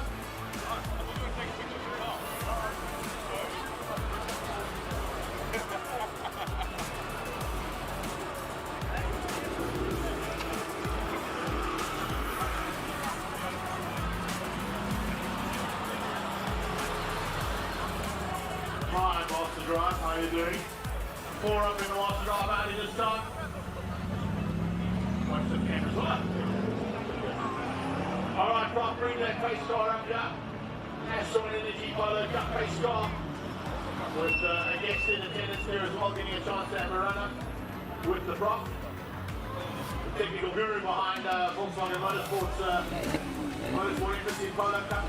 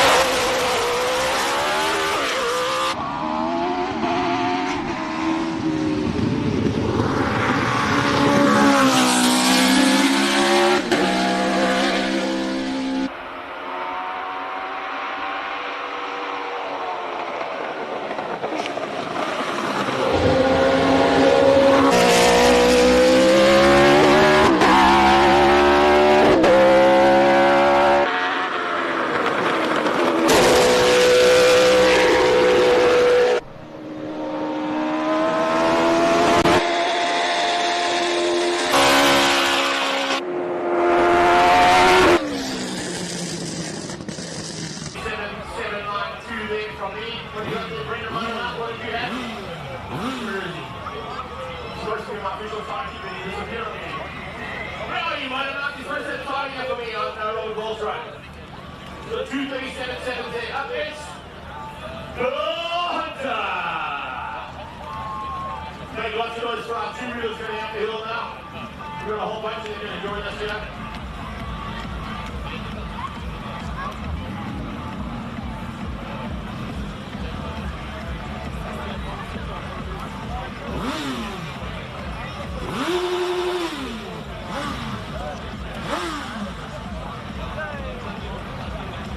On the first production line from Suzuki running electronic suspension. First time ever they put electronic suspension on a production line. Going to be out there on the GS from Suzuki. Behind it, you have the videos all the way from British Space Suzuki. Going to be out there on the Gen 3 2023 Hayabusa.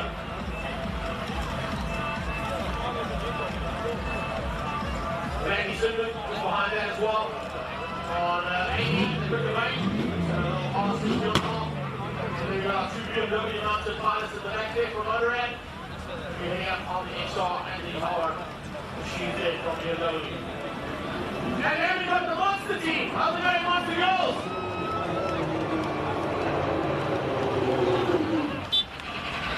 Okay, just give you a heads up.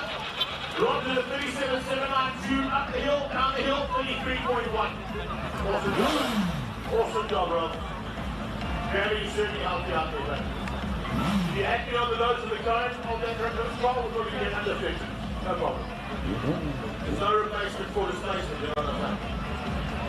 Alright, Billy, thumbs up. Anytime we give you our mate, we're going to do a quick amount to get cleared up here before we throw some Suzuki's up the road.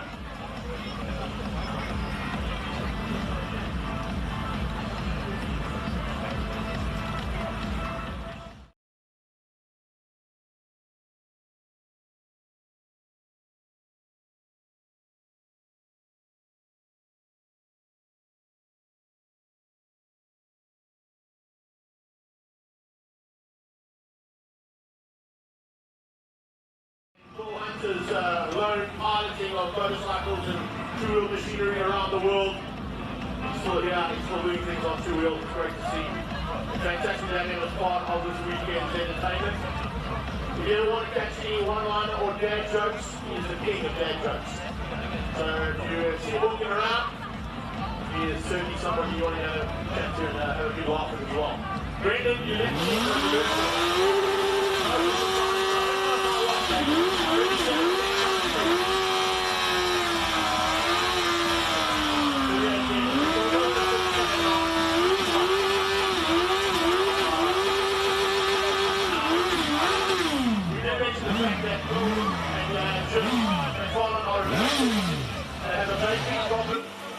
And here he is for the first time today, looking good on an electronically suspended Suzuki.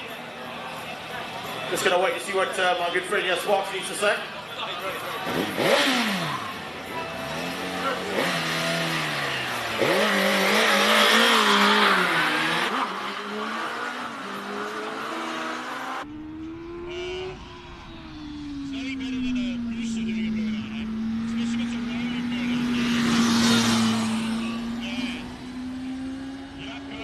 Here we go.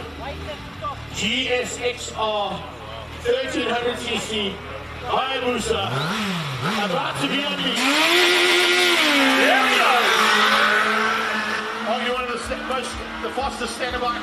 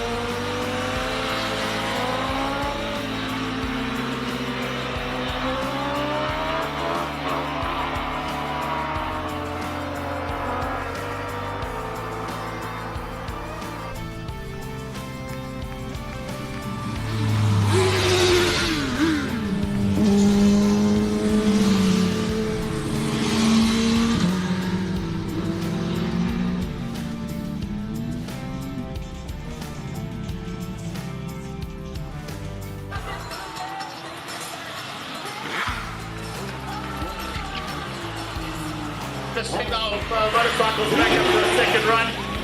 They get a chance to go up a second time. And then also can I call out to Rob, there he is, Rob Bonk, if you wouldn't mind popping into my office here.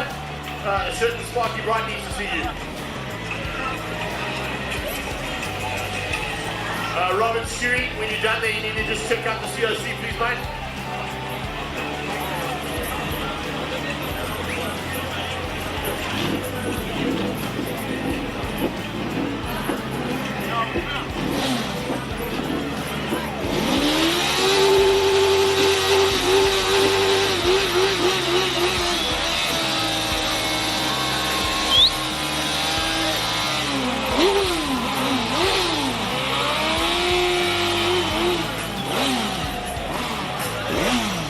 I'm so glad Stuart from the Suzuki's got some time. Man alive, there's not much to rubber there. Yeah, dude.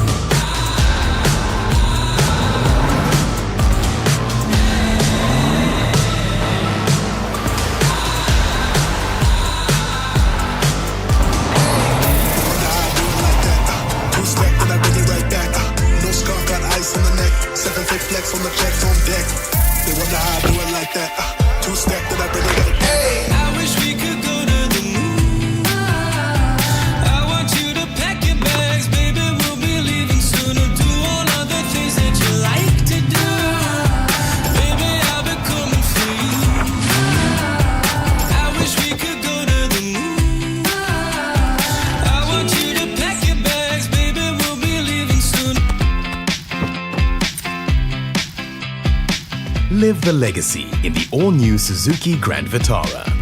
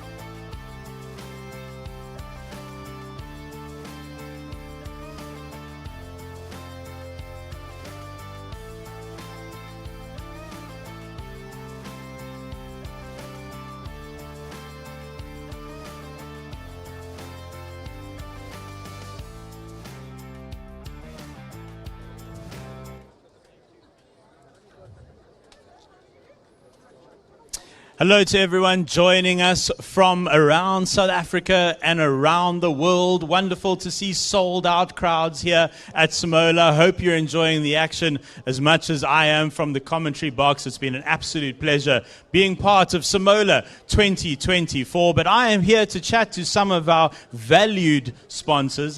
We love and appreciate their dedication to the Simola HillClimb. Let's start with Jenny Haynes, Marketing Director for Africa for Castrol. Jenny, how's your Simola going? Fantastic. It is absolutely exhilarating. Now, Castrol's celebrating 125 years in business. You trade in 52 of 54 African countries. Tell us a little bit about the history of Castrol. Castrol started with Mr. Wakefield, and we've been going for 125 years. We do it for the love of automotive. For all you motor enthusiasts out there, there is a lubricant for your car, and it's ours. And motorsport, what does that mean to Castrol? Well, we know that motorsport is extreme sport. It's sport under pressure. Our lubricants perform very well under extreme conditions and under high pressure. So the synergy there, it just works. And tell us a little bit about your involvement in Simola. Why is this event so special? Oh, yes. This is one of the most extreme hill climbs. You can see by the number of people here, almost 20,000 people through the gates. It tells me that people know that this is an extreme sport. Our lubricants speak to extreme sport, as I mentioned earlier on, which is why we love being a sponsor. And I think this is going to be a long-time partnership because we know that the people that come here love cars and they love sport. So we're putting the two together and we are making things happen for them. Absolutely lovely to have connected with you over the weekend. You have a wonderful bunch of people with you at Castrol. Thanks for your support of the Simola HillClimb. I hope you enjoy the rest of the day. Thank you. You too. Thanks. Thank you very, very much. Cheers, Jenny. Next up, we have the lovely Martina Bina, MD of Volkswagen South Africa. Ladies and gentlemen, Martina literally runs one of the biggest brands in this country, one of the longest running, longest standing brands in South Africa. She also loves South Africa as well. Martina, welcome. Thank you very much. I'm very happy to be back again to Simola HillClimb. It is a special event, isn't it? Now, something very exciting that's happened in the world of Volkswagen is you've decided to make a massive investment in South Africa to produce a new model. Can you tell us a bit about that? Yeah, 2 weeks ago we've announced a 4 billion rand investment in our plant in Kariega. It is a third model coming to the plant, so the Polo and the Vivo will continue, don't worry, and we'll add a second model. It's based on the Polo platform, on the MQB27 platform, and it'll be a small SUV. Mike is already checking whether we can race it here or whether we must go more into the rally event for that one, though. I've been to Kariega and it is a wonderful place. I walked through that factory and I just felt so much hope for this country. It's so incredible to watch so many people work together like that, make hundreds of cars a day. So this investment really showing confidence in South Africa. Yeah, so I mean we've got 4,000 people working in the plant directly for Volkswagen. If you count our suppliers, then it's probably 50,000 people which we touch, and we know about our responsibility. And as a brand, we love South Africa. We've been here for 73 years. We intend to be here for minimum the next 73 years. And now it's a commitment to the country for 100%. But it's also kind of the country is giving back, and also the people are giving back because we are a love brand in the country, and we appreciate that a lot. No, this is a South African, this is a country that does indeed love the brand. And just quickly, Simola, why is Volkswagen here? Why did you decide to become one of the very valued partners of this special event? We are big in motorsport anyway in South Africa. I don't know whether you know that the South African Volkswagen Motorsport team was the only remaining motorsport team in the VW world. So there's also no interest from other countries, other headquarters watching us, what we do in South Africa. And Simola probably is the thing when it comes to motorsport. So the vibes, like just seeing the cars, it's just cool to be here, and it's a good showcase for performance, and it's a good showcase for fun, and that together makes it special, I would say. I'm a big fan of you guys. I'm a big fan of Mike Rowe, your racing director. Really interesting to hear that South Africa is the last place in the world where Volkswagen has a factory team. That's really fascinating. Martina, thank you for your time. Really great to chat to you as always. Always a pleasure. I must just show you my bag. Oh, yes, let's see the back of your shirt. What does it say? For the love of the climb. For the love of the climb. Ladies and gentlemen, big round of applause for Volkswagen. Thank you, Martina. And I am looking for two more people, but we've got somebody from Suzuki, Carl Lawrence. There we go. And after him, we'll be chatting to Max Smart. Carl, how are you doing? Hey, I'm fantastic. This is a great vibe. Love it, eh? So you're the dealer area manager for Suzuki South Africa. You're here to chat about some bikes. Bike safety in particular. I know Suzuki's big on that. Yeah, look, bike safety is number one for the motorcycle division. We focus on a few key points. You know, the one thing is guys go riding out there. We try and educate them about what's going on around them. You know, they need to be vigilant and going like that. Next thing is rider gear, rider safety. You know, wearing the correct gear for the correct application. You can't just jump on your bike, shorts and T-shirt and go for a ride. And can the public attend these sorts of things, these sorts of programs? Yeah, we can. We have 4 every year, and it's open to all makes and models, which is nice. Come join us at Red Star Raceway. It's 300 Rand per person, and you come spend the day with us. It's fun, and it's not a race. It's all about road safety. So where can interested parties find more information? So you can find more information on the Red Star website or even on our Facebook page. There's always ads going up, and it's there. It's come have fun. Now, there's quite a special bike here. Tell us, what makes the GSX 1000 special? So our GSX 1000 GX, it's a first for Suzuki motorcycles. It's got electronic suspension. So you can set it up for one person riding, 2 people riding, one with luggage. It's got all the other traction controls, user modes, as well as a bidirectional quick shifter. So it's got everything you need in one package. Look, all of that sounded very important. It sounds fascinating. I'm sure the bike lovers out there knew exactly what you were talking about. How's your Simola going? Oh, we're having good fun. As you saw, the guys are burning up some rubber. They're enjoying the ride, and everyone's getting to see our bikes. I mean, the Hayabusa, everybody runs to the Hayabusa still. So we're having good fun. Carl, thank you very, very much. Lovely to connect with you over the weekend. Enjoy the rest of the afternoon. Hundreds. Thanks a lot, guys. And last up for this lunchtime interview session, we have Mr. Max Smart. How are you, Max? Yeah, good, thanks, and yourself, Chiro. Great to be here. We've been chatting a bit online. It's nice to finally meet you. Now, Max has an interesting story. He won the Africa Rally Star Championship. That put him into the Junior Rally Championship, you'll correct me if I'm wrong, in Europe, where he is currently competing. Max, tell us a little bit about your story and what you're currently up to. Yeah, so at the moment I'm competing in the Junior World Rally Championship, representing South Africa that side. I actually, I grew up riding motocross before I won this young driver talent search called FIA Rally Star, which was basically like a complete raw talent search that took place across the entire world, picking one driver from every continent, and I won for Africa. And that put me into a training season with 6 rallies across Europe last year in a M Sport Poland Ford Fiesta Rally 3. So it basically is a Ford Fiesta, but it's 4-wheel drive, it's a 5-speed sequential gearbox, 3-stage anti-lang. It's a mean little machine. And battled against the other 5 drivers from each continent to get promoted at the end of last year to the Junior World Rally Championship this year. And it's been an incredible journey so far. Max, it's been amazing to watch you progress. Now, I have to ask you, I don't think there's been a South African in the Top Flight World Rally Championship for a while. I would imagine that's your ambition. Yeah, so, there actually hasn't been a South African racing in the World Championship since 2012. And it was actually John Williams who's actually competing today in a Ferrari.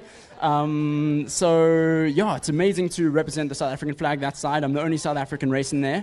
And just super proud and keen to get South Africa supporting me. And let's get a South African in the top step of the Junior World Championship next year. That's my goal, Max, you already made us very proud as a country. We are behind you as South Africans. We wish you all the best. I hope you make it into that top flight. I think you've got everything you need. You've got the right ingredients, and I wish you all the best. Yeah, thank you so much, Chiro. And yeah, I'm just at the moment looking for partners to be a part of this amazing journey, you know. So yeah, thanks so much for the chat. And for anyone who wants to follow my journey, I'm MaxSmart16 on Instagram. And yeah, check it out. Let's do this, you know. Max, all the best, man. Thank you. It's been lovely to meet you. Right, that's it for the interview session of the afternoon. Hey, Max, big round of applause for you. He's done exceptionally well for himself. Well done, Max. And I think that concludes things for the lunchtime entertainment, although I do see that Robbie Volk is being strapped into the Formula One car, and he will be going for one more round. So let's wait for that to happen. And his steering wheel is still out on the top of the car. So very important safety straps he's being tightly strapped in there. Fascinating to see this real, genuine Formula One car. This is the Jordan Sassol from 1993. This car competed at Kyalami, so many South Africans would have already seen this car on their TV screens or in real life on the stands of Kyalami. And none better than Robbie Volk to have the honor, the responsibility, and of course the joy of taking this real Formula One car up the hill. It's about to start.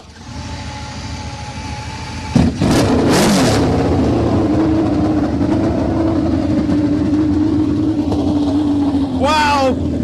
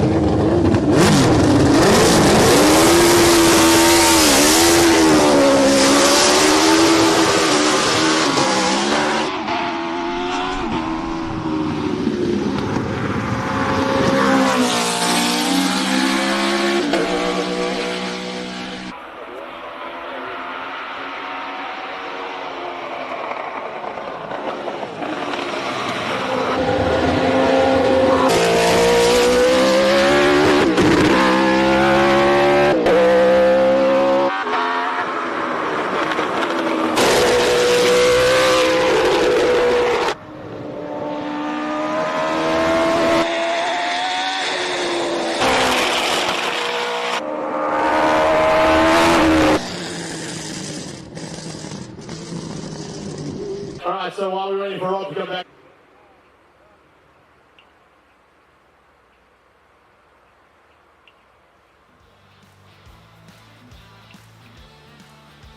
It's in our DNA to explore, to search for more. We push,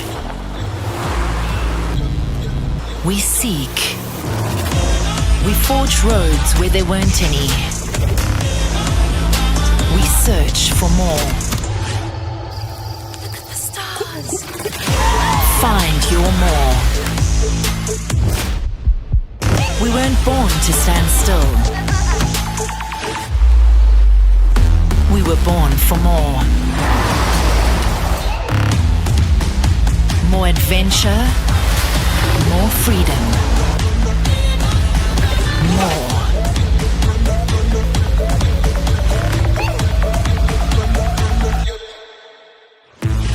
Introducing the Suzuki Jimny 5-door, born for more.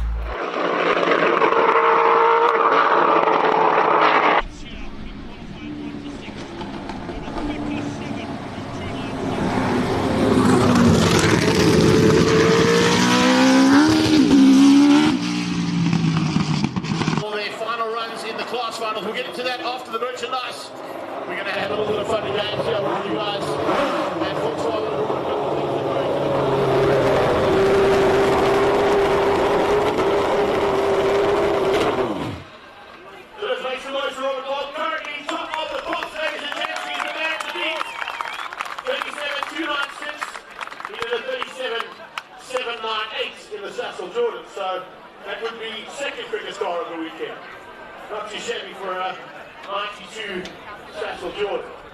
Alright, are we good to go here, Sparkle? Can I get clearance to have some fun? Daniel? Can we have some fun? Who wants to merchandise? Alrighty.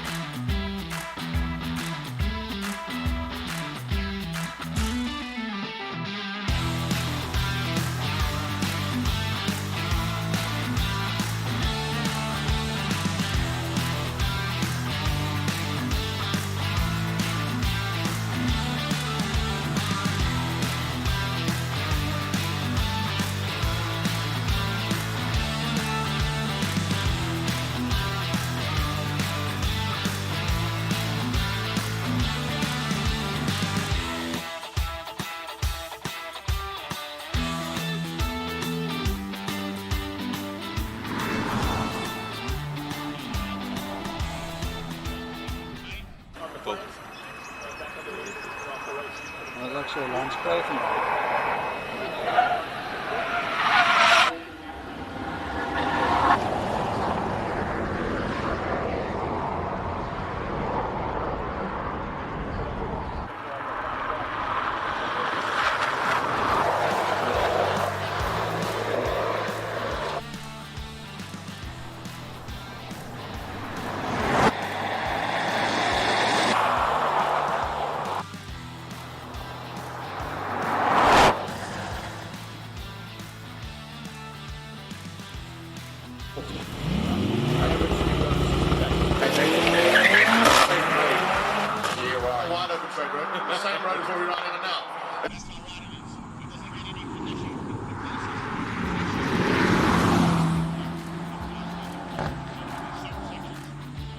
Charge trophies.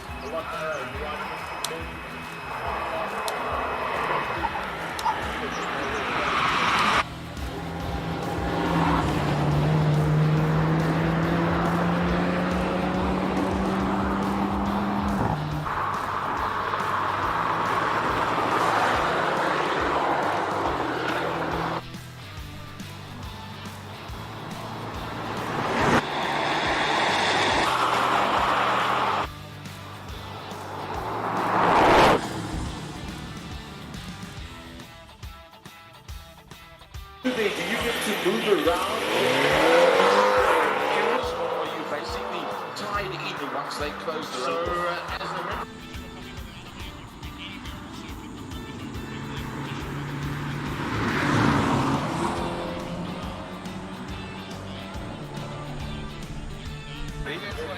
Want hy kon dit hy baie nou Vrydag daar sit die Darby en hy kon dit donderdag op terug. En hy kon dit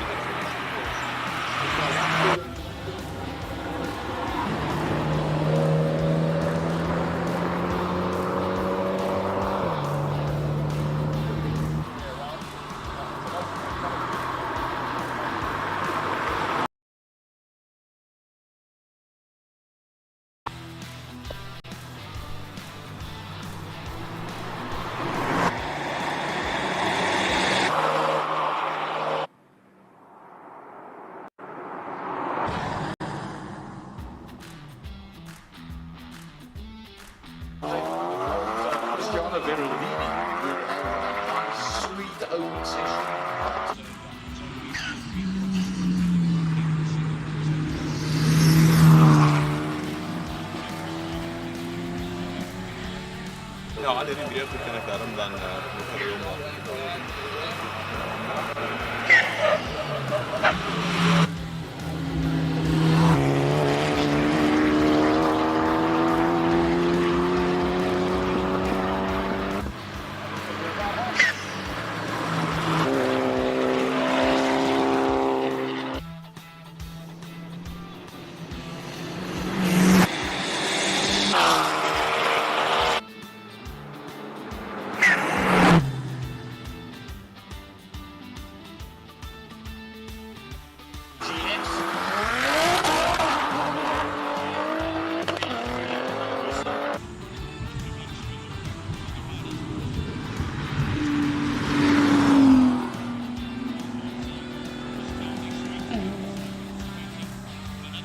Ja, met je hond achterin. Met mijn hond?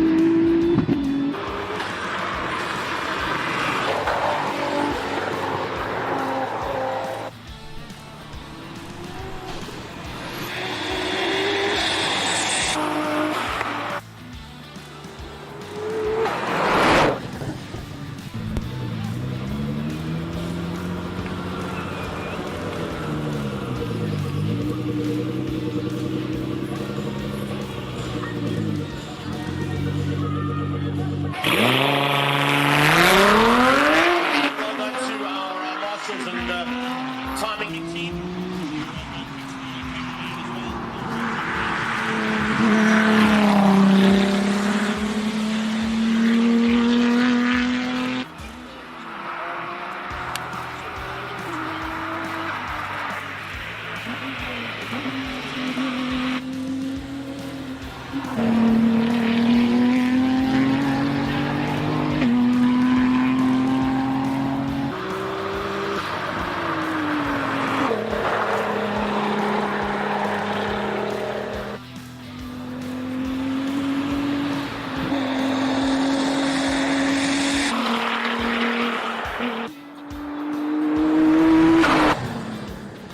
If you have an idea of exactly who the people are that have been in all these motor cars that get to go up the hill.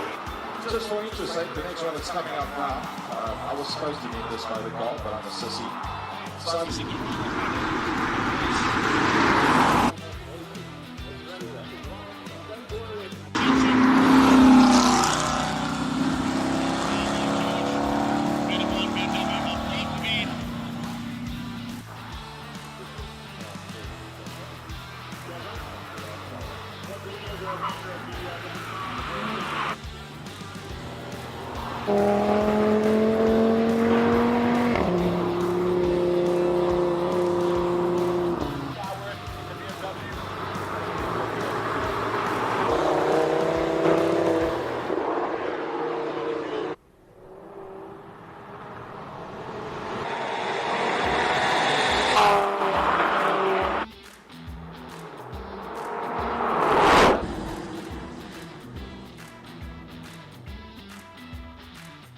The array.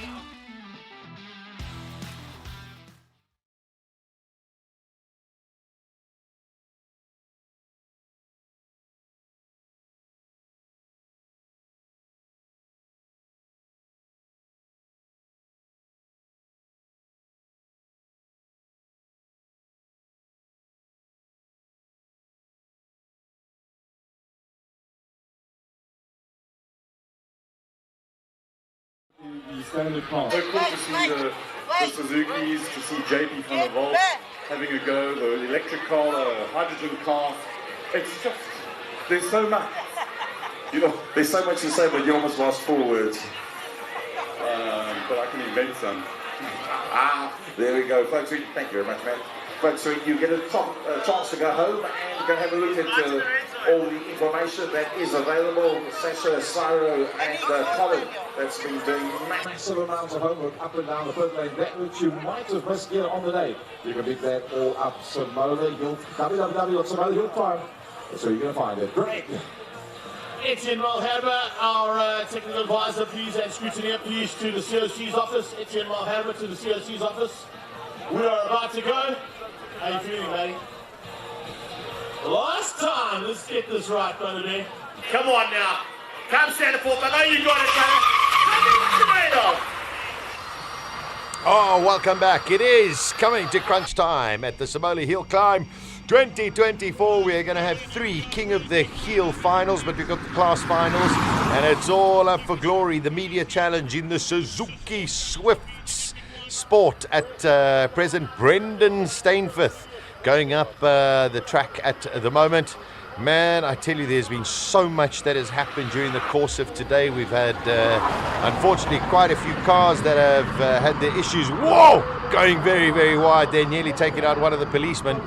But this is all for glory. Chiro in the box with me. Rodrigo coming to us from HillClimb Monsters. He's there as well. Class finals. This is a very, very special time, Rodrigo, in the sense that everything that you've done up to now doesn't mean anything. You've got to put this lap down.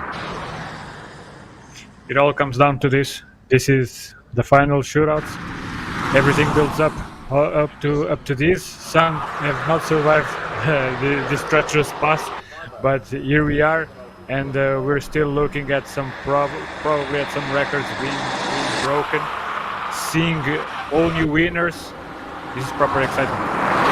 Very exciting. 54.221, 54.327, a tenth of a second, Chiro. Man, don't you wish you were there in the media challenge? I really do. I think I'd have an absolute blast, but only if Thomas Falconer wasn't there, though. Are you look at scared him. of him? He's absolutely on it. I see probably a 53 here for Thomas. And across the line. Yes, you called it. There we go. 53.784. So that is our class winner for the Suzuki Media Challenge. Fantastic stuff. Congratulations. Thomas Falconer. He's going to be a very proud young chappie. Yeah, top class guy as well. Big fan of his. Oh, that's Paul Noodle there, and that last shot is bending over into the track. And that's a pity because it's a little bit unfair to the next few drivers. It's actually sort of bending over into the circuit, so making it easier to hit. Maybe we can just get that sorted out. Yeah, quickly. hopefully they can. That was Nick O'Neill going up in Class A2. And of course, we've got 9 classes that we've got to get through. A2 Nick O'Neill. That is in the BMW M135iX drive. Oh, Sasha Rodrigo, I've got to tell you, I sacrificed my right eardrum to get that sound of that Formula One car. Sorry, what? My ear still hurts. Ring in a little. Yeah, it was so loud. Fantastic, though, to be so up close to something like that. I really enjoyed it. All right, so we've got A2, and I think that is the only vehicle in A2. So there we go, Nick O'Neill wins his category. Rodrigo, lovely to see you. Hope you had a great lunch. Getting into the end of everything talking. Lots of drama that has happened during the course of this weekend. All started with Andre Bezuidenhout no doubt, but we've lost Wade van Zummeren. We've lost Scribante. We've lost Lee Thompson. We've lost Rechard Roots. It is an open field and also a different kind of pressure, Rodrigo. I was talking to Peter Zeely, and Peter Zeely's been in this position before, but the Ubers actually haven't. So it's going to be a very, very interesting psychological battle, never mind just machinery. It is curious because yesterday you guys were asking me about the chances of Peter Zeely in all this, and I said that consistency was his weapon, and I was pretty much right on that one. But yes, when he was King of the Hill in 2021. Yes. 21, I think 21. It was.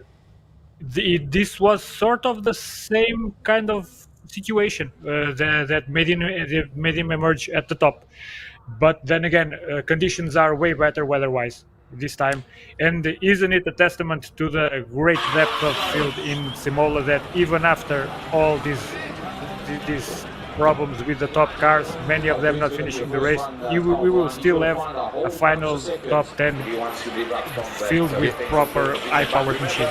Oh, without a doubt. Class A3 going out there. Chiro, just going into that psychological battle, that mental battle. I mean, you've made it to your class. You came out with the fastest time in an electric car. Everything up until this point means nothing. How did you feel going into that last run?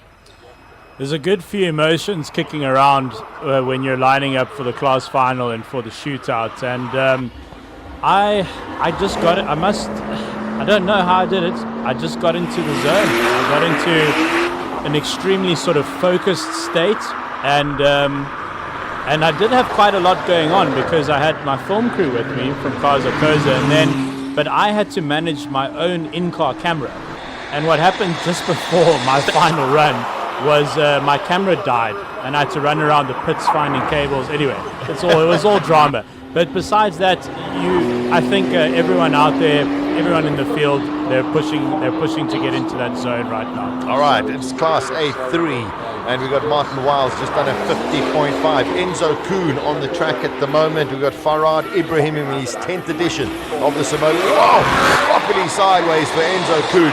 He knows how to handle it. Let's see if he can beat a 50.5. Enzo Kuhn, a 46.9. I tell you, Faraz has got it all to do in his magnificently prepared Supra. Class A4, we got Faraz Ibraham.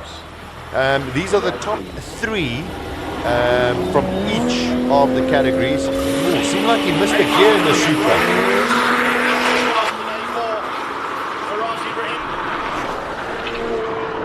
So Farad will be the last run in Class A3. Yeah, I think he missed a gear. I really do. Let's see if he can beat Enzo Kuhn. 46.9 is what he wants to do. Oh wow, what a time. 45.2. Faraz Ibraham is the champion of Class A3.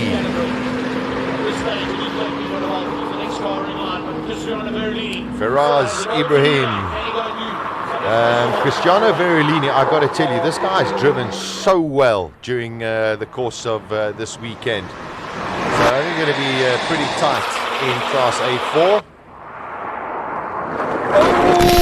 Oh my word, that is a big crash. That is a huge crash.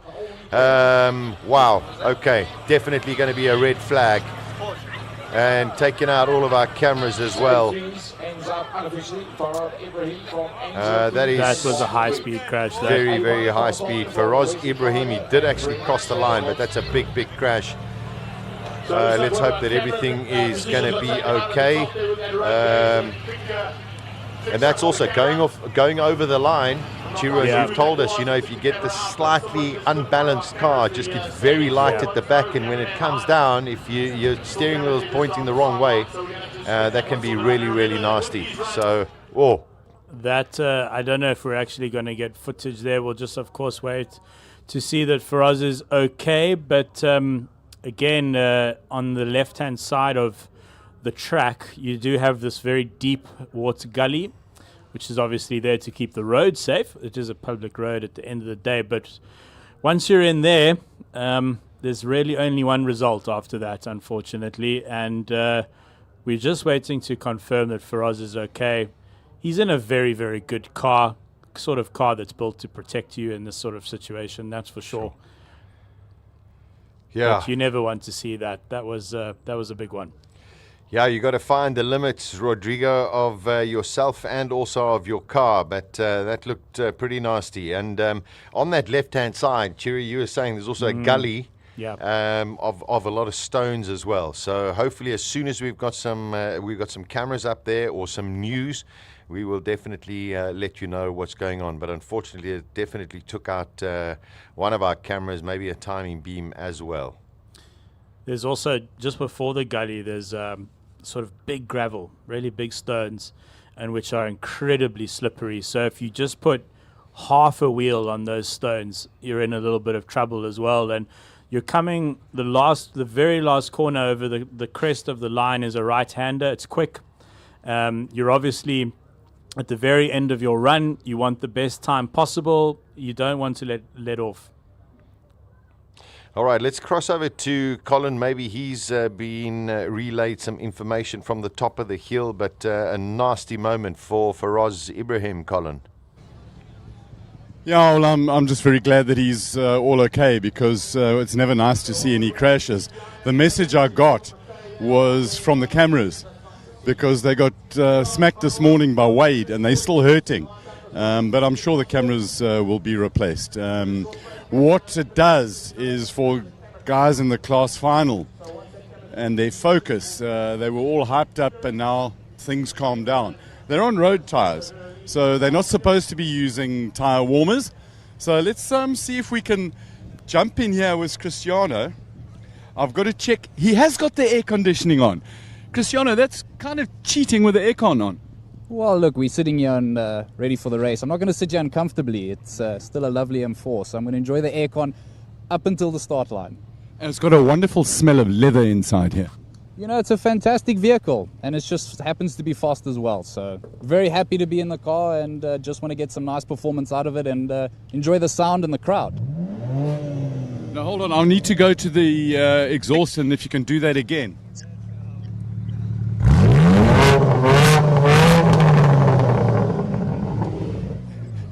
Gotta love the sound of fuel. I see traction control is off. Where's the sport mode button?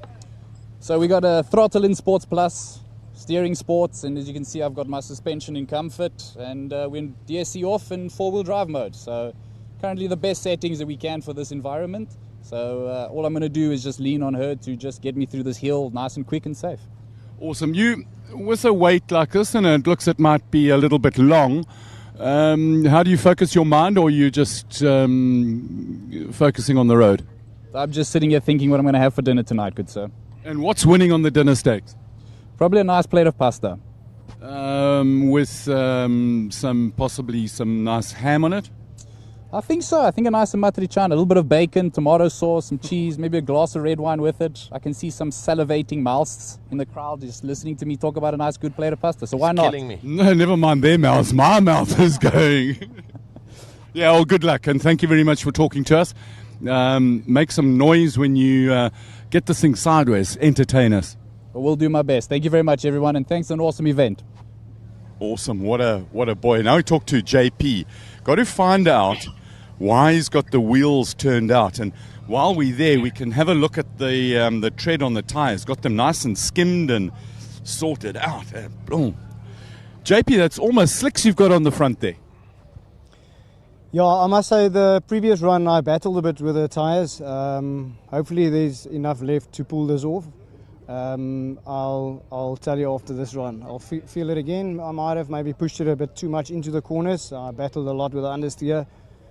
But let's see. Of course, the tyres get marked in qualifying, and you've got to use that set for the whole race. That's correct, yeah. So we can't change. It is what it is now. And this is class finals. You've got this, and then the top 10 shootout that you've qualified for. You've got to push hard, twice more. Yeah, you know, you need to be careful with the road car up here. We're going to have to push. It's going to be tight. My filters have just come down. That's absolutely awesome. You haven't got the aircon on? No, it's off. Nothing. No extra heat for the engine. Need all the power. Wheels are turned. The left front is facing the sun. It was in the shade in the pits. I need to use everything I can. I was going to ask about that. That's quite clever. Yeah, so in the pits, the right front gets a bit of sun, and lining up here, the sun is on the left. So I just, as we move forward, turn the wheel so I can just try and see if I can soak up some heat. Every little bit counts. Every bit helps, yeah. How much fuel have you got in it? About a quarter tank. Sure. You don't want fuel surge? No, we should be okay. Awesome. JP, thanks for talking to us. I'm going to go around and check that tyre. Enjoy it. Thanks. So we've got an idea of this tyre that's sort of semi-slick on the outside here. You can see he's really been pushing. Let's go around to the other side and see what this one looks like that's lurking in the sun. Also in a similar condition. Nice, lots of flat rubber here for grip. These marks and the grooves end up moving around and giving a bit of instability. Proper carbon ceramic brakes in here as well. Blooming, love that stuff. Pat, should we try and go and talk to some of the other guys? Do you think it'll all work? They're busy working out the lists for the top 10 shootouts as we go along. And here's that's what I love about Drew. He'll normally talk to us any time, but as I looked at him, he just had a quick shake in his head. Darren? Yes. You're a happy chap now. You're in the top 10 shootout. We're afraid we are. We said we were going to try. It came about rather unexpectedly because the rules were a bit ambiguous about cars withdrawing, not being able to make the top 10. But I think it was a great decision by the organisers. There are three very, very happy drivers, guys that come down from Joburg. I think Frankie's in, Steve's in, and Almin. So, yeah, I'm going to make the most of it. You're going to just have a full-on go. I'm just going to smash it. Go hard. You've wound the boost up to all of it. It's all up. Everything's in there now. It's just, there's nothing left to turn up. We're going to give it our best shot now. And have you wound up your brain? Yeah, so we've fortunately got the class final first, which we got into as well due to the fact that both Franco and Reggie were out. So we got a class final run first, just to try and tie up the loose edges with my brain, and then we in. Good luck. Thanks for chatting to us. Lekker. Thanks very much. Darren Goodmans. What a boy. Aldo, please don't run away. You've had an unbelievable couple of days, haven't you? It's been exciting to say the least, Colin. We've come along and Michael's done some wonders. Really well done, Michael.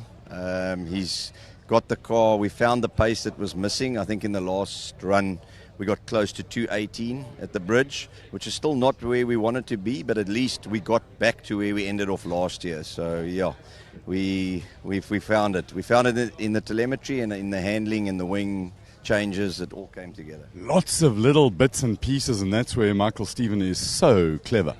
Absolutely, I tell you. Yeah, just kudos to him. I don't know. Thank God for Michael Stevens. Of course, a little bit of disappointment about Silvio's car, but it'll come back next year, sorted, and it'll all be good. Oh, yes. So they'll get the car back to the workshop, strip it down, start from scratch, and redesign everything stronger, better, come back ready for the hill. Tell you what, if you're a gear maker in South Africa at the moment, especially a four-wheel drive gear maker, you'd be looked after. I mean, I saw some of the bits and pieces that came out of Franco's car. Brocken. Well, a big thank you goes to Ken from Pinetown. He built the gearbox. He's given me a really strong box. And yeah, kudos to Ken and his team, the best in South Africa. It's Ken Westermeyer. Mr. Westermeyer, that's it. Yeah, thanks, Ken.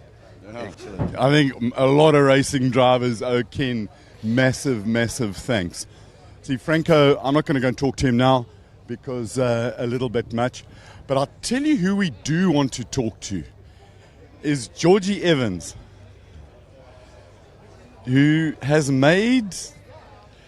George, you've made the class final as well as the top 10 shootout. Yes, yeah, with a 41.6, yeah.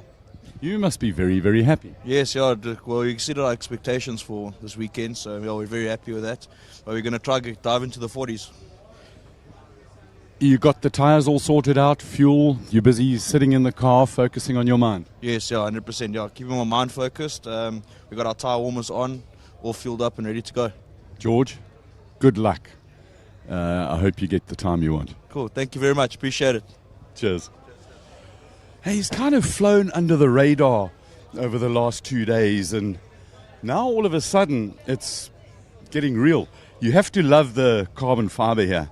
And I think the main reason we love carbon fiber, it's quite simple. It's just carbon fiber. Sorry, I'll just get it's been so hot and sweaty. Let's talk to... Frustration! Yeah, we've been waiting for a bit of time in the heat, but feeling confident about this run. At least the track conditions look good, so hopefully it's a good one. If you turn the car on, you could turn the air conditioner on, it would be sublime. True, but sometimes you forget to turn the aircon off. That would be a colossal error. Exactly. So I'm going to suffer a little bit in the heat, but hopefully it makes up. Good luck.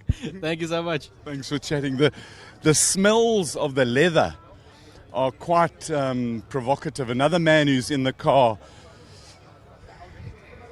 Concentrate. We're going to talk to him. But first we're going to talk to Rita.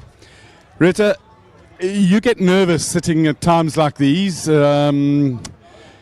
especially with what's happened today. I do.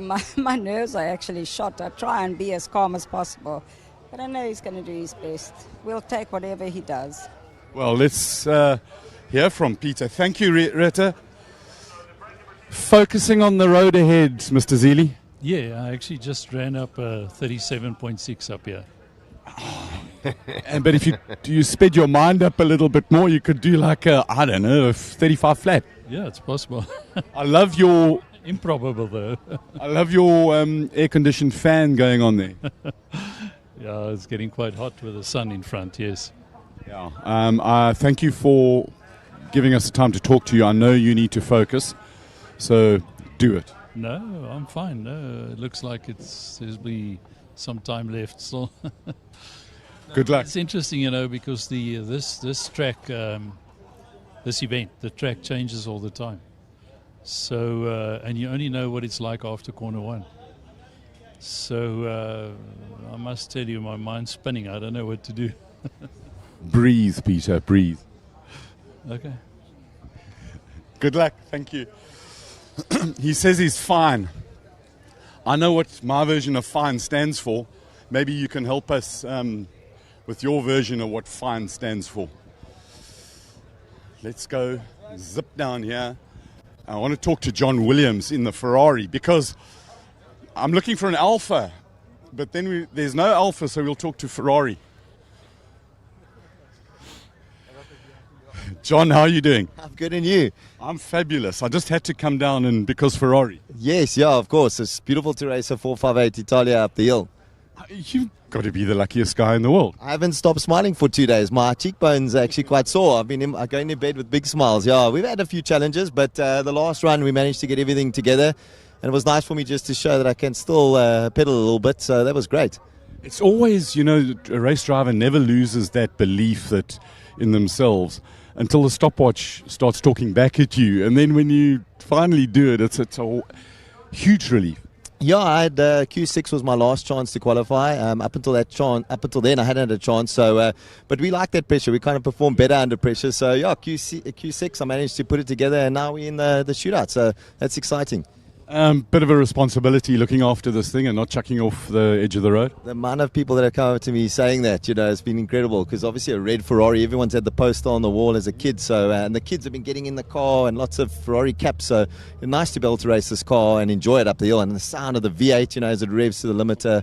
It's spectacular. I took all the traction bits off now and on the last run and sliding around a little bit, but it's just awesome. I've loved the whole weekend driving this vehicle. That feeling when a car's dancing on the top of the track, it's unreal. I know, to see the Ferrari off the line, you know, squealing and spinning and that, it's awesome. And obviously it's nice for the fans to see this Ferrari going up the hill and pushing the limits. I'm glad you recognize and understand the value of entertainment. Yeah, it's important. That's what gets the people to come watch. And I mean, I don't think there's any event in the country at the moment that draws this kind of crowd. And for me, as an enthusiast, I love it because look at the different kind of cars we got on this pit lane here, and to see the ex-drivers that I watched growing up and having a laugh with them in a sort of a more relaxed environment is great.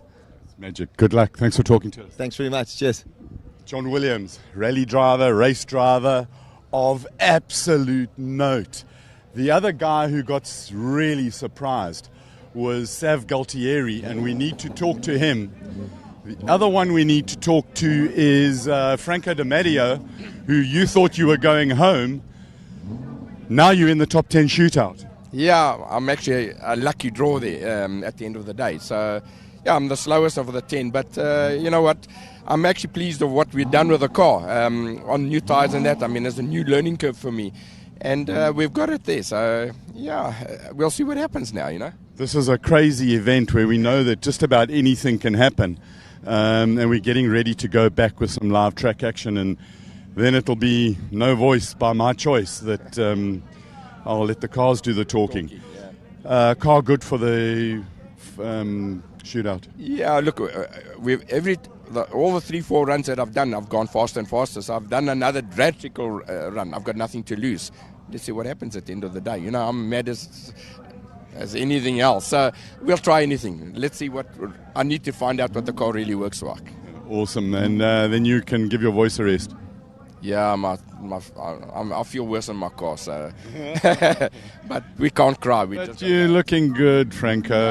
As long as we can be here and do what we love, that's what counts at the end of the day. Entertain us. We're going to try the best, my friend. Thanks, Franco. Cheers. Good man. He was one of the... Sav? You thought that you were going to be disappointed, and now, boom! Look, it's just, you know, this event's always like that. I mean, it's hard to say it, but it is really a fact. You know, in order to finish first you got to finish. You know, we've had it many a time where you fast on a day and then your car breaks on the last lap and things happen. And this event, so hard on the cars, you know. So the guys just got unlucky, some of them, and it can happen to us, it can happen to anyone. So you're in it here, you just got to do your best, you know. That bit where you say it's hard on the cars, you doing a bit of development for other racing uses with a V8 BM engine. Yeah. And it's kind of good that you can come to an event like this and prove that what your development is right. This is it, you know, this is what it is for us. This whole event was to, okay, let's push the car as hard as we can. Like I said, it's a pity we don't actually know what's wrong with it, because I should be going... There's a lot more horsepower there. I actually don't know where it is. There could be a crack in the manifold. There could be anything. And I don't could be a million things. I don't have the equipment with me, you know, to check it. I thought, you know what, don't play with something. especially at the end, because just drive with what you got and, let's just finish it, And I mean, there's that saying, fiddle, fiddle, broken. Yeah, well, this is it, like even now, we just did some minor little touches. We're not going to do anything else. I must just neaten up. I made a few mistakes, because obviously now the cars, we changed the wing angle and a couple of things, and I made a few mistakes. So if I can clean it up, maybe I can take a second off, maybe. But if it doesn't, then it doesn't. You're going to have a full go. Oh, yeah, no, you know me. Good luck. Last thing, if I can just say, I forgot to mention Carlo Garbini from Kimbo for his sponsorship and assistance as well. Thank you very much. That's coffee. Coffee, Kimbo Coffee. We love coffee. Yes, in Portalia. Well done, Boyki. Grazie. Grazie. I want to have the craziest guy in the world takes the highest maintenance BMW ever, and you come and race a V10 BMW up the hill at Simola. Are you all right? Yeah, I'm good. So I've got this car for 5 years already, right? And I've always been here as like a media, and I wanted to experience the track. And I thought, you know what? Let's do the craziest thing. Let's take the most unreliable that people say it is unreliable, and let's drive it from Cape Town to Knysna with the family and the boot full and everything, and then take it up the track of the weekend and drive it back home. So let's show the guys that it's not as unreliable as they think it is, and it's a car that you can have immense fun with the V10 motor. And here you're sitting in the class finals. Yeah, I'm sitting in the class finals. I've got a Ferrari with me and an Audi V10. So yeah, we're enjoying this experience thoroughly.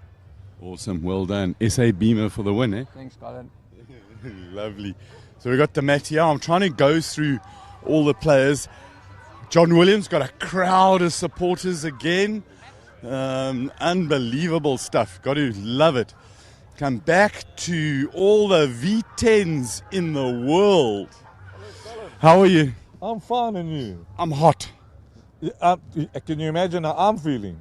I'm looking at your tire pressures here. Lost indicator. You've got 2 bars, 27 there, 30. Just talk us through what that means. Okay, well, I was parked in the sun, so the one that's 33 is on the right there. That was in the shade, but since I've been parked here now, the temperatures have picked up there. Yeah. So we're almost okay. And it says the gearbox is 72. It's quite a cool... Patrick, come around here and check out all the stuff that R8 has got. Yeah, I know. And the song playing is Don't You Forget. Oh, yeah, I know. We can turn that up if you like. No, there's a whole lot of things that copyright and blah, blah, and all of that. Traction control off. Yes. Traction control off, yes. ABS is on. Put it in performance mode, yeah. There. Yeah. Off. Oh. Okay. Yeah, so there we go. And then it's foot flat and I don't use launch control. Any particular reason? Because it's unreliable. Most of the time you bog down. Yeah. So what I do is I just take it to just under 2,000 RPM, and then off it and hit the gas. And it pulls like a rocket. Oh, we've been watching that. It's absolutely magnificent. The launches have been good.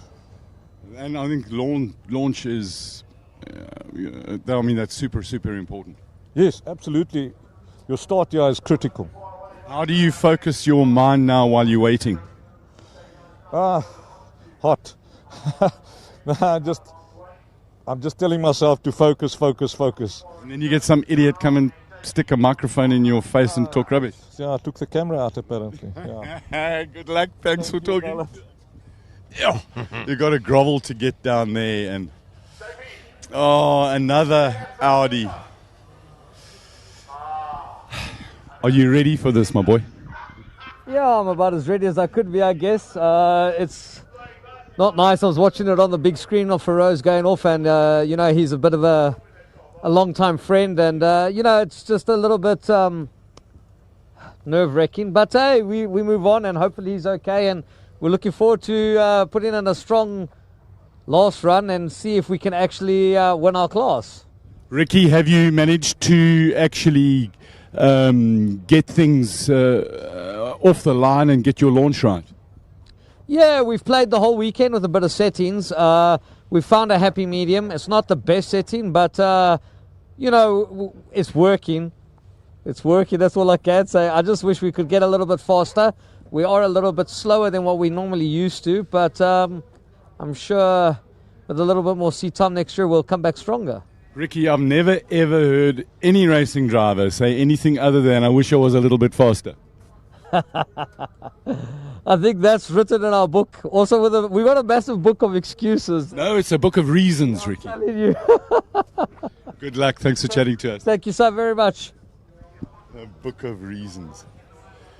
Paul is looking at the inside. Paul Monroe, you're busy looking at the inside of your eyes.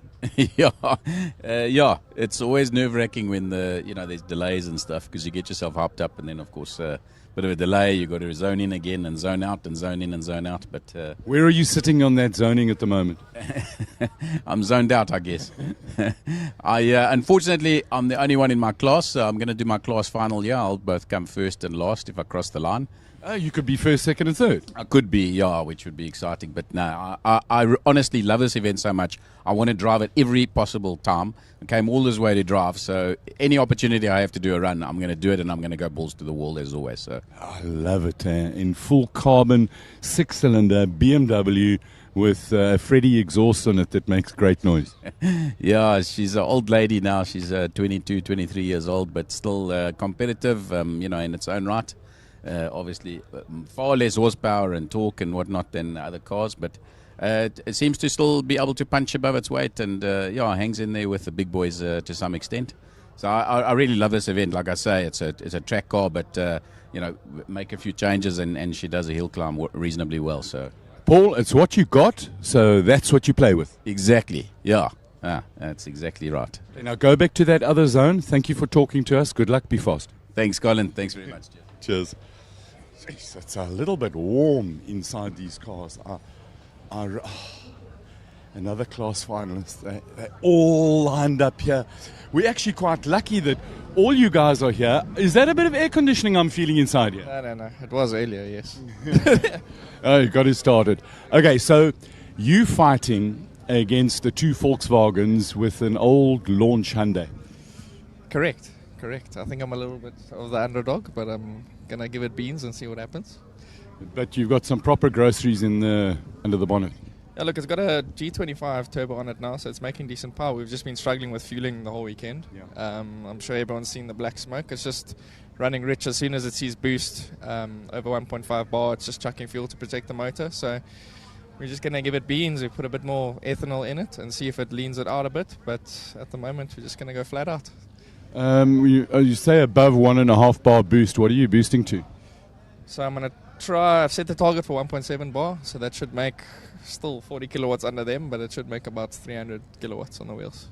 Fair whack of kilowatts. They say they've got 310 kilowatts on the hubs. Yeah, I'm not sure how. Plus more. plus some interest, I think. But yeah, we'll find out what's going in there. The word on the street is that the bucky is coming. I've just got to see over there. They're still a little way away. Let's see if we can talk to Steve Clark. Please come here. With a bit of jiggery poo and looking at the rules, you bring a new B10 class car and get into the top 10 shootout. Well done. Yeah, we were very lucky, and it's so unfortunate, especially for my best buddy. Yes, it's so unfortunate for him. He's sitting up, Reggie, sitting up having a brandy and watching now. Yeah. Well, it's you know how many times you've been involved in a car that's broken, and how heartbreaking it is. Yeah, for sure. And that it's something like this. I mean, I've watched it the whole way up here. These are cars that only come out once a year. There's so much build up and so much goes into it. It's my heart's heavy for all of them, man. Awesome. Well, good luck. Thanks, Colin. So we're about to start racing again. So we're going to get to the point where I say, it's not my voice, and so let's go with no voice by my choice. Let's listen to the cars. Cheers. Yeah, we've had quite a lengthy delay. Faraz Ibraham having quite a big incident. I've been sent some photos just to see. It's all good. His car from the one side looks okay. I haven't seen it from the other side, Chiro. But here we go. It's class finals. Here we go. We've got Cristiano Verolini. He's had a fabulous weekend, M4 competition. And this is the class A4. The time he's got to beat at the moment is a 45.923. So Faraz actually made it over the line, even though he had the crash. So he set a time? Yep. Oh, all right. Well, that's a good result. I suppose if you, he'll be happy with that, and it'll soothe the incident, I think, the memories of the incident. Yeah, very interesting to watch with Colin talking to JP van der Walt. He'll be the next car out there.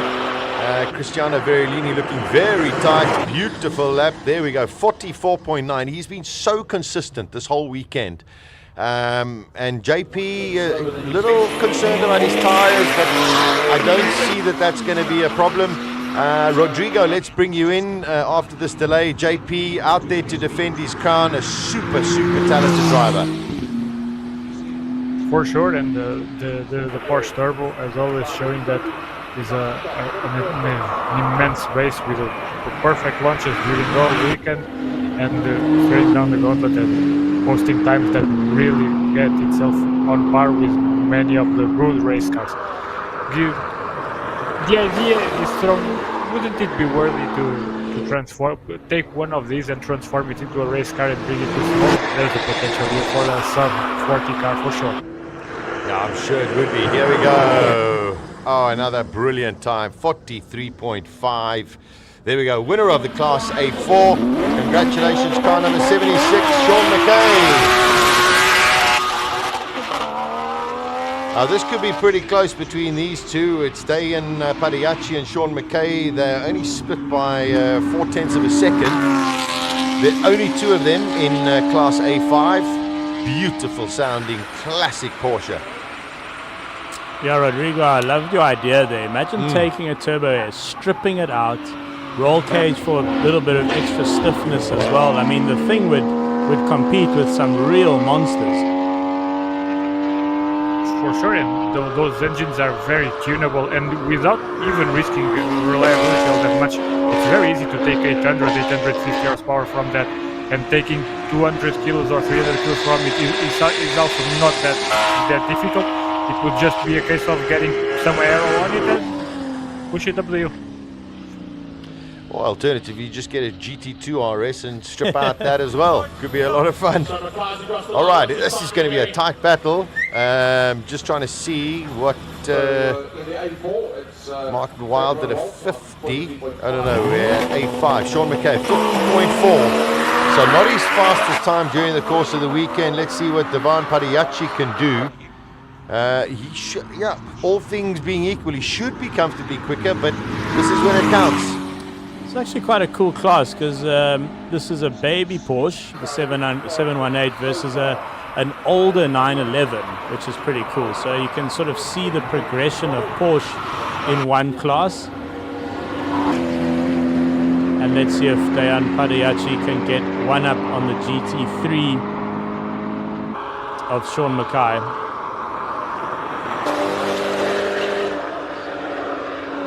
Oh, tentative going through the final S, but very strong. Lots of room to play with.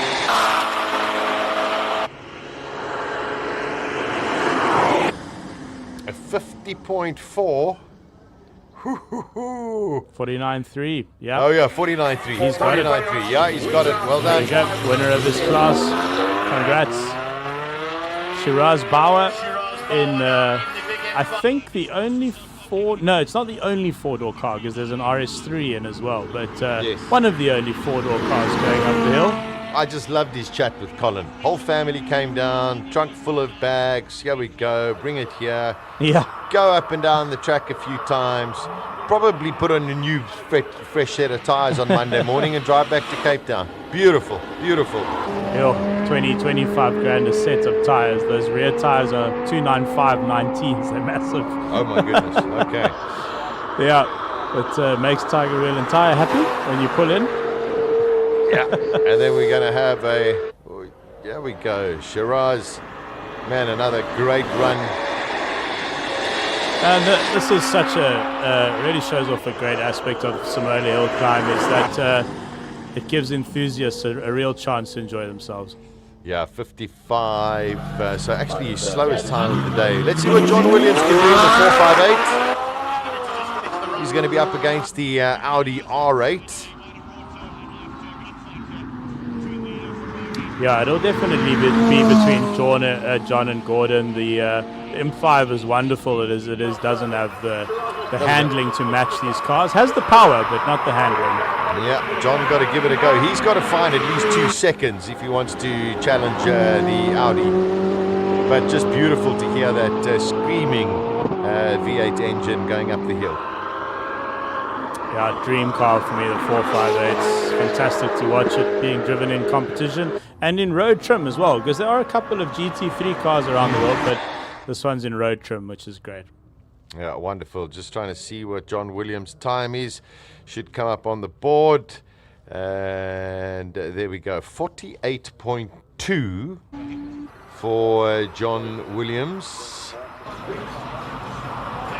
Which is roughly where he was. So Gordon's best time is a 46.5 in the Audi.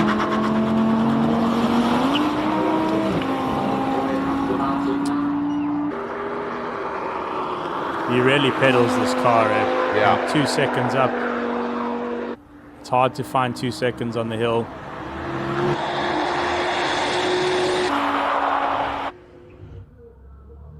And we just lost him over the line there. Yeah, Do we get a time? 47-0, so definitely, yeah, takes that one. Well done. Takes class A6. Anton Pommersheim, his best time over 49.5.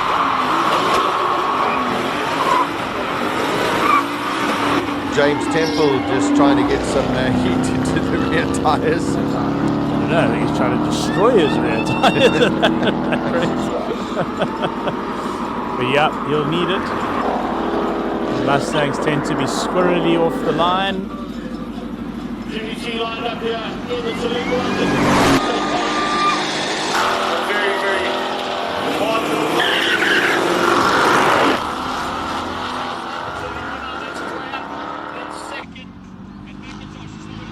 51.229 for the first Mustang up the hill. Yeah, significantly slower. As we get into the afternoon, temperatures could be dropping just a little bit, track temperatures. But also, you want to make sure that it's a clean run. You know, you've got to finish it. Lots of braking there from James Temple. In these classes where streets or new towers aren't exactly allowed, the tire deterioration also plays a role because they get slower. Yeah, of course. Yeah, you could actually see JP van der Wald's. JP van der Wald's tires fronts were pretty done. And he's still got another run to do. Yeah. Garth McIntosh in the 720S. Yeah. James Temple with a 47.8. So that's basically what he's been doing the whole time. So Garth up against it. He should be faster. His fastest time was a 46 dead. But this is class final honors. Again, just another real enthusiast. No real racing background. Just got a wonderful car, and Simola gives him the opportunity to take it up the hill. And delight the rest of us, that's for sure. Yeah, beautiful looking car. McLaren 720S comes across the line. Yeah, with a 46.1. So takes that class as well, and roughly the same time that he did earlier on today. There we go. Here comes Dion Hubert. Can he beat a 49.2? Is that correct? That is correct, yeah. Can he beat 49.2, the current electric vehicle record right here at Simola, held by my esteemed colleague sitting next to me, Ciro Di Siena, only 133 Ks up the hill. Oh, it's going to be tight. Ciro, how are you feeling? This is the Hydrogen X5. Is this Dion's the Hydrogen? Up next, yeah. Dion's up next in the i5. It's so lovely working with you, Sasha, because you say my name better than I do. You pronounce it better than I do. Pronounce it like my nonna used to, actually. Is that the Hydrogen going up? Yeah, that's the okay, X5. I'm no, Dion's lost next. here. Dion's next. So this hydrogen is a fuel cell car. First time a hydrogen-powered car has been at Simola. So a bit of an exhibition run from BMW, but a really cool story behind that car. So here's Deon Hubert, legendary South African racing driver, using all of the track at turn 1, deploying all 442 electric kilowatts, heavy under braking, 2.3-ton car, using all of the track. Don't hit a policeman, Deon. Oh, well, maybe if Ichiro hit one. Let's see what he can do. He's definitely hustling it, that's for sure. I'm rooting for him. Look at that weight transfer. That's a heavy beast to run up the hill. Bit of four-wheel drifting. Super fast. My heart's in my throat. Oh! 48-1. Ah, he's got it. Oh, I beat you, Chiro. Sorry, my buddy. No, good for him. I All was rooting for him. One of the cars making a debut this weekend, not released in South Africa yet. This is the brand new C63 from Mercedes-Benz. 500 kilowatts of power, 1,200 Newton meters of torque from a 2-liter 4-cylinder engine. Insanely powerful. Yeah, Chad Lukov doing a really great job this weekend. First time ever up the hill for Chad, and they gave him an insanely powerful car to do it in. He does have all-wheel drive, which will help. Nice lines through the S's. Final corner. Beautiful, 46.1. I think that's his fastest run of the day, actually. I think so. Clint Weston going to be coming up now in this GT63S. Let's just watch this lap. The way that this car goes more sideways than forwards. The control he has in this is extraordinary.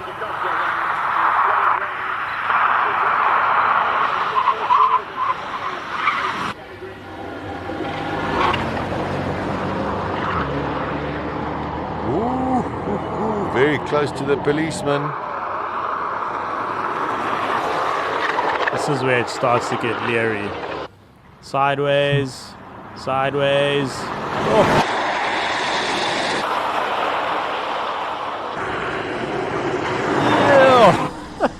44.1 for Clint Weston. I mean, it's been a marvel to watch that, and I know that Rodrigo, you've been mighty impressed with that vehicle this weekend. Yes, I have. I can't see any better advert for that car than this weekend with him at the wheel.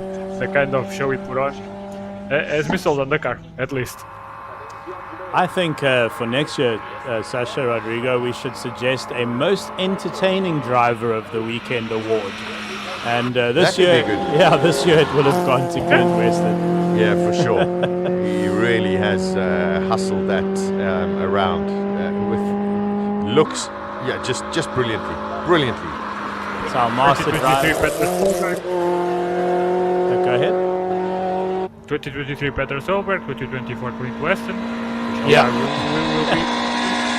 I agree. 2025 Rodrigo de Oliveira.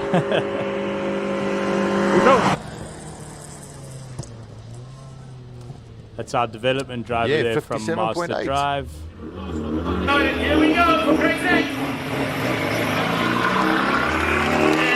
Oh, Zank did not get away well. Oh, another Nissan. Oh no, that's not good. Oh, that's desperately unfortunate for Craig Zank. It's like there's just something in the air this weekend. The all-wheel drive car is just off the line. Something's up there. We might never know. Yeah, Craig Zank, unfortunately, will finish third in his class. This is Class B10. We've got Steve Clark, Giovanni Fantin, who's going to go, but we'll wait until Craig Zank. Well, I assume he wants to try and just get to the top and post a time. But yet another stop in our proceedings. I think he managed to pull over to a safe place, so maybe the safety marshal, the head of safety, Ashwin Harry, maybe he'll let things carry on. They're just probably going to go check out the situation. That's our safety car.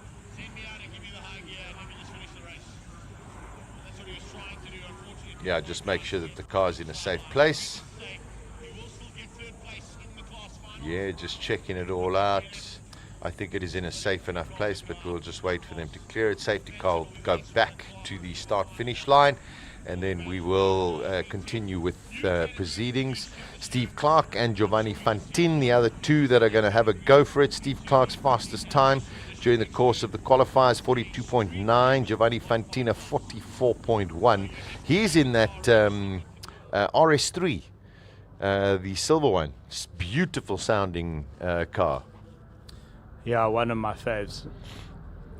Rare engine, rare configuration, and quick car. Very, very quick.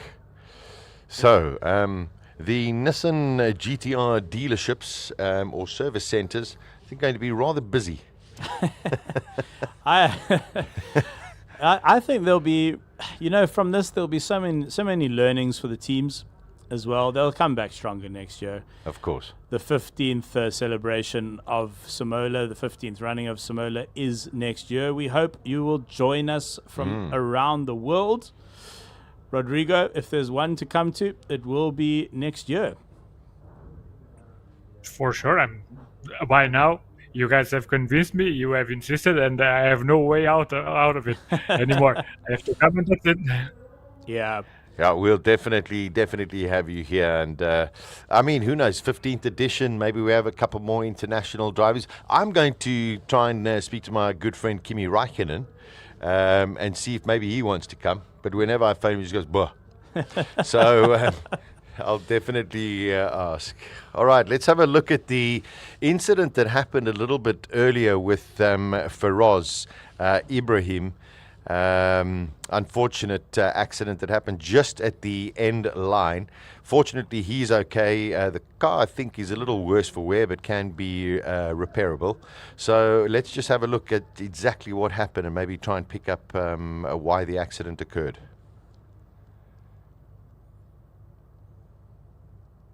That all looks good. Oh, he just runs wide. Yeah, there we go. Onto the gravel. And listen, he hit the camera. The rest might be okay. Yeah, it's you've got to, when you go over the line, there's no space on the left, but there is space on the right. JP van der Walt actually had a big off over the line a couple years back, and his car was fine. He walked away, the car drove away. So if Faraz managed to get the car back over to the right to the track, he would have probably been okay. But yeah, there's that unfortunate patch of gravel there, and if you run the car too wide on the exit of the final corner, then it's very, very slippery. I have seen pictures that the car was on the flatbed, so that's the latest that I've got here. So just goes in a little bit wide, understeers. See, there's the gravel there. Yeah, back steps out, camera goes down.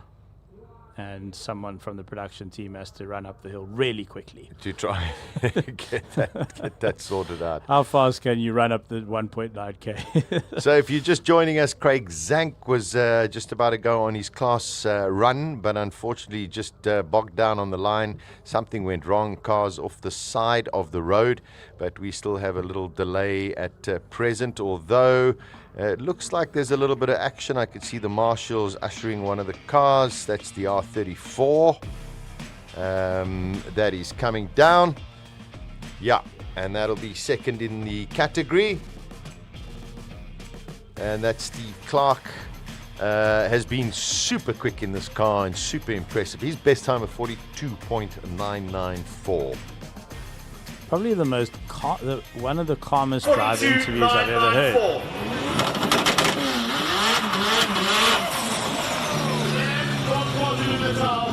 And then he's raceway. Has got the capabilities of doing a 41. Are we going to see that now?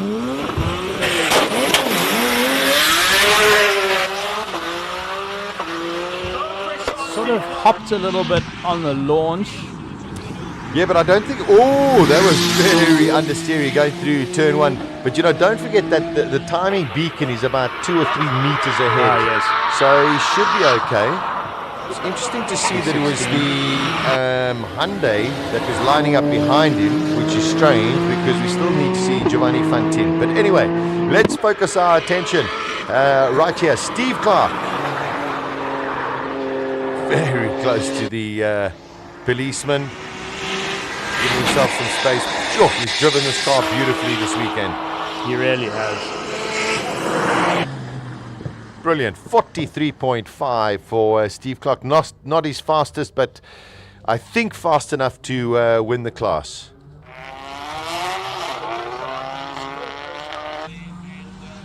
I just love Steve Clark's interview because if you didn't know what he was talking about, you'd think he was discussing an afternoon of lawn bowls. He was so relaxed, so calm and softly spoken, and then gets out and absolutely thrashes a rare R34 up the hill.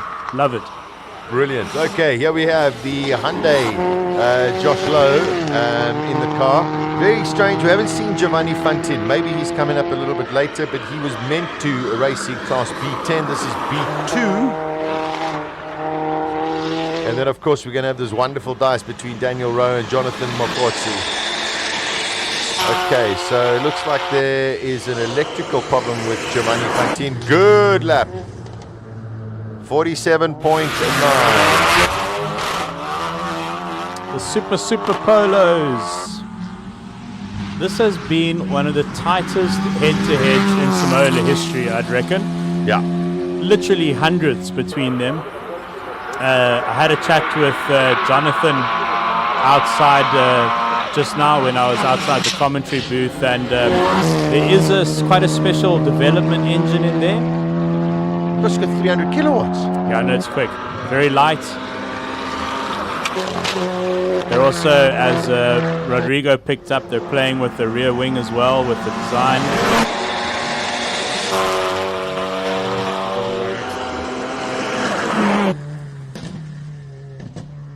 $44,058.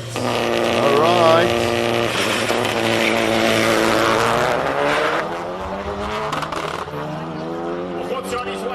So that's right near the 43. So I tell you, Jonathan's got it all to do. So Jonathan told me he really wants a 43 this weekend, and he's got to beat it by 5. He just has to do about 0.06 of a second faster than his teammate Daniel Rowe. Don't know if that was his best turn 3. Oh, it's going to be tight. Yeah. Oh, I think it's a big mistake there. I think that's going to cost him time. That car just felt too low on the front left. Yeah, 0.4 of a second slower. Yeah. Phew, this is when it all counts. That big mistake into that second S, just hitting that brake. You could see he had to try and straighten out the car there, unfortunately. Weird noise though from the front splitter. It's almost like his front left suspension wasn't quite right. I just heard that scraping of sort of plastic on tar, but maybe we'll catch up with him afterwards. Okay. Now, this is going to be outstanding. Outstanding. Peter Zili, Charles Hubert, Darby Hubert. I mean, the fact that Devin Robinson isn't there is quite extraordinary. Here we go. Would you prefer to go first or last? I would say first. Yeah, he's got the old Toyota Camry engine in there, I believe. Rodrigo, let us know what you think of this run. Let me observe. As ever, Peter is always massively smooth.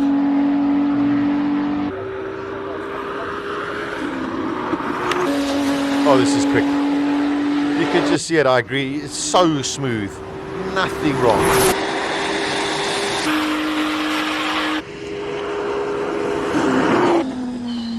.4. Something went along the way. I think the track has got a little bit slower. It is cooler. It is definitely cooler than it was. The two Ubers. So in Class B4, the time to beat right now, Peter Zealy, 40.4. 248 up the That straight. is ridiculous. It's about 20 kilometers faster than Peter Zealy. This was my bet this morning. It was 248. Yeah, you called it. You win that. Oh! Too deep into the first S. No, that will have cost him. That's going to cost him a little bit. Let's see what he gets across. 40.0 for Charles Hubert. He was so quicker. All right, let's see what Darby can do here. So even with that mistake, Charles Hubert still quicker than Peter Zealy. Yeah. Rodrigo, you said you think something went wrong on Zealy's run. Yeah, and the door is open. 228. 228. Quite Got to a lot get slower. smooth, a lot slower than Charles. This is the critical part. Get it in here, a little bit on the brakes, through. Oh, that's super slick. Super slick. Yeah. This is good. Oh, what a time. 38.9. Yep. Wow. Darby Hubert has had a brilliant weekend. So this car just against the clock. Paul Munro, his best time has been a 46.4. All carbon BMW. Sure, those were fabulous tyres by the two Huberts and by Zealy. Class B4 was so great, but I have a sneaky suspicion Zealy's got a bit more in there. I think he might bring it all out in the final run in the shootout. Yeah, the shootout is where it is going to be. I would say that all three have more in than this. They were fast, but they could be much faster. I think so, but I think the track honestly is getting cooler. Yeah, lots of shade now on the track. Yeah, we're in a good part of autumn, so even though it looks incredibly sunny, it's definitely a lot cooler. Yeah. Second last time up the hill, Hayes. Oh, super launch there. Flawless.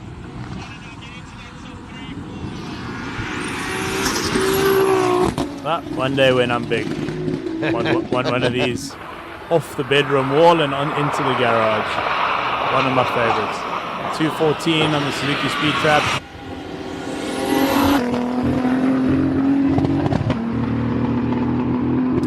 Rodrigo, R32, 33, 34, 35. Which one's your favorite? 32. 32, yeah. Although I will go on this and say that I am also very keen on the R31. Okay. A man of great taste. 43.6. That's Darry Goodman.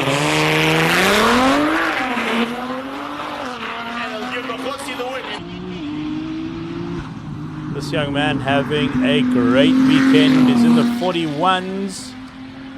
George Evans in a 10-year-old, 11-year-old Nissan GTR R35. 218 through the Suzuki Trap. And I mean, this is the class where, you know, if you're just tuning in, you're going, but where's Richard Roots? Where's Franco Scribante? Yeah, where are the Zummeren? They are not here. Tough weekend for a lot of drivers and a lot of teams. George Evans giving it the full beans, coming across the line. 42.478. So Sasha, you caught Scribante's engineer just now when we were outside. Yeah. And he gave us that really interesting explanation of, just let Silvio launch there, what a noise. Aldo, I love it. Aldo, sorry, of what happened to Franco's car. Yes, the gear didn't gear. There we go. No, but the car jumped. The car jumped, the rear wheels sped up, and as they touched the ground, it ate the gearbox. So, not the car's fault. Come on, Aldo, you've had such a good weekend. You had huge disappointment last year. Great line through there.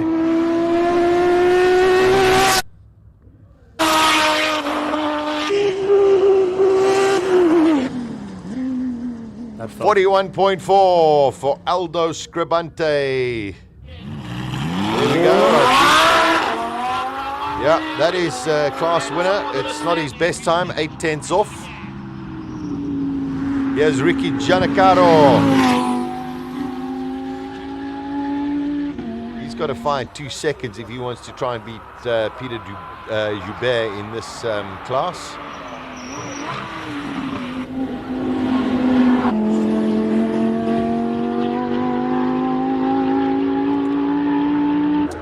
Second of our Audi R8s on the field this year.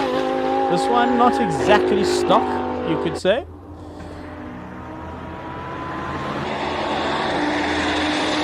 But it does look like a quick run. Sorry, Rodrigo. You can buy one of these. You can buy one of these straight from Audi. Oh, right. Okay. So that's a special edition. No, it's a GT4 spec. As you have a GT3, there's also a class below, which is the GT4. That's fascinating. It's a really nice toy to have, isn't it? For sure.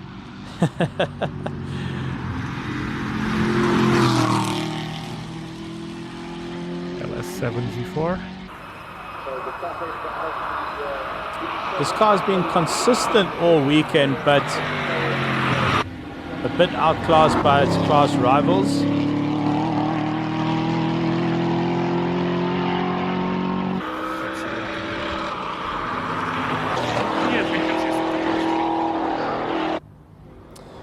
Rodrigo, a tough weekend for a lot of competitors, and they'll take the learnings from this. But I mean, from a technical perspective, what can be done to help survive those really tough launches? It comes down to sacrificing a bit of lightweight stuff, going full carbon and everything, and just using the thinnest possible pieces and everything, and you have to sacrifice a bit of that lightweight mentality just to beef up everything on the drivetrain to withstand those launches. Now you could also play with suspension settings, for example, softening up the rear so it can squat during the launch and give it a bit of give on everything. But then you are also messing up with the setup for the rest of the year. So it's a balance they will have to strike, or just buy a car that is prepared to do football launches day in, day out. And a 43.373. That shouldn't be a time bothered by the Nissan Patrol Blackhawk. The colossal one.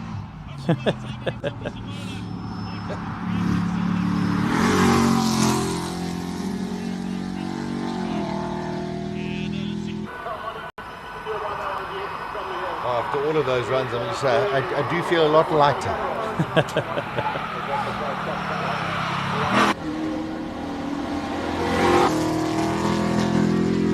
The brake discs on this car are probably about the size of some of the wheels on other cars. Yeah. Well, I think, in South Africa, a little bit of a crowd favorite. There's so many of these vehicles on our roads. I think people are quite intrigued to see it going up the hill. Yeah. So Bradley Boshoff.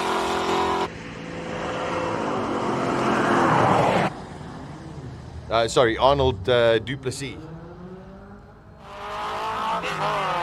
And here's the first of our single seaters.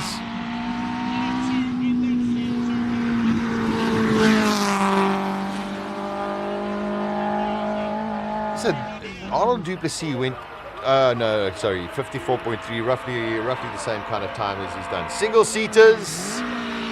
This is going to be a battle between Theodore Vermaak and Andrew Schofield. Schofield, should nail this about 6 seconds quicker. Completely different kinds of vehicles. Yeah. Got a confirmation from Peter that something did go wrong on the front. The boost pipes got off on the bumps. Wow, okay, so bumps are playing havoc with a lot of cars. Ian Schofield for class win in C2. Hopefully Peter Zili can fix that up for the shootout. In previous years, we saw a lot of cars taking the left line up the main straight. See that bump? Yeah, to avoid the bumps. But this year, everyone seems to have taken the bumps, and they have caused a bit of havoc. A bit like what I said before, people are going for all speed and they are risking it all, and if it is the fastest way, they are risking it even more if people have been exactly to handle those bumps. I think Schofield running against the clock. Let's see how he does. 42.0, Robbie W.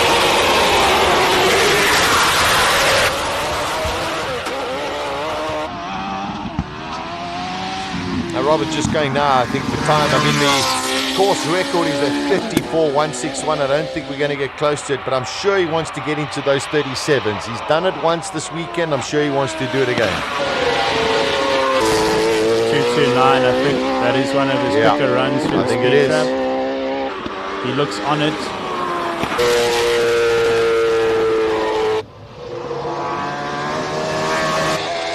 Oh, that car's dancing on the limit. Oh, that's huge. 37.1 from Robert Walk. Wow. So there I was saying the track's getting cooler. It's affecting the times. He goes fastest. What do I know? Wow, a 10th from a 36. That was an impressive run. Very impressive. Just through the S's there, you just saw him. I mean, that's the mark of a great driver, is when he can just get the car to dance on the limit like that. It'd be lovely to watch that in slow motion, actually, just how the car was moving around under him through the S's, but just beautiful driving, real driving skill there.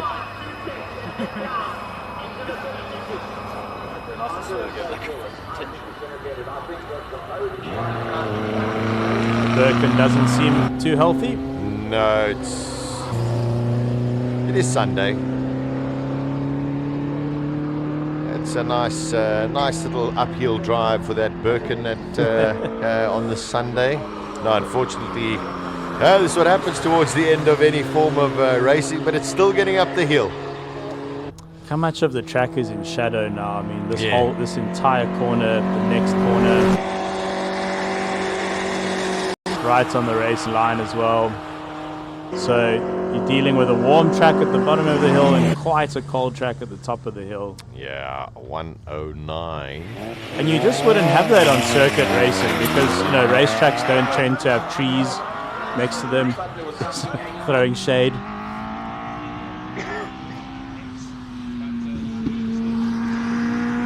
This is the Birkin that had quite a big off yesterday, destroyed one of the Castrol banners in the process, but miraculously no damage to the car, and thankfully no damage to the driver. He lives to fight another day. The car lives to drive another day, and he's having a better run than his competitor. Well, and I mean, this is for a class final. He's been 8 seconds slower throughout the whole weekend, and he's now going to take the win. Yeah. I mean, this is racing. That's how it goes. Crazy.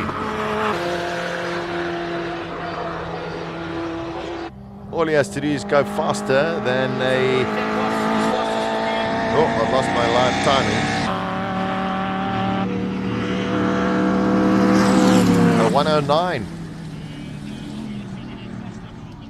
54, that'll take the class. That's it's going to take the class against all odds.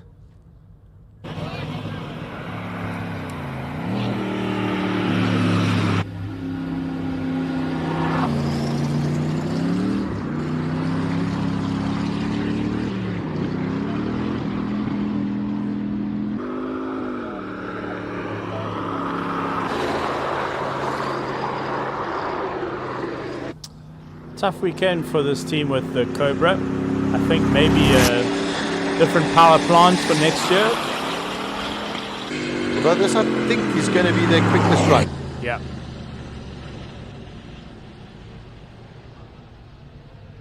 Flying through the lead. Here's Rui Campos. Tell you what a weekend it's been for Rui Campos. He wins this one. Another trophy for him. Class C6. He was up against the Cobra, so Yeah, another trophy for his trophy cabinet, which must be quite extensive by now at the Campos headquarters.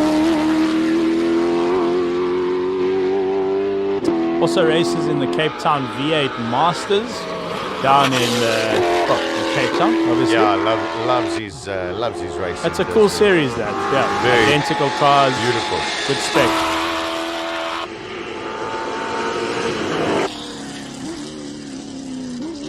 41.8, and I mean he's just been so consistent. His best time was a 41.79. There he does a 41.8. So I mean Rui Campos taking class C5. So there we go. They're going to sort out the rest, and then of course we will get into our top 10 shootouts for our 3 various categories, and then the King of the Hill. We are going to cross over to Colin. He's going to bring us all of the latest information that's happening in pit lane. Colin, what's up? Stand by for us, please.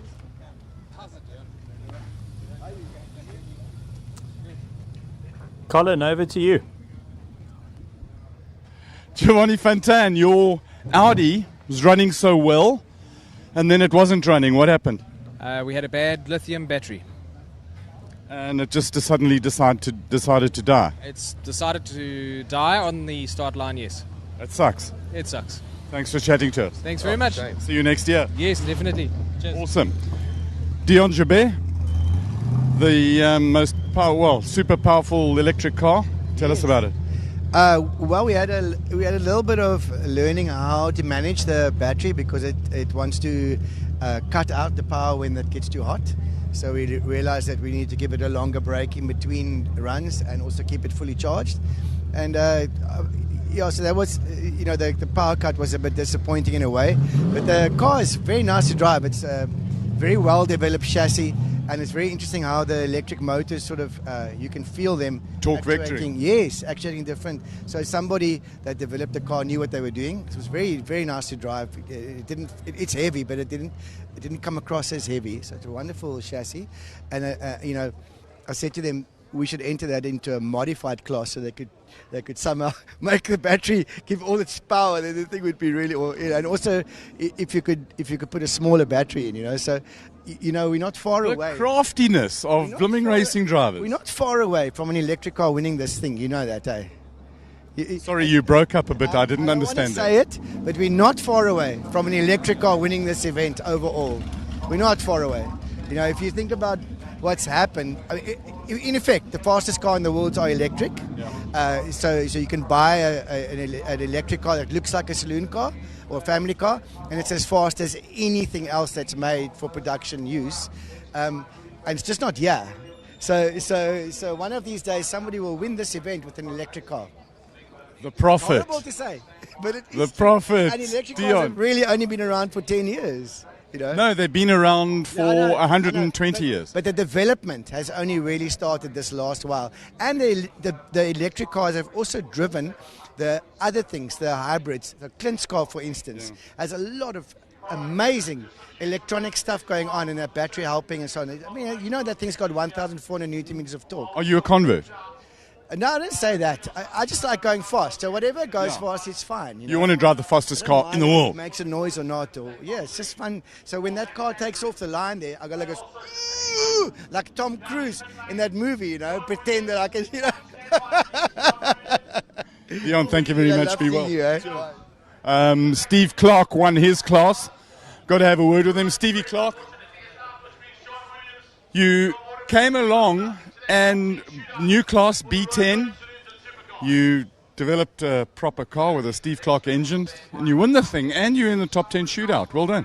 Thanks, Colin. Yeah, it's exciting. Very happy. And you really enjoy this race? Yeah, I never thought I would enjoy it as much as I did. I've always thought it's a bit of a poser thing and everything. I'm hooked. I want to be back here next year, yeah. Great news. Well done, boy. Good luck for the top 10. Thank you very much. Cheers. What a character. Jonathan Mokotsi won his class. No doubt he's on the Instagram already. I don't see him or Daniel Rowe here. They might be in their hospitality, but they're not. Must be Instagramming. Just responding. What happened? I kept it clean. I just tried to put a clean run on. The only way I was going to come right is if one of the guys hit the policeman. Yeah. But let's see. Let's see what happens. Awesome. Yeah, thanks. Let's talk to Arnold. Arnold, Arnold, a bit of a mixed day for you. You win your class. Bit of a mixed day. You win your class in a beast, a giant of a car, and Reggie's car didn't finish. So mixed feelings.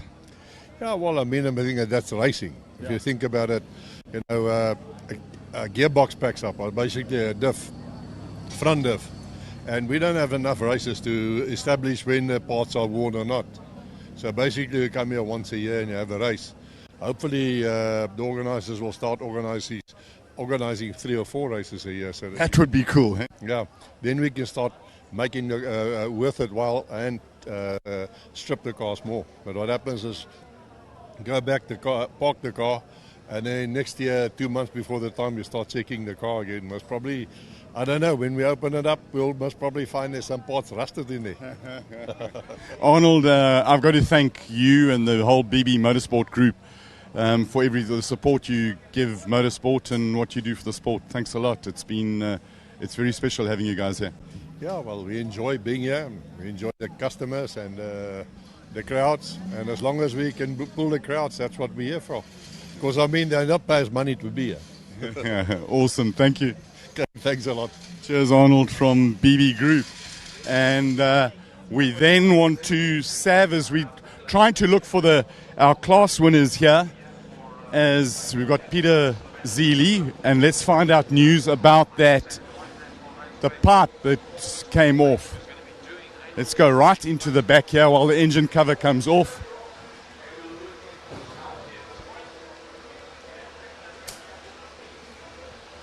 Freddie, you got a boost pipe that came off? Yes, luckily not too bad. It's unfortunate it happened, not too bad, but yeah, it would have been much better if we didn't have the problem.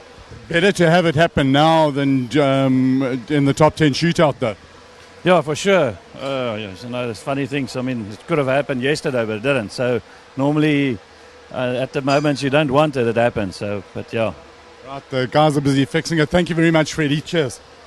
Sorry, that was me in the way. Let's talk to Charles. Charles, you wound the top speed of your car up the hill. You've got all the groceries going now. Yeah, we've got everything going for us, speed-wise and power-wise, but just the driver that must come right. You've got to get your boost sorted out. Definitely, most definitely. You've got a short while now, probably an hour before you go and fight for King of the Hill. Yes, I'm looking forward for that. We actually overshoot on turn 4. Turn 4 I overshoot, and I lost a lot of time there in class finals now. But let's hope for the best, for the King of the Hill. I'm going to try my best. Well, good luck, have fun. Thank you very much. Let's go and talk to your butt. Peter Zeely is right here. Your boost is not boosting and your pipe wasn't piping, Peter. Yeah, it's a pity. I was pushing quite hard. As I went over those bumps, it just heard, wah, and no power. So it's amazing how these bumps have influenced this whole race, and they're going to play a strong part in development and tuning of cars going forward. Those bumps for my car is violent. The whole floor hits the tar and you feel it through your spine. So, I think because of that bump, everything moves inside and it just couldn't take that strain. So what must I do? Must I go slower? No, never go slow. The boys are getting it sorted out now, and I'm sure you'll give it all in the final. Absolutely. Thanks a lot for chatting to us. Cheers. Right, there's Darby Joubert's out there. There's a strange noise going on in the background.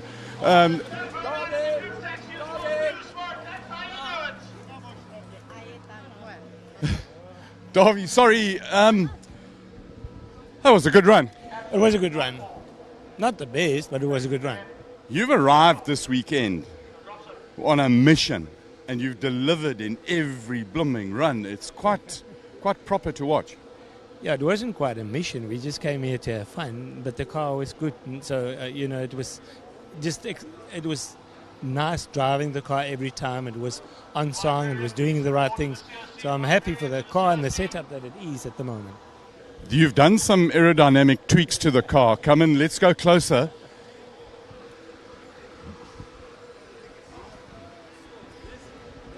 This is to make it go fast. Were you blocking air off from going into the car? Why? Getting the aero to work better. You think of every little thing, eh? No, my crew does. Lucky man. Well, good luck for the top 10 shootout. So basically the air inlet is all the way over here. So they've cut it into about a third of it. So a third of the air goes in there and a third of that air comes out to disturb the flow, and that air coming out disturbs the flow over the top of the wing. Oaks are quite sharp. Another class winner is Rui Campos. So let's have a... So you win your class, now you go to the top 10. That was always your mission. Yeah, I think that's what we can do. Obviously, Robbie, he's at 37. He's actually the fastest car here today, so maybe some ask. But cones, gears can happen. And launch. And launch. Well, he's got that sorted. So let's see. Well, good luck, have fun. Thank you, thank you. Right, Aldo Scribante was another winner. We need to talk to him. My phone is frozen. And we'll try and get to him now. Aldo Scribante, class winner. It's coming that time of the day when we go winner, winner, chicken dinner. I don't know what to say, Colin. My two top competitors, bad luck to my cousin Franco and to Rechard. They were the pace setters. They weren't there, so it opened the door for me. But kept my head together and I snatched the class win, so I'll take it. And your time is just, you've done your best time today. Got to be a happy Aldo right now. Extremely happy, Colin. Yeah, we bettered from last year. I think we're 1.1 seconds better than last year, and for us in the team, great achievement, better than we expected. So just happiness all round. We'll go into the final 10 top shootout and we'll try our best. Whatever happens, happens. Yeah, love it. Well done. Thank you very much. The other one we needed to talk to was Franco De Matos over here. Sorry, Patrick. We're going up and down like a ping pong ball. I don't know whether I'm pinging or I'm ponging at the moment. Check the photographer. Hey.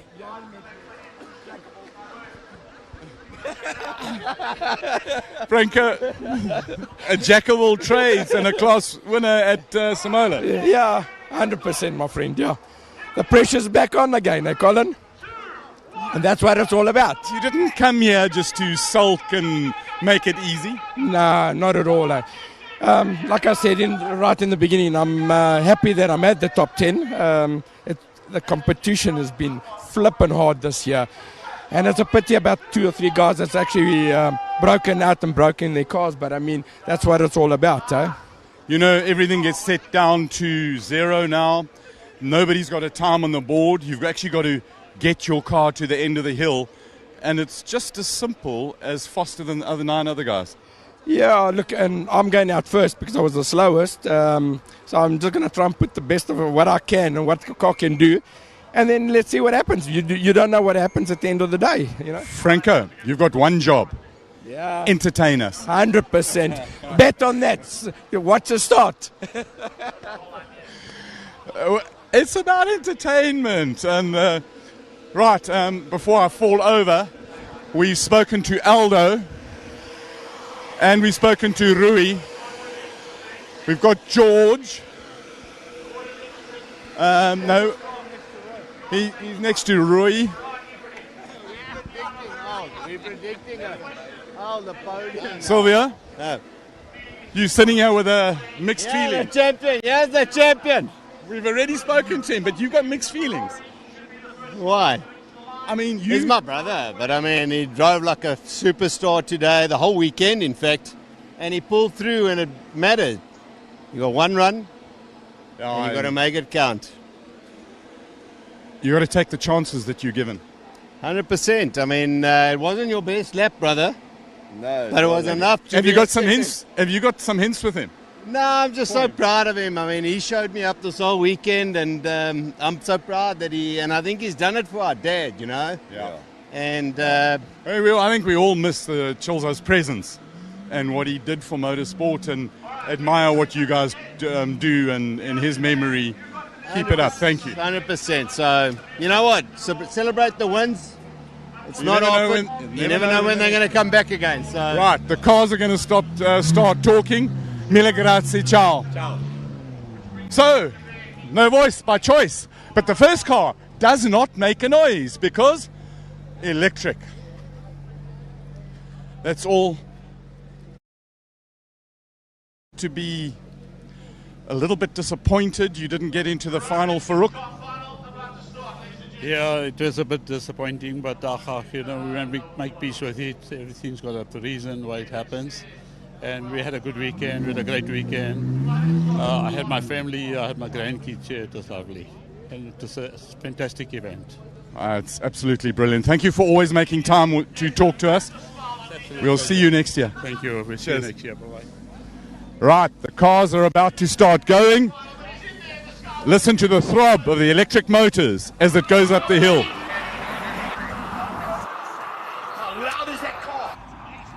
All right, Colin, thanks for all of the insights. Thanks to all of the drivers also giving up their time. Here we go. We're going into the King of the Hill shootouts. And we have this wonderfulness of Dion Hubert. Tires being tortured by the 2.3-ton electric car. Dion will be giving it absolutely everything in the i5 M60. Huge weight transfers through the S's to handle. Last corner. 48.499. Slightly slower, I think, than his class final run. Yep, but still up there. And, I mean, we know that Faraz, unfortunately, won't take part in this. So he's out. But we've got John Williams, so there is one other driver that is not going to take part because John actually was 11th in this category. So we'll just watch through the timing screen. So John Williams with his final run of the day. If you're just joining us, welcome. Where have you been all weekend? But you've joined us at the right time. This is one of 3 Kings of the Hill top 10 shootouts right here at Simola HillClimb, Knysna, South Africa. Great to have you on board with us and joining us all the way from Portugal, from HillClimb Monsters, Rodrigo, this has been quite a weekend. Yes, it is, and it all comes down to this. We have this top 10 shootout. For those who have just joined, enjoy and prepare because it will get even better for next year. And welcome to Knysna. This is Simola HillClimb. Yeah, and so many wonderful comments about all of your input as well, so thank you very much. A 47.2 for John Williams, which is fastest time out of the whole weekend. There we go. Wow, that's when you need it. Big match temperament. James Temple's quickest time has been a 47.8. So, oh, it's not James. Yeah, it is James.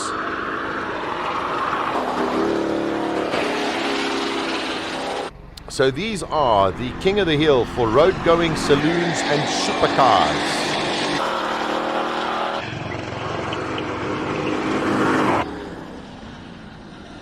Tell you, 47.7, also his quickest of the weekend. Enzo Kuhn. He's done a 46.5. I tell you, John Williams is smiling ear to ear at the moment. I don't think he expected that. He got in there by a lucky draw, and he's going to finish a worst of 7th. Good top speed from Enzo Kuhn, 199 kilometers under the bridge, turn 3. Don't, whoa! Well, listen, it's in the hands of Enzo Kuhn. Yeah. He knows how to handle that.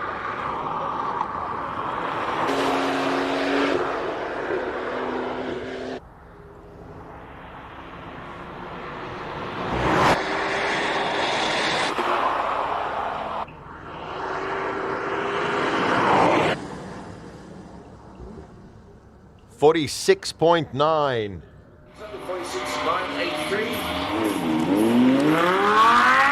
So a couple of tenths off his best time. Let's see what Gordon Nicholson can do. He has been quick all weekend in this R8. Stock standard.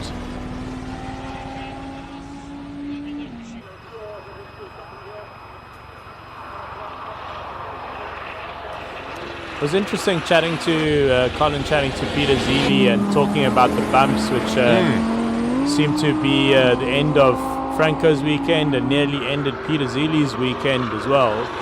And he said it is quite violent in the car. It's shaking the car around. It's bottoming out as well. And I wonder if those bumps are worth it, because if you just head to the left of the track, you can avoid most of them. One thing with Peter's car, it's a huge amount of downforce. Even if he goes to another side of the road, if the bumps that are that little, the car will still bottom out. There's just so much downforce on that thing. On that straight, it's very, very hard. Because the faster he goes, the more the pressure just increases even more. Yeah, of course. Here's the C63. Chad Lukov has had a brilliant weekend. Car still to be launched in South Africa. Making its debut here at the Simola HillClimb 2024. And he's done, I think, a stunning job in this car. Yeah, he'll go home a happy man. And I think so will Mercedes-Benz as well.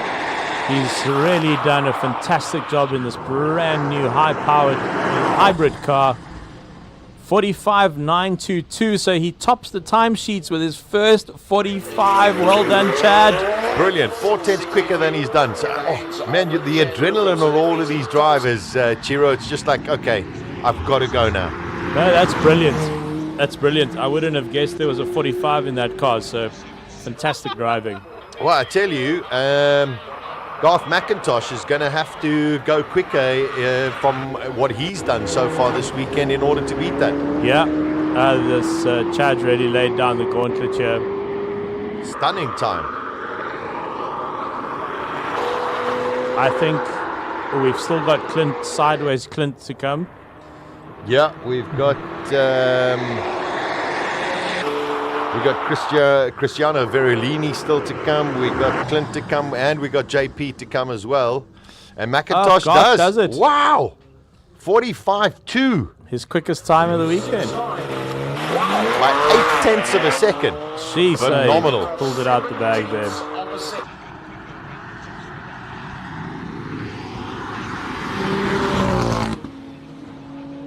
So as far as I could tell, Faraz Ibraham, I don't have the reason, but it seems as though he was disqualified.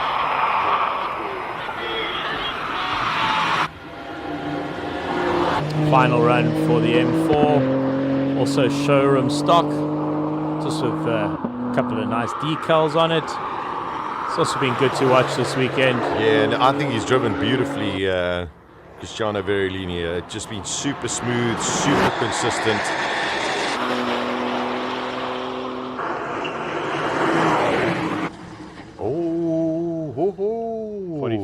45.2. She's just 200 slower than the 720S. But 4 tenths slower than he's been. Okay, sideways Weston. Here we go.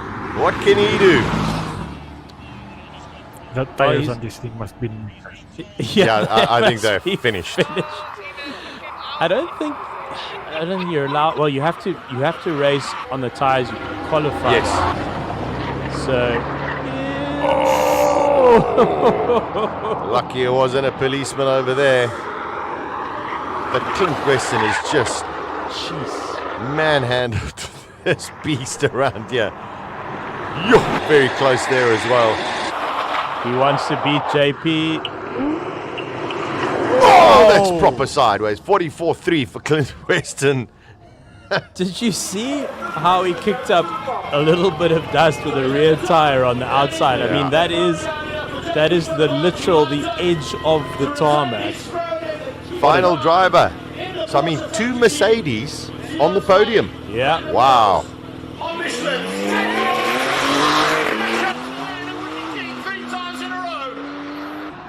JP Thunderbolt's going for a triple.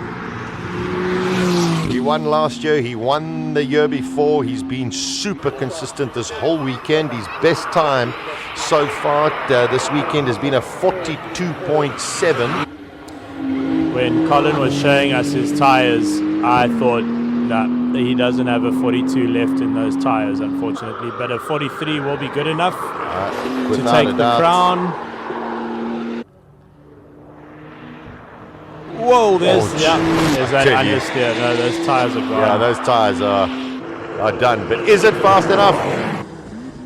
42. He proves us all wrong. Unbelievable. What a lap from JP Thunderbolt. 42.935. I mean, that's super impressive, Rodrigo. I mean, he's been so consistent this whole weekend and over the last couple of seasons. Yes, I think after all these wins on the Rose Car class, I think it's time for him to step up and maybe even take this Porsche and go on to the bigger things and start going into race car realm. Yeah, fantastic. He's got a natural knack for it. He really does. Got the temperament for it. So, road-going saloons and supercars, phenomenal. Chad Lookoff in the brand new C63. Clint Weston sideways all over the shop in the GT63S, also Mercedes. And JP Thunderbolt retaining his crown with an outstanding 42.9 seconds up the hill. JP Thunderbolt, congratulations, winner of the road-going saloons and supercars for the Simola HillClimb 2024. Wow. Sasha, will Garth not take third place there with a 45.269? Oh, sorry. Yeah, I think Garth, my apologies. Garth takes third, yeah. Okay, Garth, there we go, in the 720 in the McLaren. My apologies. He'll be so happy with that. You'll be delighted. He literally, he's been so happy to be part of Simola and to take a third place home. He will be delighted with that. Brilliant. Brilliant. Modified saloon cars now. That is what we've got. This should be Titanic. Peter Zeely, Charles Hubert, Darby Hubert. Okay.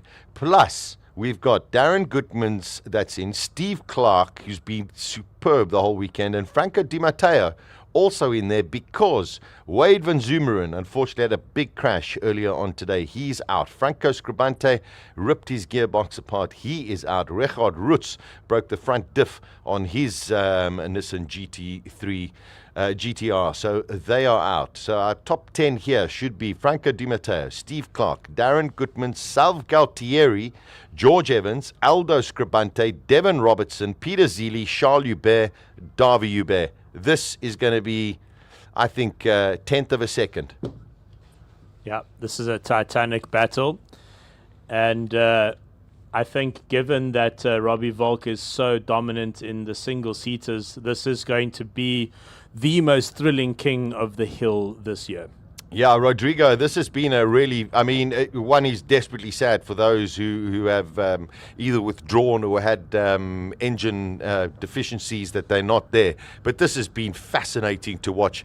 Did you think beforehand that these Lotus cars with their various different engines were going to be right up there? Honestly, yes. But of course, I expected also the GTRs to be up there still, and we have seen the cars affecting pretty much all of them. Unfortunately, I think this year it's will be remembered in many ways, both from engineers and drivers, because there are a lot of lessons to take from this. This is probably one of the years where the weather conditions were the best. We have seen people kicking up the tunes all the way and really reaching for the records, and we have seen how things break down when there. We have also seen that the Lotus layout with mid-engine, rear-wheel drive, and plenty of development really brought out the reliability needed. So I think from now on we will see plenty of evolution. I think the 2025 edition of Simola starts here. As soon as this one finishes, the work for 2025 will start right away, and we're just building on to bigger and better things. And remember when Colin was doing some of his interviewing earlier, there was one driver that said exactly something I'm always thinking about. You guys need 2 or 3 or even 4 events like this per year, so people have an even greater incentive to build this kind of cars and make it more only focused on being hill climb cars, because by then problems like we've seen during this weekend will disappear. Yeah, it's a very, very good point. We do need more hill climb events. These cars need to go out a little bit more often. So much development and preparation Chiro has gone into this year. We've seen it just by the times. But, you know, track action is going to bring about some of the problems that we've had with mechanical failures. So go and do a couple more events, fine-tune, develop, and, yeah, it could definitely help. I mean, I think Ian Shrewsbury, Chick Ramsey, the founding fathers of Simola, maybe they've got another 1 or 2 in them. So here we go. It is the modified saloon cars. Steve Clark going to be first out on the track. I haven't seen Franco De Matos. I thought he would be first. This is what it's about. You're looking for the top 3, the modified saloon cars. Steve Clark in his best time throughout the whole weekend, a 42.9. Super cool, this guy. I think rivaling Clint Weston in the GT63 for my most entertaining driver of the day award, which I've just made up today. Whoa, that is going proper sideways. 42.8, that's his best time. Which is outstanding. Outstanding. 42.8. Okay, Darren Gutmans, I think, has driven brilliantly this weekend, and he's the first to admit, he says the car's there, he's just got to find it within himself. But I think he's been superbly consistent this whole weekend. 42.7 is what he wants to beat for his own personal best. There's something just wrong there. I think that car's missing. It didn't sound too healthy out of the exit of turn 1, and then pity. Yeah, he'll coast over the line. Damn, that's a pity for him. He had a wonderful weekend. Yeah, pity for there. Sad when it happens like that. Here comes Sav Gualtieri. Oh, I'm gutted for Goodmans in my favorite car. That was tough. I wonder what went wrong there. But at least it's the end of the day. And he had a good weekend, that's for sure. 217 for Sav.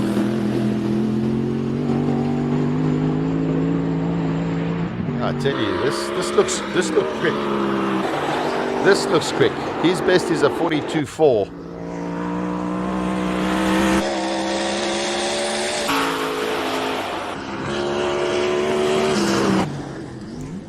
41.7. Wow. 41.7. So Sav left it right to the end. That is a super lap. George Evans, side exit exhausts. Luckily not a side exit on the start. Rodrigo always just the noise. The beauty of hill climbs is just the incredible noise of these cars. Even more, it's one of the last bastions of motorsport where there are pretty much no noise regulations. The many circuits are now implementing noise restrictions, and noise is a huge part of the motorsport's appeal. Yeah, very much so.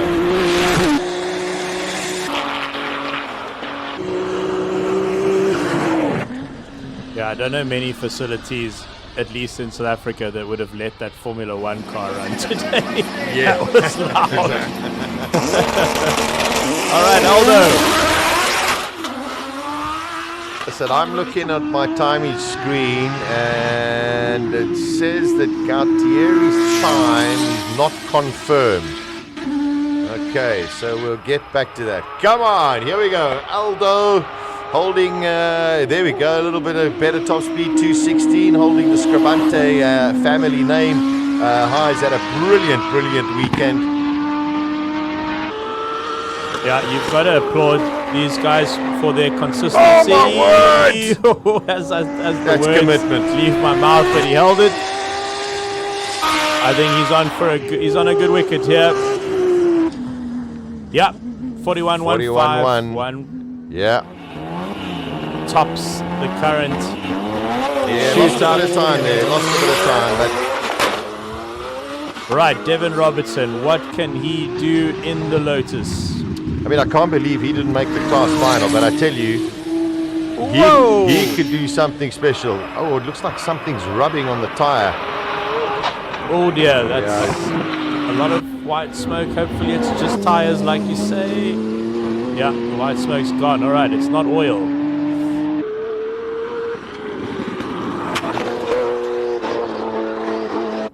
But he's going quick. It's quick, super quick. I'm telling you, this isn't a 30. This is a 38. Watch this. Oh, 39. 735. 39.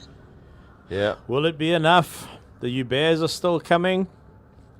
Yeah, the Ubears are coming. We didn't see Franco De Matos. Interestingly, the Ubears are not lined up yet, though. Oh, they're letting Peter Zeely out. All right, there he is. Zeely. So De Matos didn't go out. Maybe something wrong with his car, or De Matos should have been the first car running. Yes, he should have. Okay, Zeely. Sure, I had heart failure there. Third last competitor in this modified saloon shootout. King of the Hill about to be crowned in the next 3 runs. Stick around.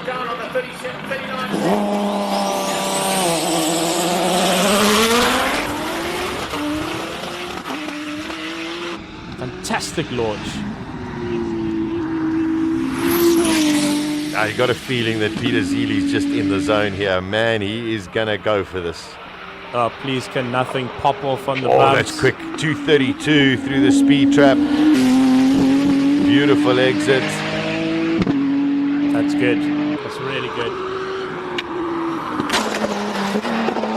Oh, no. He held it. He held it.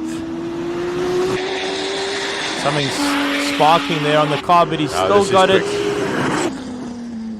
38. 38.5. That's his fastest time. Oh, there is nothing in it when it comes to this. The modified saloon cars, King of the Hill, 38.5. That is the benchmark at the moment. Peter Zeely. Yo, Charles Hubert. 234. That's quick.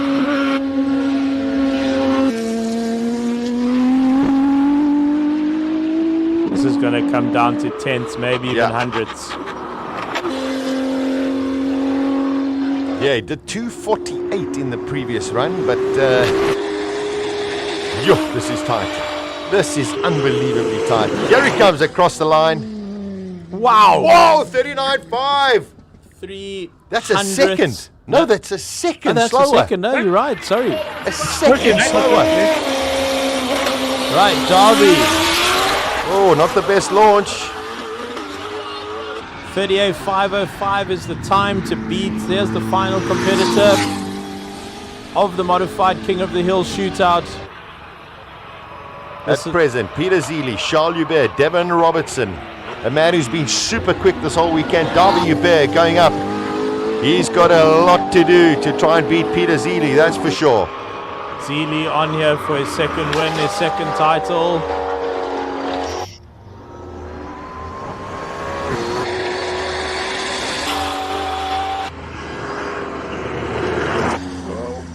Oh my God, he's done it by a tenth of a second. A tenth of a second, exactly. 38.405, 38.505. What a drive from Darby Hubert. Wow, what a drive from Peter Zealy as well. That was phenomenal. Brilliant, brilliant from both of those drivers. Rodrigo, you couldn't ask for a closer. No. Peter will be cursing that bit of understeer on the S for the rest of his life. That was the decider on this final shootout. Whew. A tenth. Exactly a tenth. 1/10 of a second. Incredible. Wow. What a performance. And, you know, well done to Peter Zealy. Well done to Charles Hubert. But Darby Hubert this weekend has just been extraordinary. Extraordinary, brilliant driving from Darby Hubert. He takes the King of the Hill for the modified saloon cars. Wow. And Peter Zealy, they'll be happy. Sorry, Rodrigo. I was going to say, I'll tell you who the real winner is during this weekend. Andrew Brilliant. Both his designs 1 and 2. Incredible. Wow. There we go. And I mean that Lotus, if you're watching, you're not familiar with it.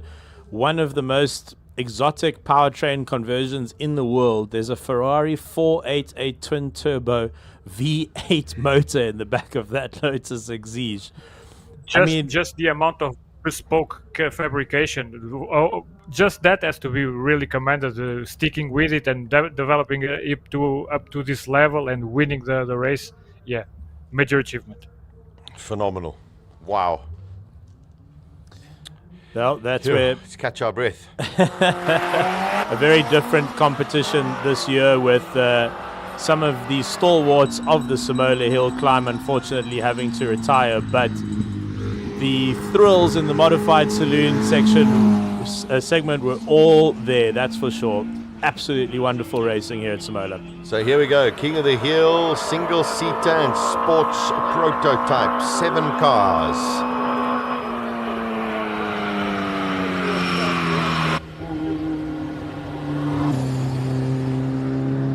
Still got the same problems, unfortunately, I think, from his last run in the qualies, in the class final.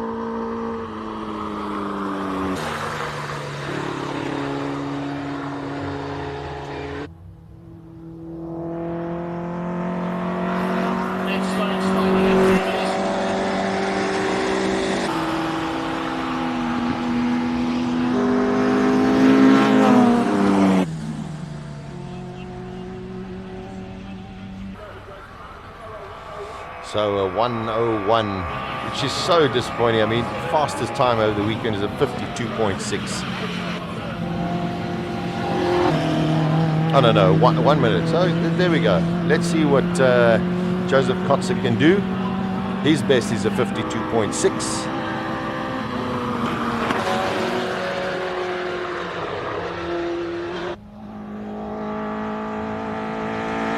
So Rodrigo, while we're watching this, what does a guy like Robert Walk do? He hasn't won the King of the Hill title. He knows he's got by far the fastest car.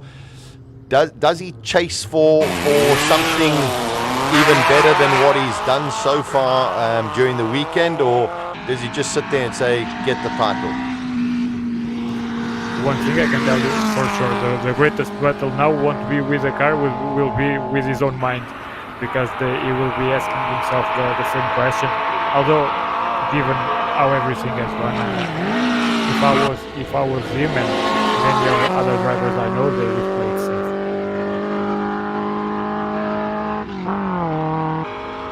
Well, it's been a delight to watch Robbie Walk this weekend, taking a Formula One car up the hill for us as well. So he jumped out of his hill beam and into an F1 car. So not a bad weekend's work for Robbie Volt. 46 Theodore for Mark. For Theodore, we've got Schofield, Campos, and Wolk.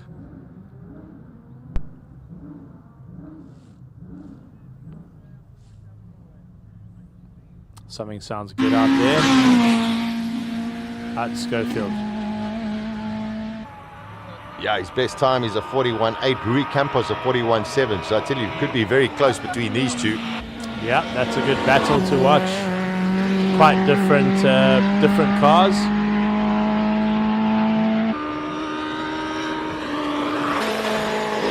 Oh, full commitment through there. That's pretty decent.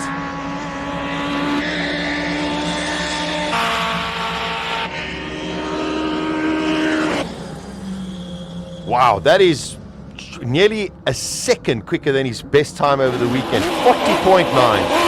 Brilliant. Yeah, that looked like a great run from Schofield. So very good. Rui's got his work cut out for him. And the track is just getting colder and colder and colder.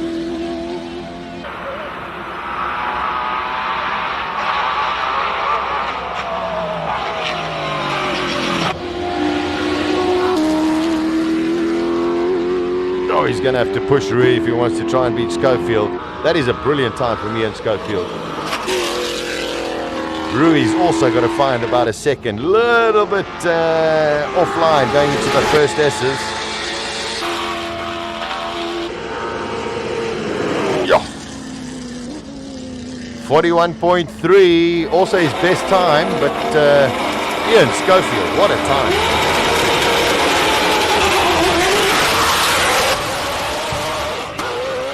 Robert Walk, here we go. His best time at 37.2. Oh, wouldn't it be fantastic to end the weekend on a 36? I'm sure that's what he'll be thinking as well.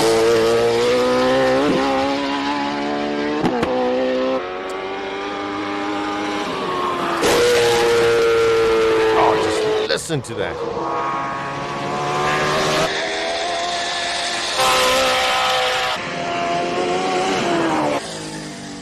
37.4.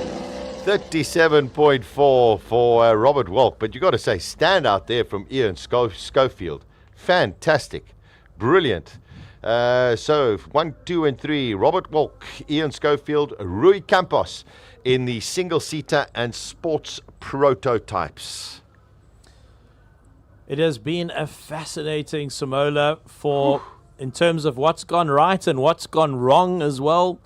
So many new faces and names in the field, new names and faces on the podium as well. We certainly missed some competitors. Andre Bezuidenhout having to pull out before the competition. Unfortunately, the 6 times winner and record holder Franco Scribante pulling out this afternoon. Richard Ritz as well. The Nissan GTRs had a difficult weekend, Rodrigo. For sure. I think Colin is on. Yeah, let's go and catch up with Colin. I think he's got 1 or 2 of the winners with him.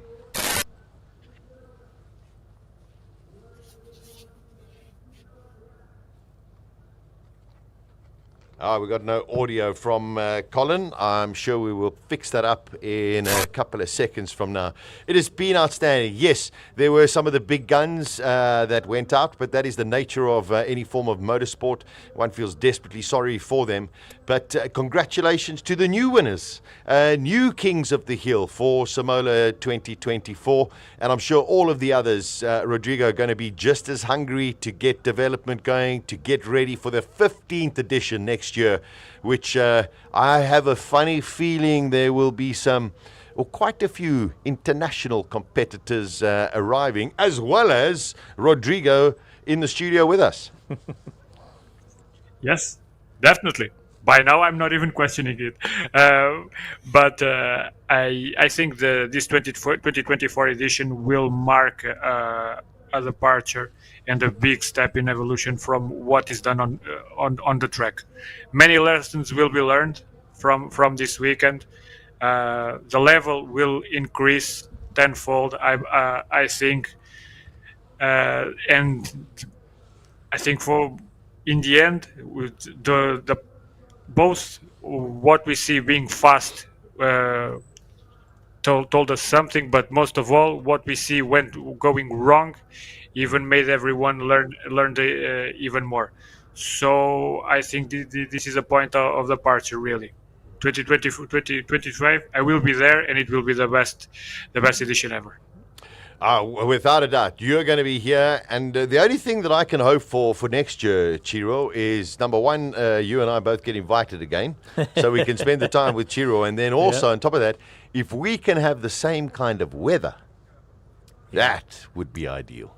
Yeah, the weather's played a big part this weekend. In that today it was very favorable. Yesterday, dark and a bit gloomy.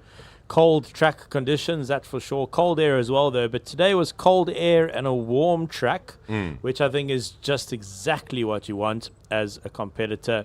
I've thoroughly enjoyed this. For me, the modified saloon category, really wonderful, absolutely full of thrills there.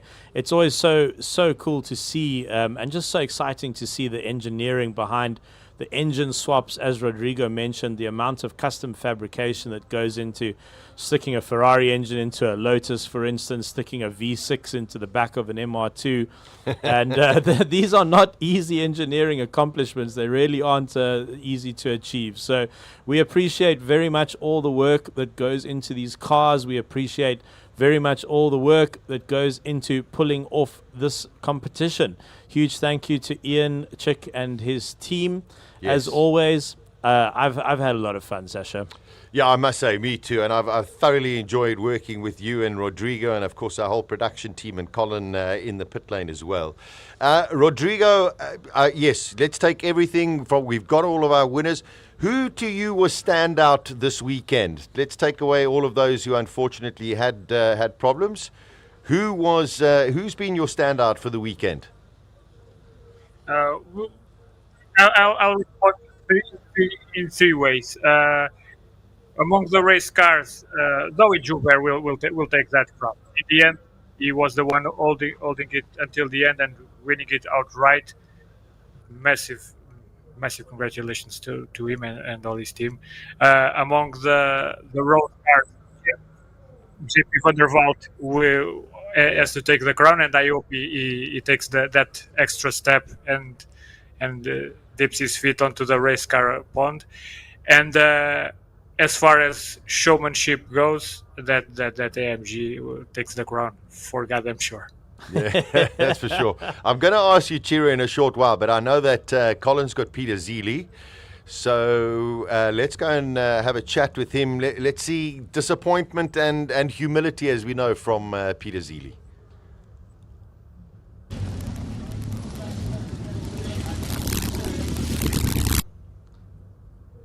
I think we might be struggling a little bit out there with to connect to Patrick and Colin, unfortunately. Stop standing on the cable, Colin.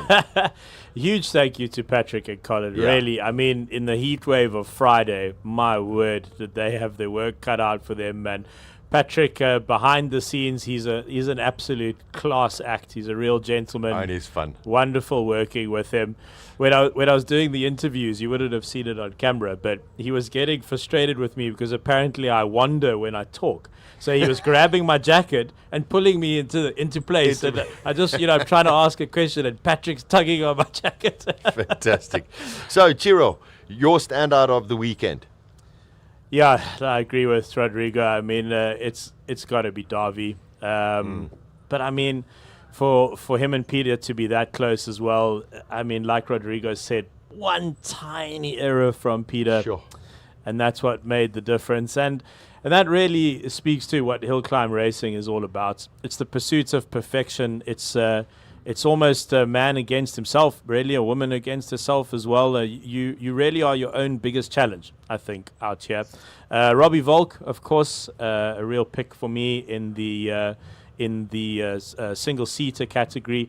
And congrats to JP. I mean, I think that he's got a lot of potential, like Rodrigo says. I mean, even if he just starts with stripping out that Turbo S, and maybe moving into a different class, roll cage, slicks, etc. Maybe he's got a 39 in him. It's very possible. It'll be very cool to see a car like that go through. But huge thank you to all the competitors for the entertainment this weekend and being so dedicated to their craft, and of course all the engineers as well. Thank you very much. Yeah, and also incredibly friendly to all of us, and always willing to have a conversation, whether they've had a good run or a bad run. And I know that in 2025, Rodrigo, all of them are going to be so excited to meet you as well. They all follow you. They all know what you do for hill climb racing with Hill Climb Monsters. So I think you're going to be incredibly warmly received when you get to South Africa. Much appreciated. It's never lost on me the kind of appreciation I get from people, from everyone, because of what I do. In the end, this is my passion, and I would do it even without any of the recognition. But then I get these little surprises along the way, and I can only be thankful for it. No, kudos to you. I mean, I also have fought the battles in building a YouTube channel, and so I can relate to a lot of what you've done, and I have huge respect and admiration for you. Rodrigo is the owner, founder, administrator of a channel called HillClimb Monsters. He's been carrying our live feed for the weekend, getting tons of views from us from around the world, and really bringing the message of Simola to a huge international audience, which I think is going to pay dividends because it encourages international drivers to come here. As we've seen Peter Solberg last year, hugely entertaining to watch. So Rodrigo, a real pleasure. Look forward to having some Vino Verde with you next Yes. next year. I'm actually going to a wonderful Portuguese place tonight, O Pescador, it's on the fantastic. Keys. Yeah, you've also been Oh, there. it's fantastic. It's lovely, and lovely people running it as well, family-run restaurant. So we're in your honor tonight, Rodrigo. We'll be feasting on Portuguese. Fantastic. Obrigado. De nada. De nada. Listen, I know that our engineers and technical guys are still trying to catch up with Colin. Of course, we would try and like to bring you some of the winners' comments from the three top of the King of the Hill for the 2024 edition. But yeah, I mean, just brilliant for everybody who participated. As always, overly subscribed. I'm already sure that Ian Shrewsbury is already getting, here we go. Here's my deposit. I want to be here next year and get my pit allocation. So I think we're going to have a very, very busy 2025 for the Simola HillClimb. But just magic weekend all in all. Been fascinating. We've had ups and downs. We've had so much drama. We've had one or two incidents that have happened on the track, but fortunately everybody has been okay.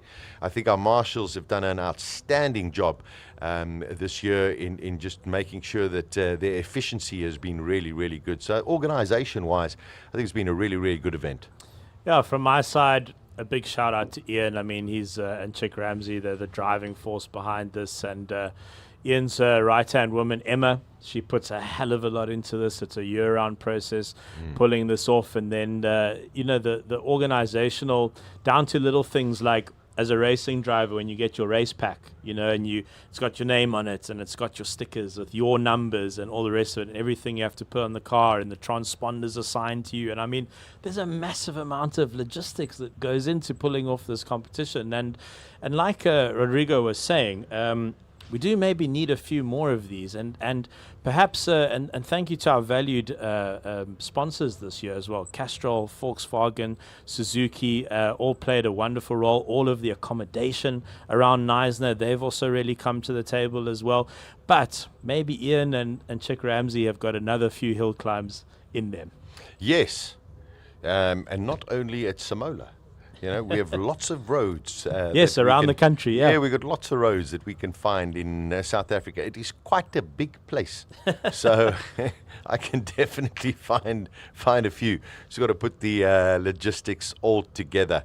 The other thing I just wanted to say with Rodrigo, with his channel, just amazing because, this is not an everyday kind of motorsport that people are used to.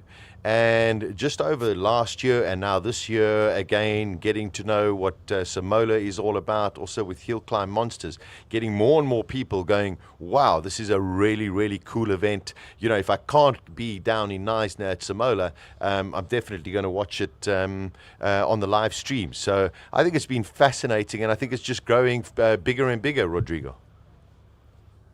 Yes, and the tendency it's only up, the trend. I think there's huge potential still. Like I said, this is only the beginning, and I think not to be overly critical, but I don't think you guys down there in South Africa have any idea of how much potential you have with all this, both commercially. The business case, it's fantastic. Now that I'm on the other side, also organizing events, of the two events that I organized, one of them has way less of a business case to be made than another HillClimb there in South Africa. You guys have a lot of support from major brands, from possible sponsors. You guys, it's a big country. The thing is, after looking at the map of South Africa, I'm pretty sure that there are cars that are not going to Simola just on the basis of how far they are from Simola. I believe I can believe there are more insane builds that are appearing just on the basis of being on up north, maybe on the country, something like that.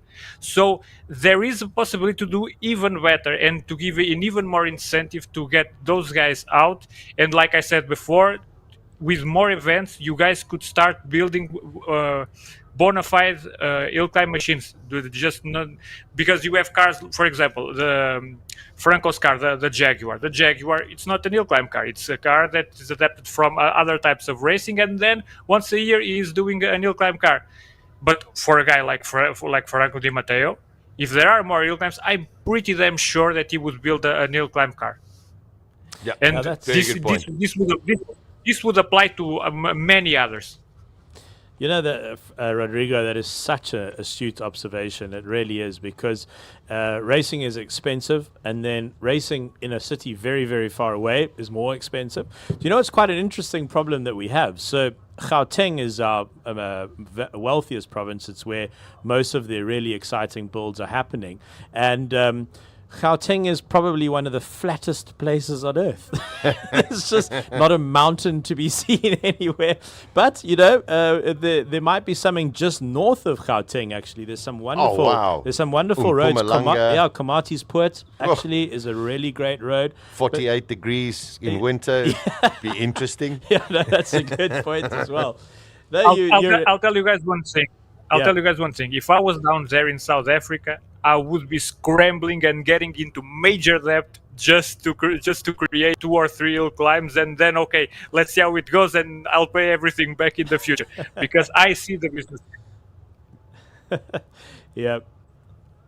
Well, maybe there's a future there for you down here as well, Rodrigo. Once you get the formula right up north, bring your formula down here. Who knows? Who knows? Yeah, very, very exciting. What a weekend it has been. We started with Classic Car Friday, and then, of course, the last 2 days has all been about King of the Hill, the monsters of hill climbing, electric cars, hydrogen cars, brand new launch cars, supercars, modified saloons, single-seaters, you name it, we've had it here. And the adrenaline is still pumping. We're going to have to slow ourselves down in a while. We're waiting for a couple of interviews with some of the winners from the various categories. JP van der Walt winning his class in the road-going saloons. Second there was Clint Weston. Third was Garth McKenzie in the McLaren 720S. Darby Hubert, outstanding. Peter Zeely, outstanding. A 10th of a second between them. And Charles Hubert coming in third place, and that is in the modified saloon cars. And then, well, it wasn't going to be much for, no one was really going to contend with Robert Walk.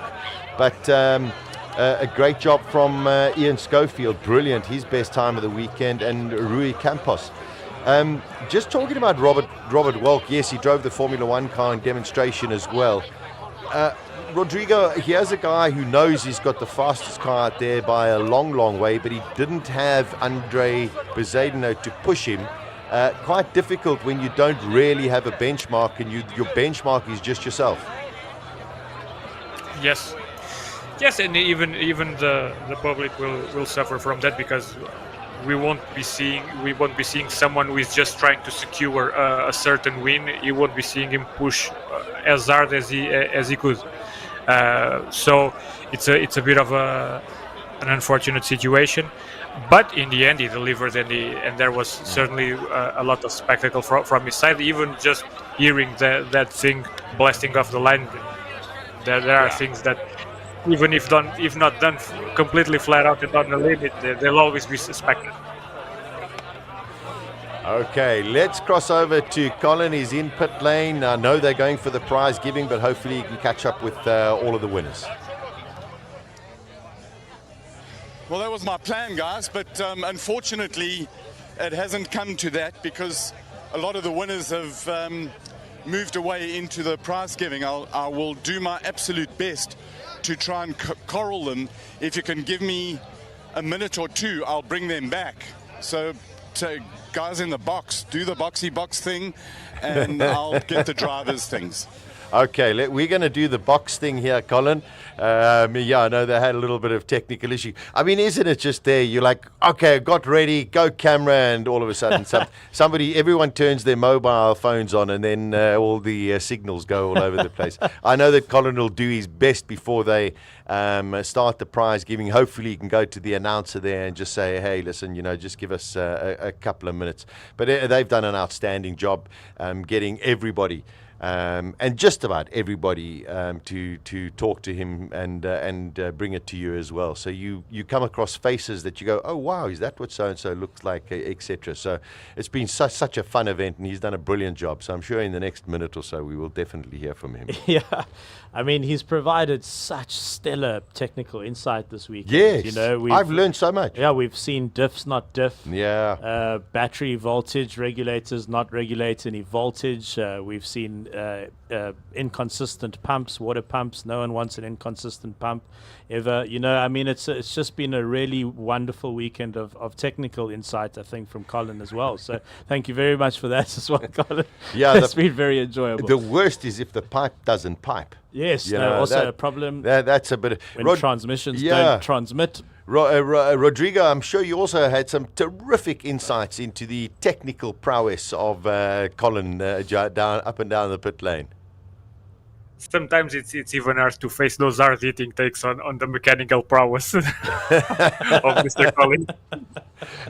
Listen, it's a lot better than I could do. He brought me the broken gearbox, or the broken fourth gear from Franco Scribante's car, and showed it to me and said, well, the cog isn't cogging. No, that's the thing. And it was incredibly heavy. When a bit of your car ends up in the commentary box, that's probably not a good sign. No, not a good thing. And then he said to me, no, you can't keep it. You've got to give it back. So I was like, okay, I don't want to do that. But apparently the cog didn't cog. Oh, man, okay, or overcogged, something like that. So gutted for those guys, because we just caught up with them outside the studio, and they thought maybe even a 37 was on for Franco Scribante's Sheriff. But there's always next year. We'll definitely see everyone back next year, that's for sure. Oh, that's for sure. A couple of the cars lined up there. We've got spectators in the way, but wonderful to see. There's JP van der Walt, Darby, Hubert's car, and Robert Wolk's car there as well. The three winners of the King of the Hill for 2024 at Simola. What a weekend it has been. And I must say, a big shout out, to Castrol and Suzuki for the media facility. It has been there since Friday, and I found it about 2 hours ago. So next year I'll definitely have my eyes a little bit more open. Shout out to Benny, the barista in the media tent. Wow. Outstanding. That was some great coffee. Thanks, Benny. We appreciate your efforts, that's for sure. Coffee is the race cars take race fuel, and the presenters take coffee. That's what keeps us going. There we go. The entire weekend. Lots of photographs taking place at present. There you can see JP van der Walt, third year in a row, And yeah, you got to endorse it. You know, with his team behind him and his sponsors behind him, you know, he should be doing some serious racing. I'd love to see that. Yeah, Rodrigo makes a great point. I think he's got all the ingredients that make up a great driver. Fascinating that he came to it so late in his life as well. Just obviously a natural knack for it. But a lot of the success stories actually at Simola are of amateur drivers. I mean, Andre Bezuidenhout is an advocate. Peter Zeely is an auditor. Darby Hubert. Actually, what does Darby do? I'm not actually sure. I'm not sure. I think Wild Rose Gin is one of his companies, but he obviously has other business interests as well. So, that's also a wonderful part of Simola is that the rock stars out there in the cars, they have other lives throughout the year. Then they come out here and absolutely delight the crowds in Knysna. Yeah, wonderful to see. Still waiting to see if Colin can round up as many as possible. Yeah, I think it's going to be quite difficult because I think he's going to have to. We're going to have to get into the prize giving. So unfortunately, I don't think we're going to get too many words from the winners. Colin's definitely put in his best efforts there. Yeah, he is. So, listen, Rodrigo, we are going to say good night to you or good afternoon to you. Thank you so much for your insights, your knowledge, your passion, and just becoming partly South African when it comes to the Simola HillClimb. We love having you. We cannot wait to work with you again in 2025, and it'll be here with all of us together. Oh, yes, definitely. Commentary booth. And it's always a pleasure. We will need a bigger commentary booth. Peter, our producer, we're going to need a bigger booth, please. It's been so much fun, and Peter's the director. He's a real he's behind the scenes. He's always in our ears. I think that's maybe one thing that you won't obviously know from watching the stream is Peter is sort of the fifth commentator here. I'm just a little bit concerned because he's already said that next year we'll have couches. Yep. So clearly, Peter, we're not good enough, but Rodrigo is good enough for couches. Only joking. Yeah, we need lots of international talent. Huge thank you to Rodrigo. Yeah, have a brilliant time. I'm sure we will talk to you in the year. We'll definitely be following your channel, and thank you very, very much for everything that you've done over the last 3 days for us here at Simola 2024. Thank you. It's always a pleasure joining you, and I wish the best to all the team, you guys on the studio, and we'll certainly keep in touch. I think there's potential for much more, so we won't be far away. Wonderful. There we go. Rodrigo de Oliveira. Go and watch his channel. Follow his channel, HillClimb Monsters. Cheers, Rodrigo. Obrigado. And Chiro, always a pleasure to see you. Always a pleasure to work with you. I think we've had a brilliant couple of days. And it might be time to just have a beer or a glass of vino. I think we've all earned a beverage. Yes. Here in the production team. It's been quite a long 3 days. But I mean, I really look forward to Simola every single year. I call this my pilgrimage. I come up from Cape Town, and again, a huge thank you to everyone involved. Sasha. Thank you, Squire. Thank you. And listen, to our whole production team, you have no idea what goes on behind the scenes, and they just make sure that everything stays calm. So, to Peter, Fritz, Henk, and the whole team, all of the people up and down the 1.9 kilometers, holding cameras, you name it. Thank you so much for all of the effort that you do. All of the competitors, the spectators that have come along, also those who have watched us on the live stream, thank you for all of your input, and we trust that you've enjoyed Simola HillClimb 2024. We look forward to seeing you at Simola, the 15th edition in 2025. Enjoy the rest of your evening. Ciao.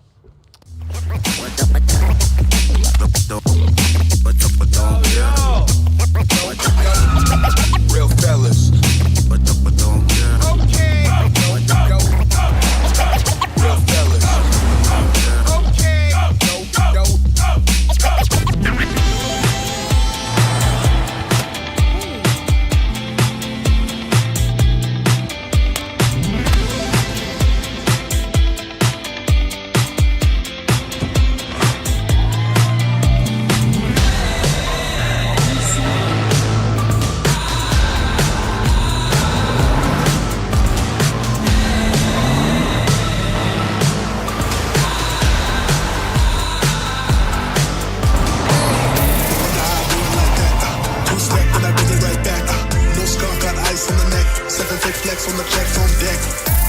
I do it like that. Two-step, then I bring it back. Hey, I wish we could go to the moon. I want you to pack your bags, baby. We'll be leaving soon to do all of the things that you like to do. Baby, I'll be coming for you. I wish we could go to the moon. I want you to pack your bags, baby. We'll be leaving soon. Live the legacy in the all-new Suzuki Grand Vitara.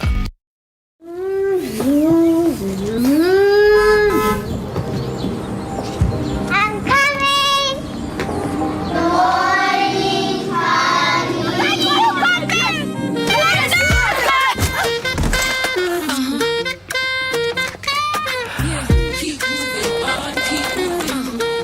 Next up, Kanisile Mokhale. Ladies and gentlemen. Yes! Everybody turn to page 6. Kanye, we love it. The girls ahead. Congratulations.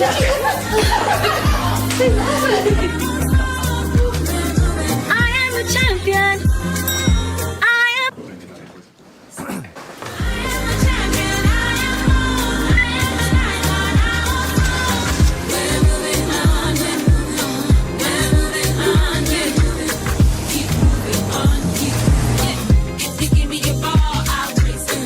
If you give me a room, I'll shake it. Keep moving on, keep moving.